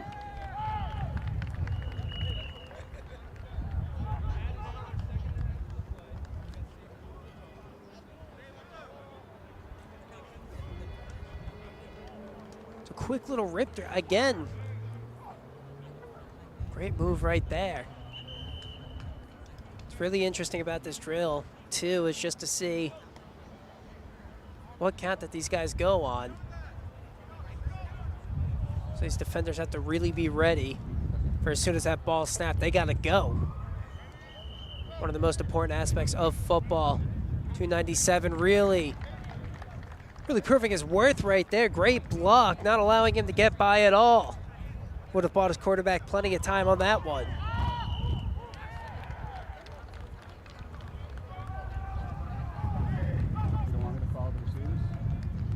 So look back over to far side of the field. Running backs, linebackers, as well as tight ends being thrown to by the underclassmen quarterbacks. Number 95 stepping back to throw. Quick little out route. And these reps mean so much for all of these players right here. High school football around here, not necessarily known for their air raid offenses, I should say. Deep route, number 121 tries to cut it out. Looks like he lost a little bit of his footing right there. Got a bit jammed up. Some great defense right there to knock him off course.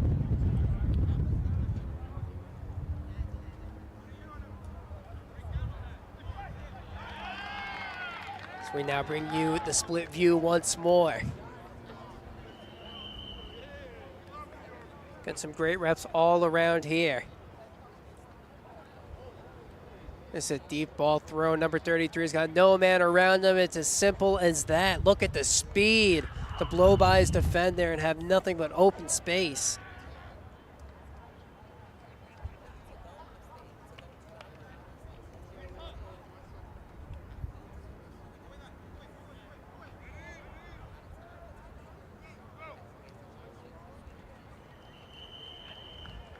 We see over there some good work going on, both men. 255 and 236 going at it.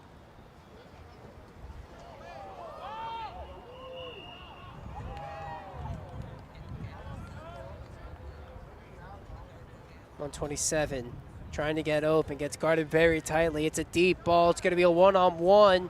Overthrown though.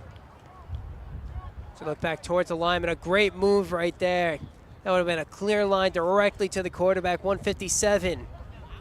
Certainly would have made his mark.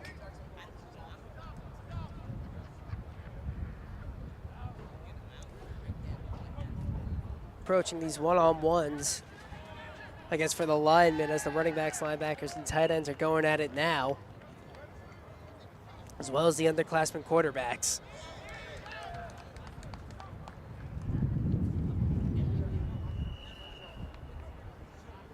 Great football going on all around here. Again, very important for all these athletes in terms of their future recruiting, potential recruiters, I should say. Just another opportunity for them to pick up some film to be put on radar. Great block right there. 293 on that one.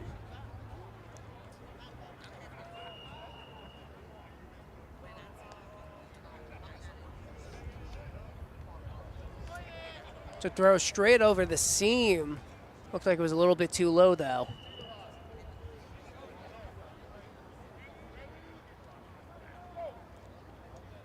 Some one-on-one going between the center and the nose guard. And the center this time makes his stand. 314 laying down the law.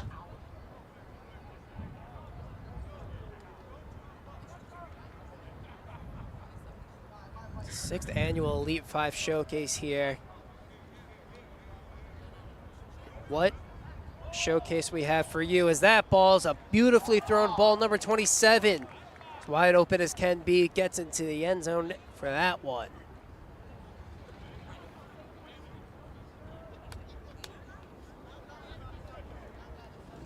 You know, anytime a running back has a chance to get downfield, you know it's always going to be for a big play. Typically see them on these wheel routes as you see on your screen right here. It's 82, tries to go up, but that one's picked off. I think that was number 200 on the coverage. Great play right there.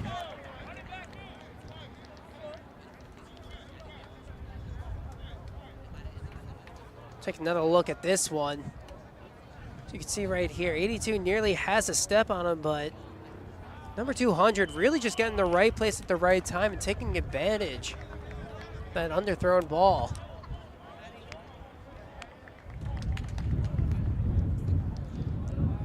A lot of new faces here at the Elite 5 Showcase. See these athletes continue to showcase their skill. Oh, what a move right there over by the lineman. That's 259, it looks like. This time getting the advantage with a quick little spin move to get inside. You know, they say that playing other sports also adds to your football skills. See that being a mean post spin move right there if it was on the basketball court. That throw right, wow, that catch was, it's not an easy catch to make because that was directly over his head, but he still comes away with it. Try to get an ID on that number soon. Looks like it's 151.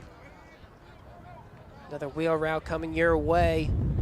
This one's short though and broken up.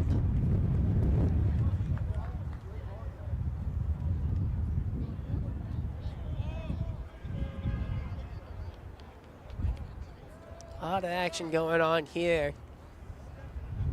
at the Elite 5 Showcase. Linemen still going at it. 172. Can't make the block. 288. A rip move right through.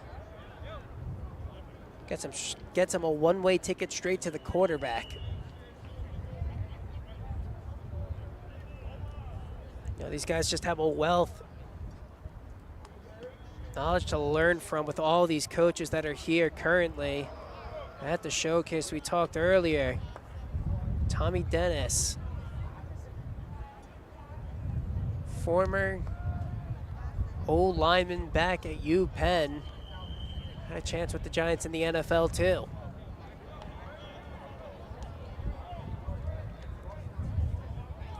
It's a great move right there. 98 getting straight to the quarterback.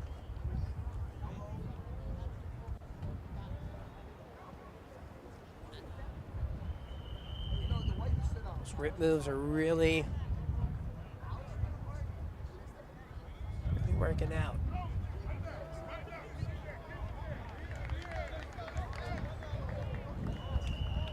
Great rep right there from both sides, really getting after it.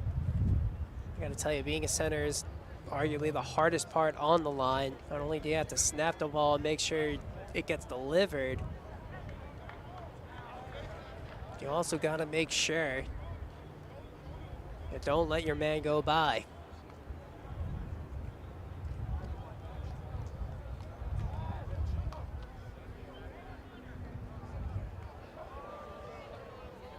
Great move right there by number 20 to get open. Comes away with the catch.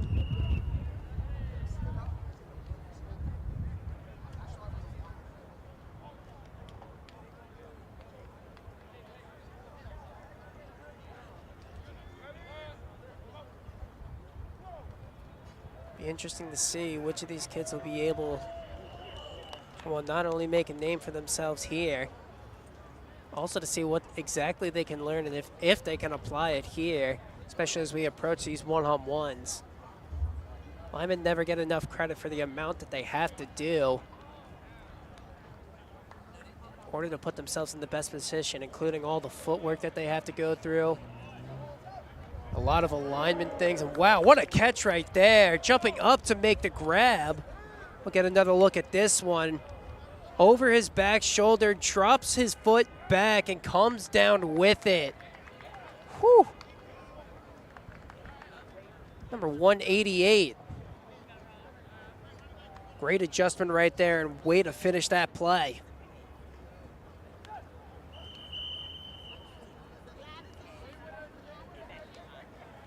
Another deep ball. This one's overthrown though. Sun's nearly overhead now. Could be getting in the way of some of these receivers and DBs.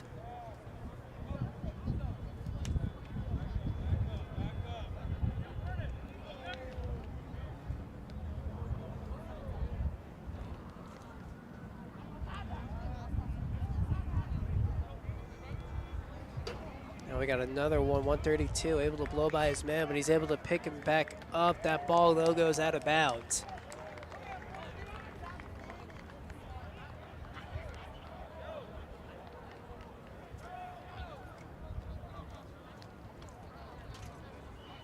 Take a look back over at the linemen.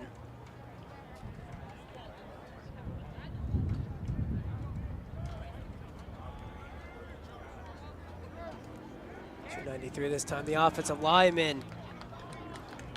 A great rep right there by 205. It manages to get a step on him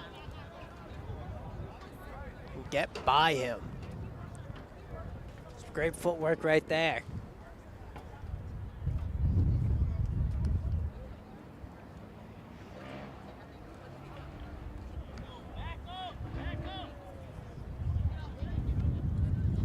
Quite the showcase on right now. Just about an hour left for these kids to make a name for themselves. Slowly approaching time for one-on-ones for the linemen. That was a quick one right there. 224 wishes he could have had that one back. The ball just slightly thrown over his head, though. Again, that just goes back to the whole chemistry and building up a rapport. So we'll take a look over at the linemen now. Starting to get their reps in.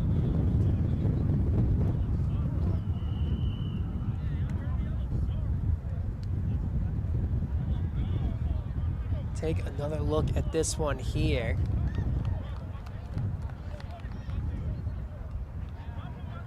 Great move. 84 was able to get open. So I take a look towards that side of the field, another overthrown ball.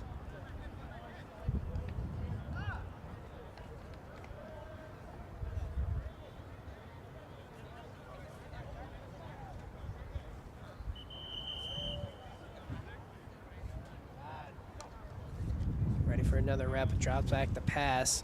He's gonna throw this one over to the near sideline. It's up in the air, it goes up, nearly comes down with it. So he tries to go into the air to haul that one in. Couldn't quite get it to go down, though.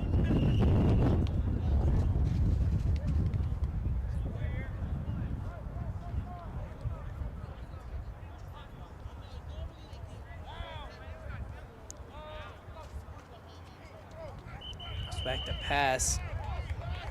Quick out route, jumps up to grab it and comes down with it. Excellent grab right there, 129.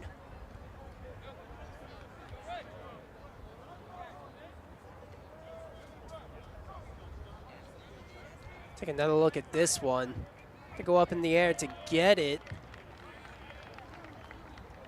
Manages to come away with that one, as that's a nice catch right there. Quick deep ball. Or well-placed deep ball, I should say. So go back to the split view.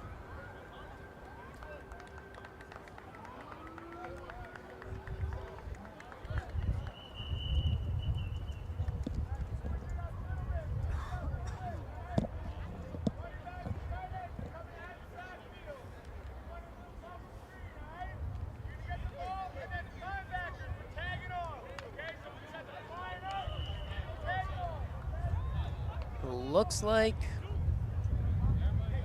we'll change up over here on the left side of your screen.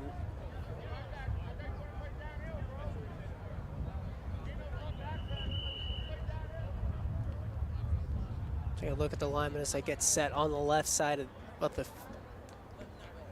the field. That's a quick rip through. 288 there. Getting the better of his man.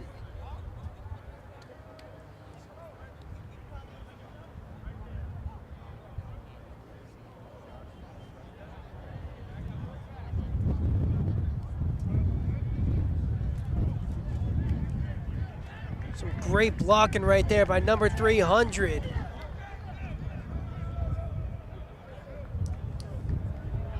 Both of them are going at it. That's exactly what you love to see on the line. Some nice physical aggression, hands being thrown right there. Great block by 300, not allowing his man to get by. Just like that, 259 makes a statement for the defensive side of the ball. Quick rip through and straight to the quarterback there.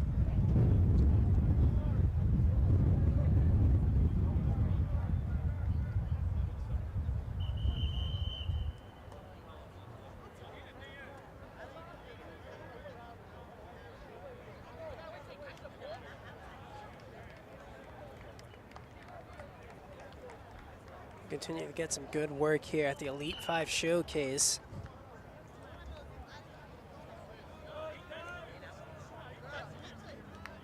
Five in the Elite 5 stands for the 5 boroughs here in the city. It's the Northeast's largest nonprofit run football recruiting event. Every single coach that you see on your screen right now, those in the blue shirts, are all volunteers taking time out of their days to come down and help out with these athletes, this recruiting event, to get some eyes on them, to get some names, or to get them well acquainted, to get their names known, put them on some college recruits' radars. Several people from the Elite 5 Showcase have gone on to high D1 schools, some even in the NFL. We were able to talk with a couple of these guys who were once in the NFL or are currently in the NFL. Founded back in 2020.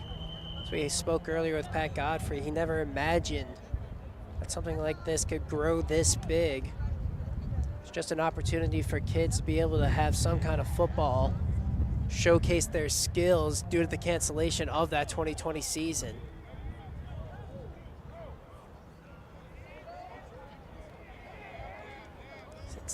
Since this showcase has been found, it's helped over 1,500 athletes gain some recruiting exposure. And one of the biggest parts about this, simply connecting these athletes with some recruiters here from all over the Northeast.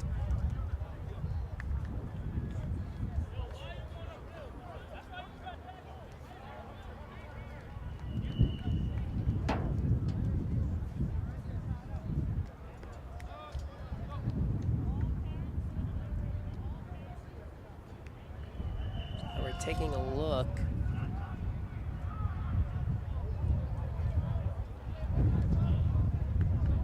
Just running backs going up against the linebackers right now.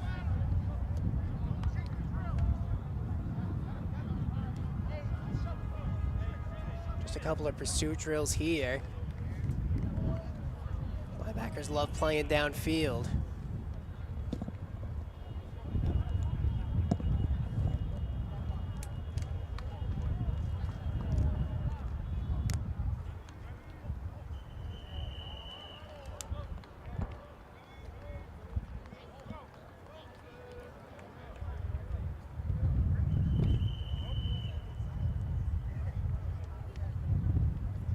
As we continue to watch these reps here at the Elite 5 Showcase.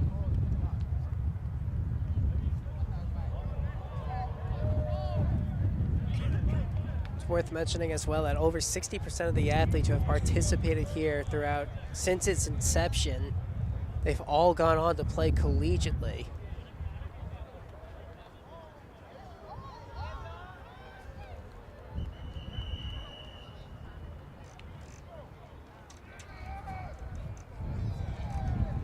Look back over at the linemen. Still working one-on-ones with each other. Be a matter of time before they all get into the ring. One of the most exciting times here at the Elite 5 Showcase.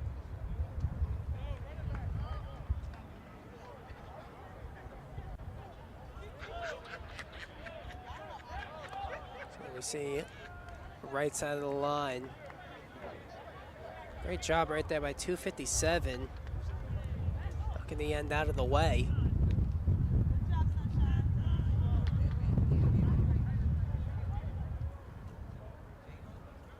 Gonna look again as they continue to go down the line. This time it's at the nose guard. What a great play right there. immediately beats him off the snap, gets to the quarterback.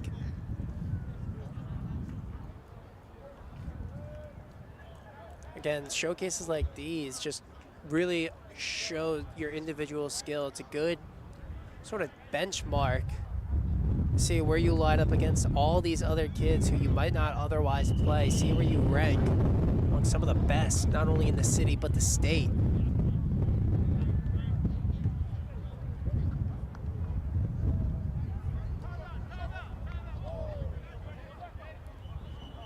Take a look over at the line once more. Great snap right there. Even better block.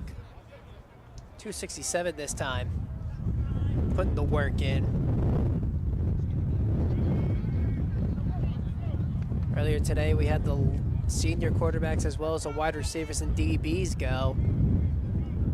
Ton of fun to watch, and now to wrap up this afternoon, the running backs, tight ends, the linebackers, underclassmen QBs, as well as both the O and D line.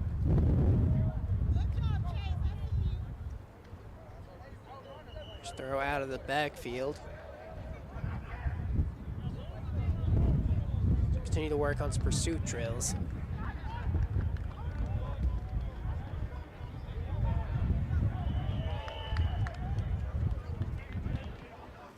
Although they aren't fully physical over here on the linebacker side, pursuit is still arguably the most important factor when you're playing linebacker, especially when you're going one-on-one with a running back. So you can be sure that you are to meet them at least in the hole a couple of times throughout the whole game. In the truest sense of a one-on-one, being there to the spot first makes all the difference.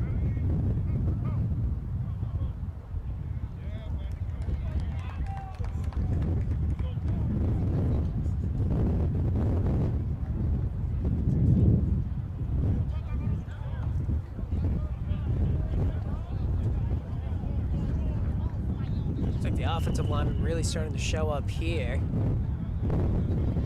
Great work going on by them.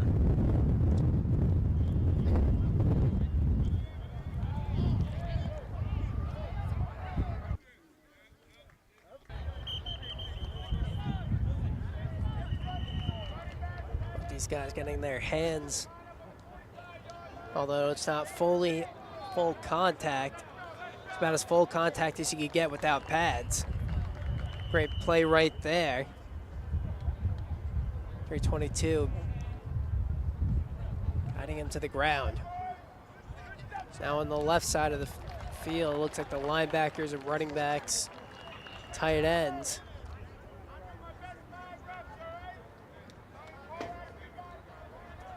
Looks like they'll be taking top 5 reps on both sides of the ball, having them go at a one-on-one. This right here is what the Elite 5 Showcase is all about, the top of the top. Time to prove yourself with all eyes on you. Just as the receivers and quarterbacks did, receivers and DBs and quarterbacks did earlier. Now it's the afternoon session's turn to get a taste of what they witnessed earlier.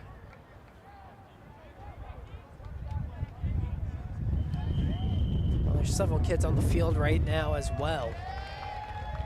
Many more were here earlier today for over 300 participants here.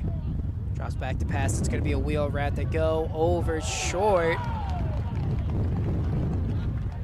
Throw is away, though.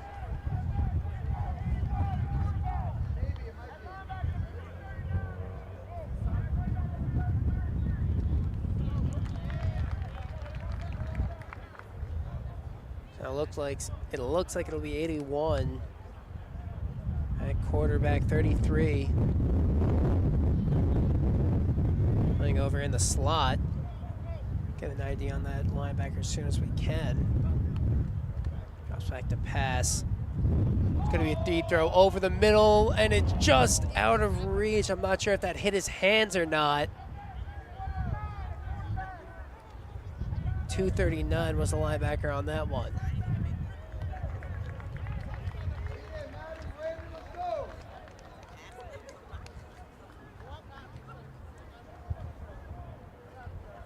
we get set for the next one-on-one.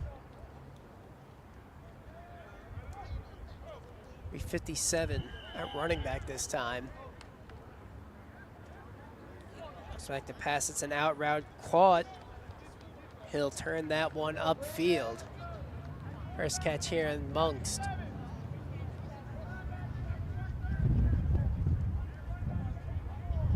Final 5 one-on-one reps here, 2 to go. 77 will be throwing it this time over at linebacker. It's 137. They're discussing what they want to do right now.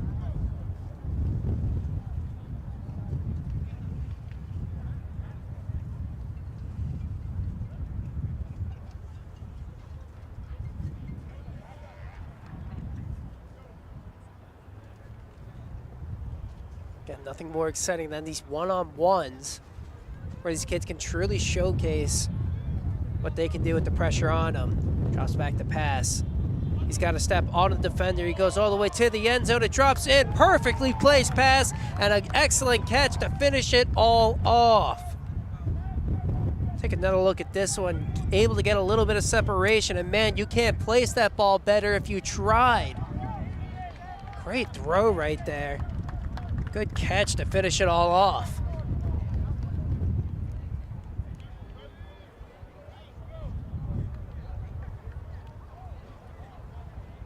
$188 this time would be split out. $190. Linebacker on defense. $238 drops back to pass. He's going to throw this one over towards the sideline. Able to catch it, but unable to stay in bounds.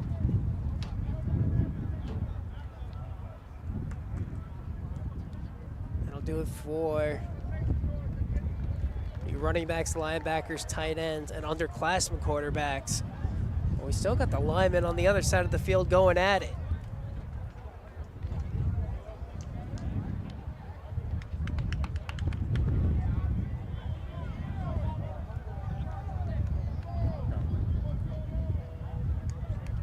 So we're slowly approaching the ending of this showcase. Take a look at the other side of the field for these linemen.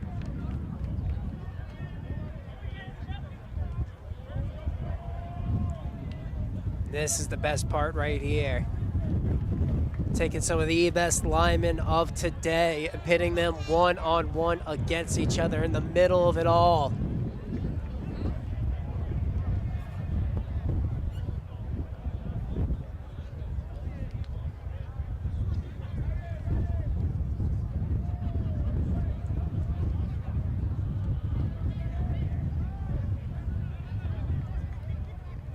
See Pat Godfrey in the middle right there.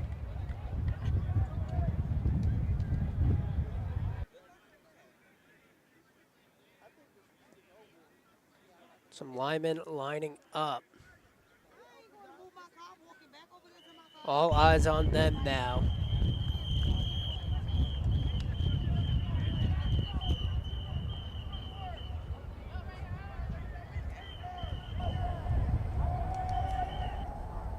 Making some room for these linemen to go at it.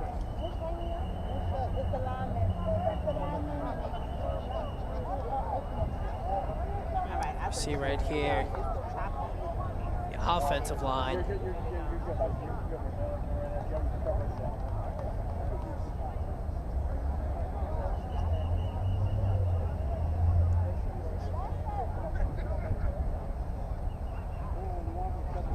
We're starting to get ready here.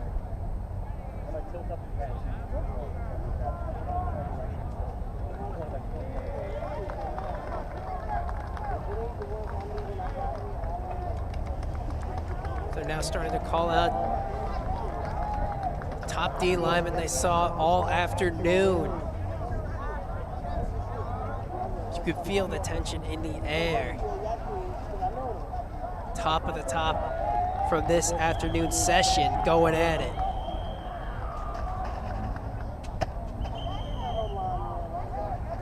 .315, 276. They cut the center to the right side of the offensive line.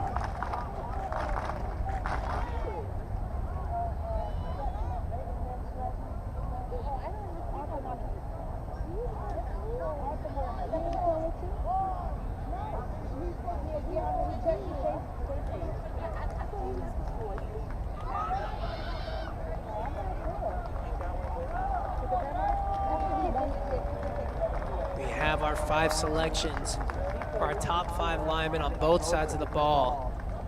They'll all get a chance to go one-on-one. We get ready here. 251 and 276 and 251.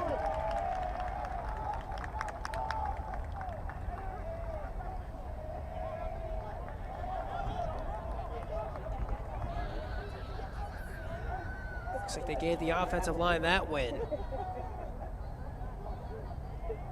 Bit of a jump right there. A great block by 315. Holding it down.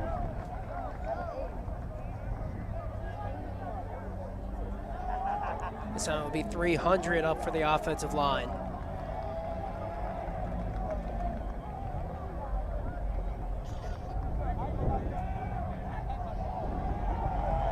Great block right there. 300 holding it down for the O-line.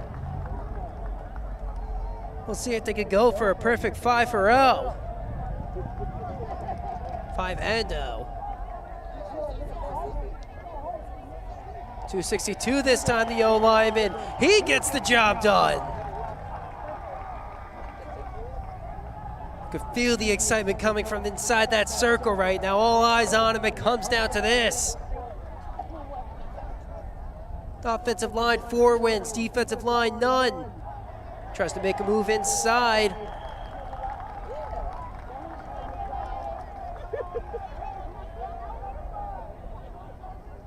They bring out another 5.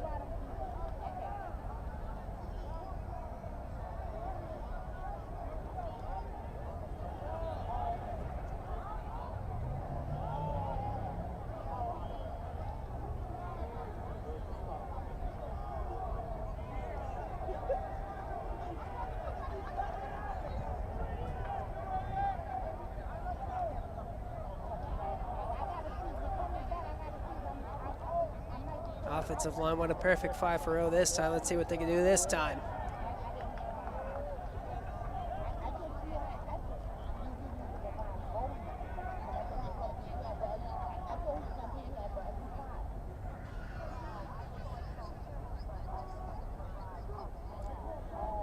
.250 blocking, and again, holding it down and brings him down to the ground. Great rep right there, and you can see the hype on everyone's faces.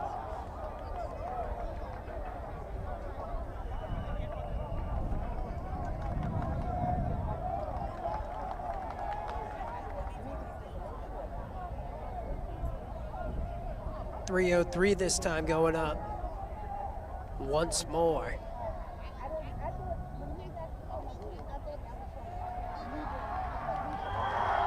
And another one goes to the ground. .303 this time, laying down the law.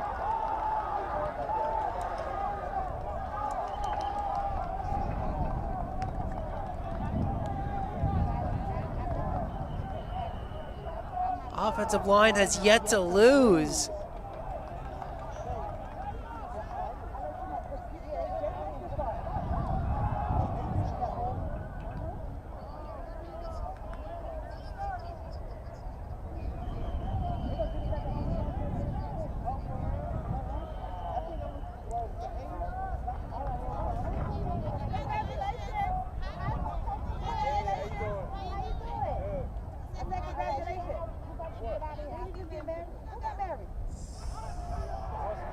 .300 brings him to the ground. This offensive line is on fire.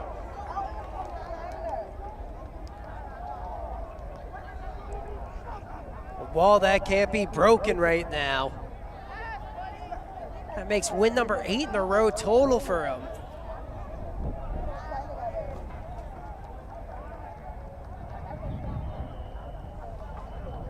You know, for the defensive line, you want to be the one who's finally able to end the run.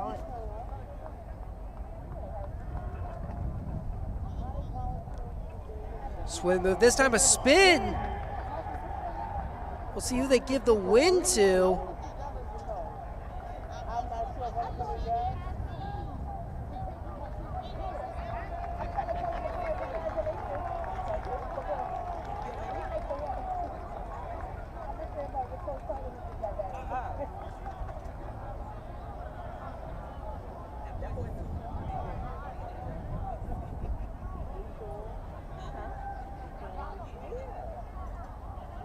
Drops back.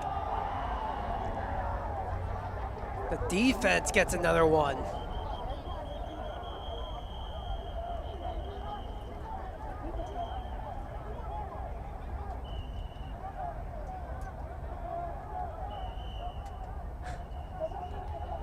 You can see the energy right now that's there. They're going to do one more go-round.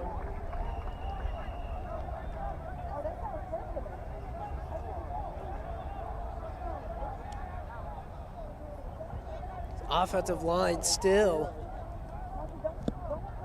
out there as they've taken 2 over the defense now. The first set 5-0, the second 3-2. Pardon me, no, they're going to actually go once more with this group. Nice spin move inside. Gets him enough room into the quarterback. And now they'll bring it in. We're about to wrap up here at the 2025 Elite 5 Showcase. A lot of great stuff from the field all around today for all these recruits, trying to get some colleges to look at them. Very successful afternoon of some football.